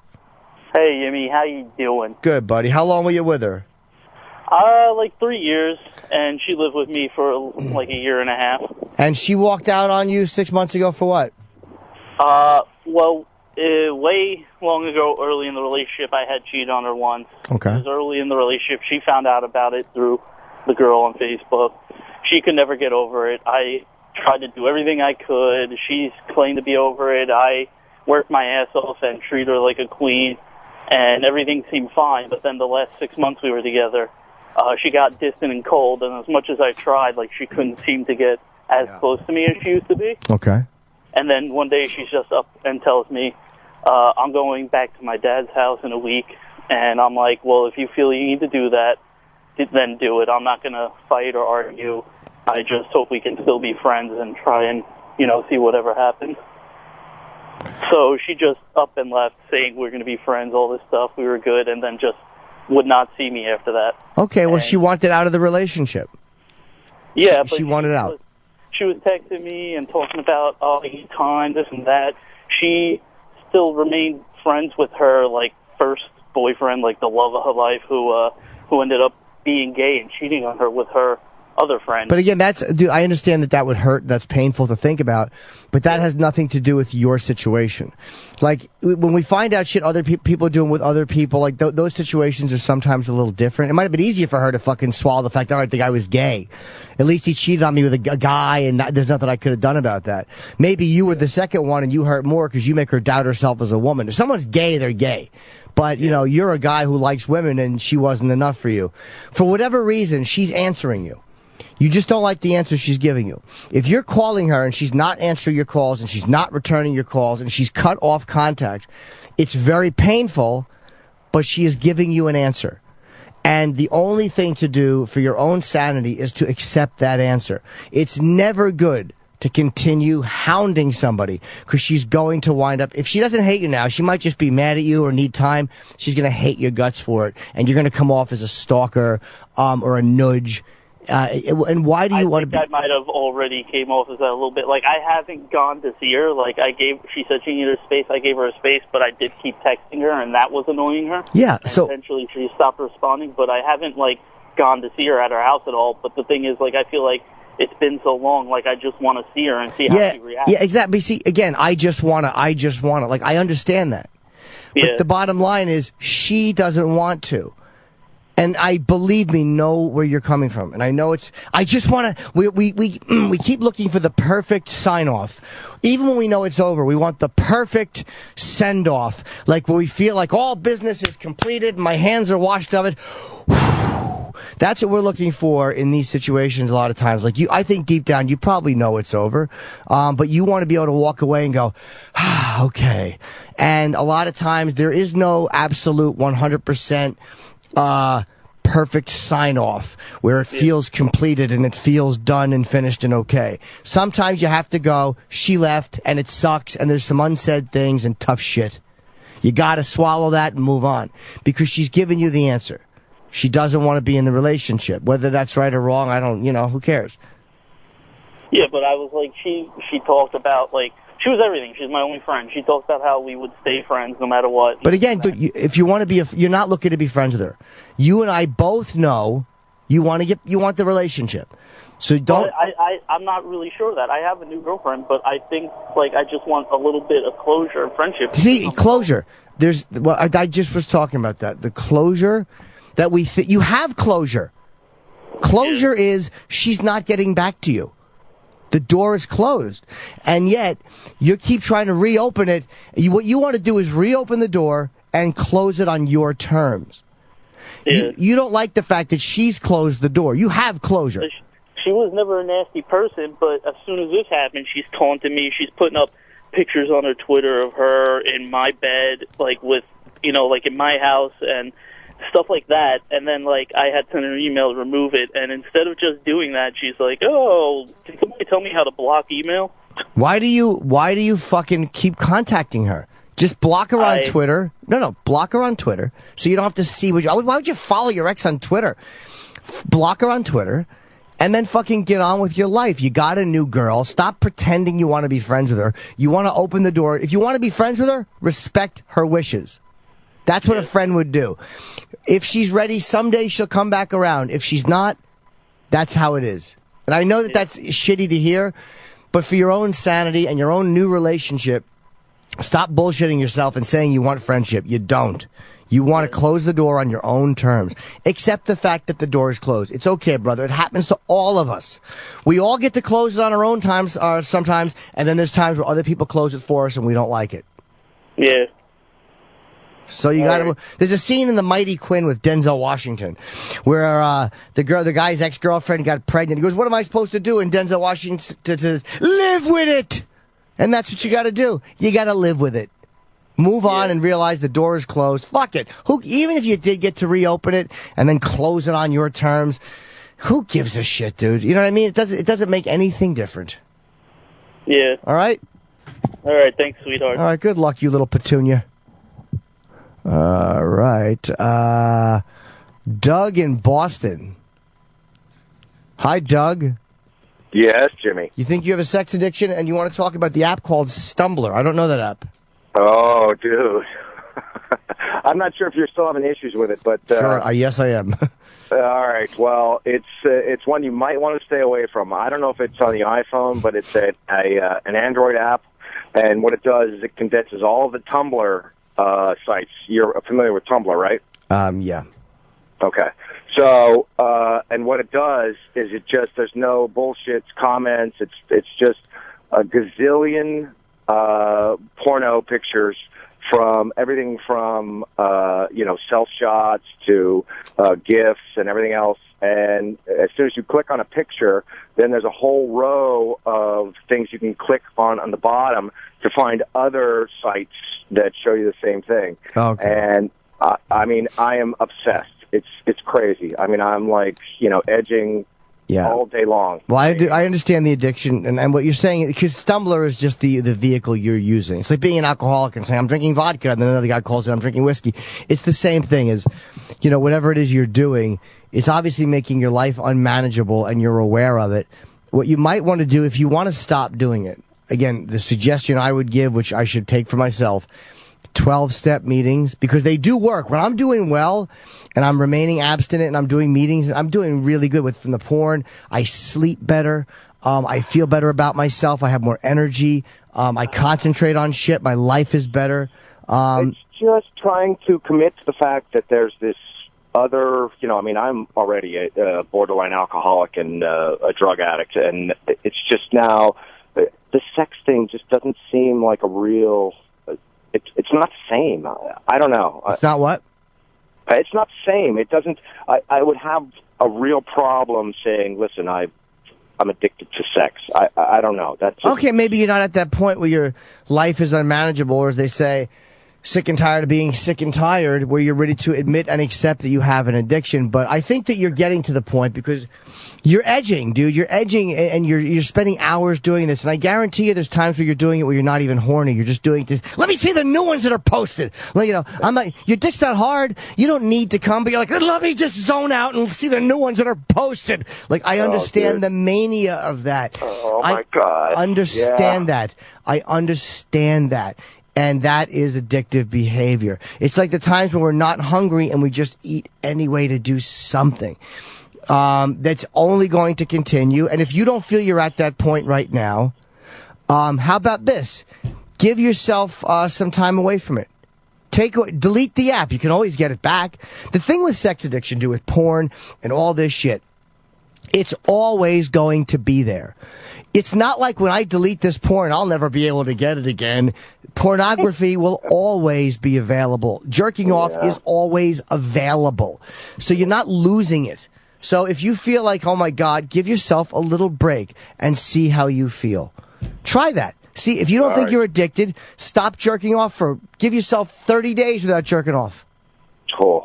But hey, why not? If you're not addicted to it, a lot of people go a month without jerking off in adult life, dude. They're busy, they got the bills to pay.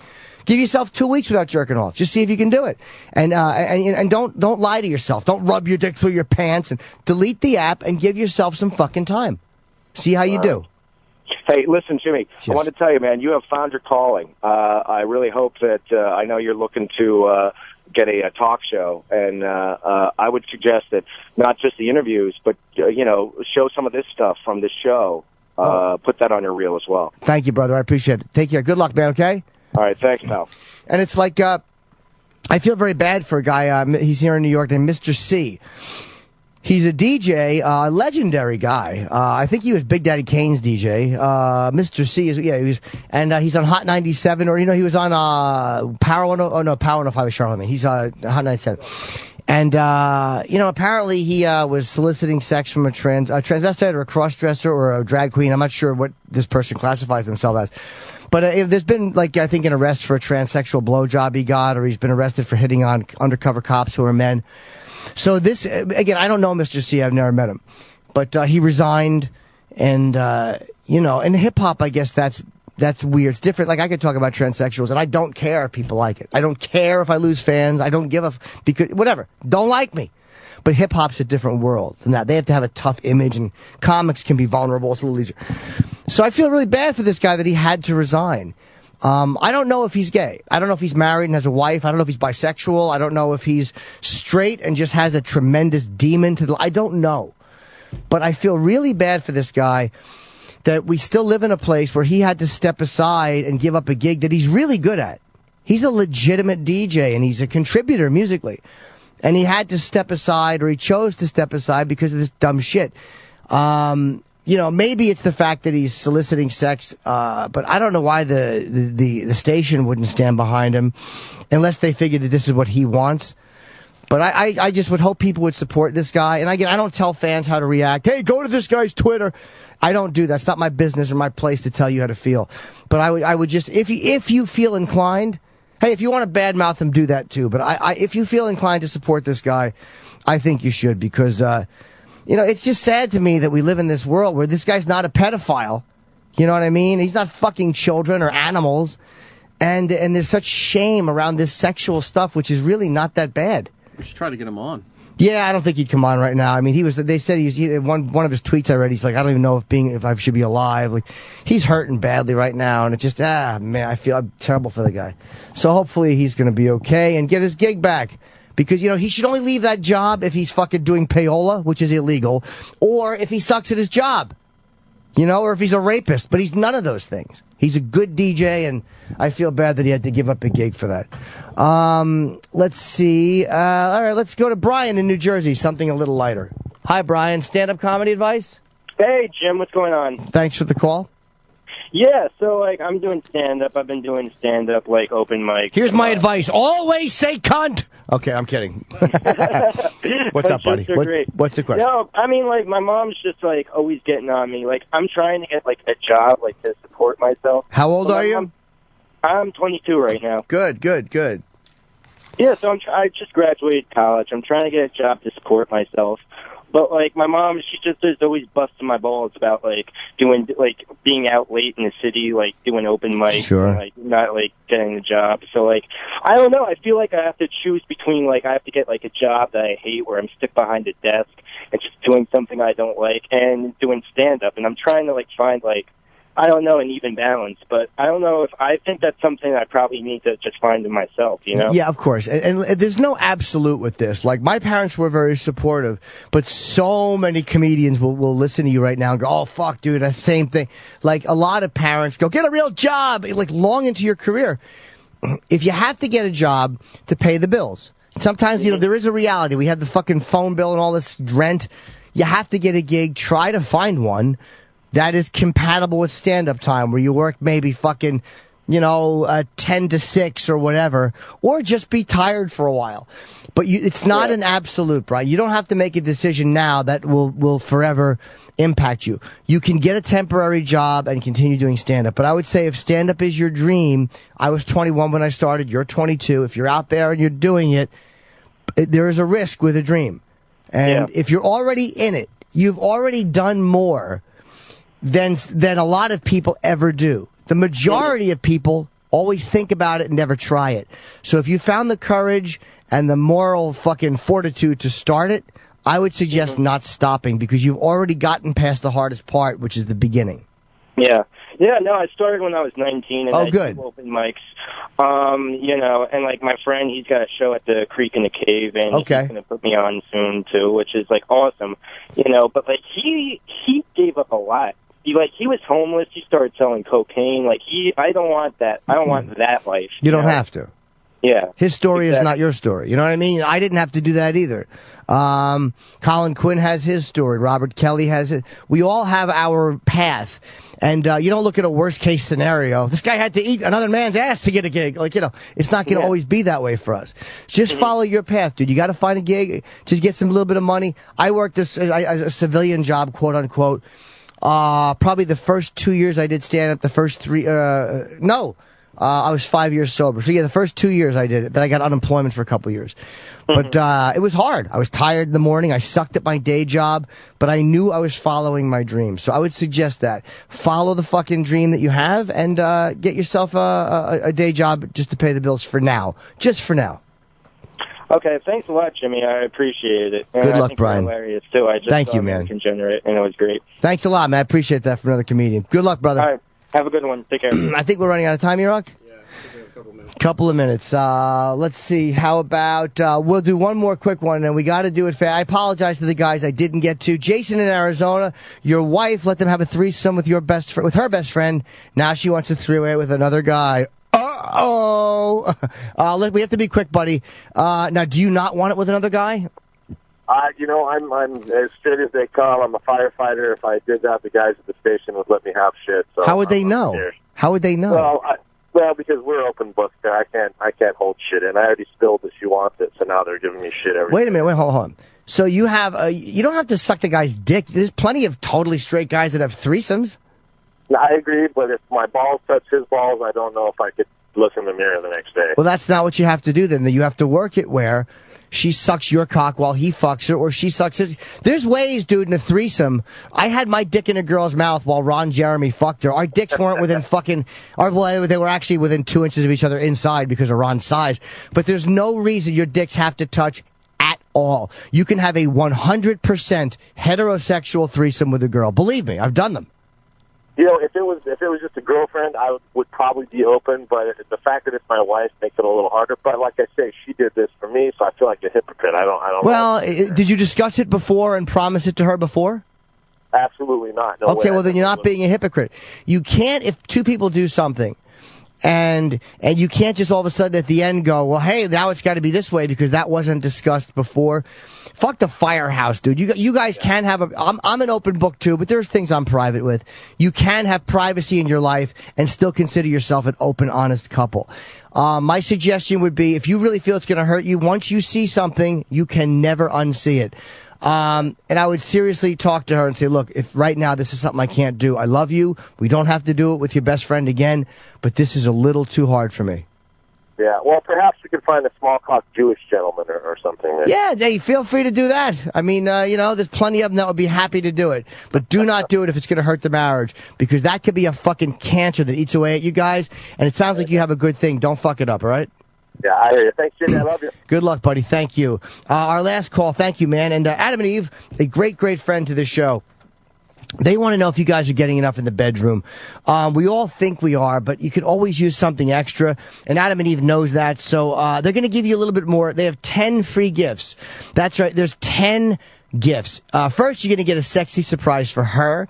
Second, a specially selected toy for him. Now, I don't know what that is, but it's specially selected. And the third is a little something they know that you're both going to enjoy. Plus, and this is something you're both going to enjoy as well, 6 full-length adult movies on DVD. That's got to keep you guys busy for a while. 6 movies. Even a pervert jerking off is not going to zip through 6 movies in one setting. Now, number 10 is a great gift. It's the best gift of all, actually. It's free shipping on your entire order. To get your 10 free gifts, just go to adamandeve.com. Select any one item. It could be an adventurous new toy, a sexy piece of lingerie, a slippery lube. Because, again, a good lube can make or break a sexual situation. There's nothing worse than trying to titty fuck with a bad lube, and her one tit's at fucking 4 inches below the other one, and you go foot. Then you got to spit. Then your fucking spit starts to smell like dry breath. Anything else your heart desires, you can get the one thing.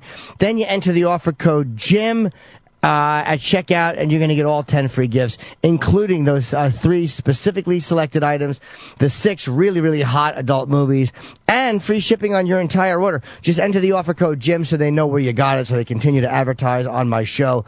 AdamandEve.com.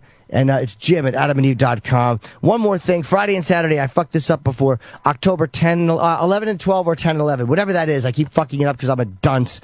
Comedy Cabaret. It's at Poco's Restaurant in Doylestown. It's a great fucking room, and I'm working on material for whatever my next special is. It's one of my favorite parts of being a stand-up is this process. So come down. It's only $15 tickets. Thank you, guys, and thank you to E-Rock for making this all possible. Godspeed, Eric. Jim Norton is now done dealing with your bullshit.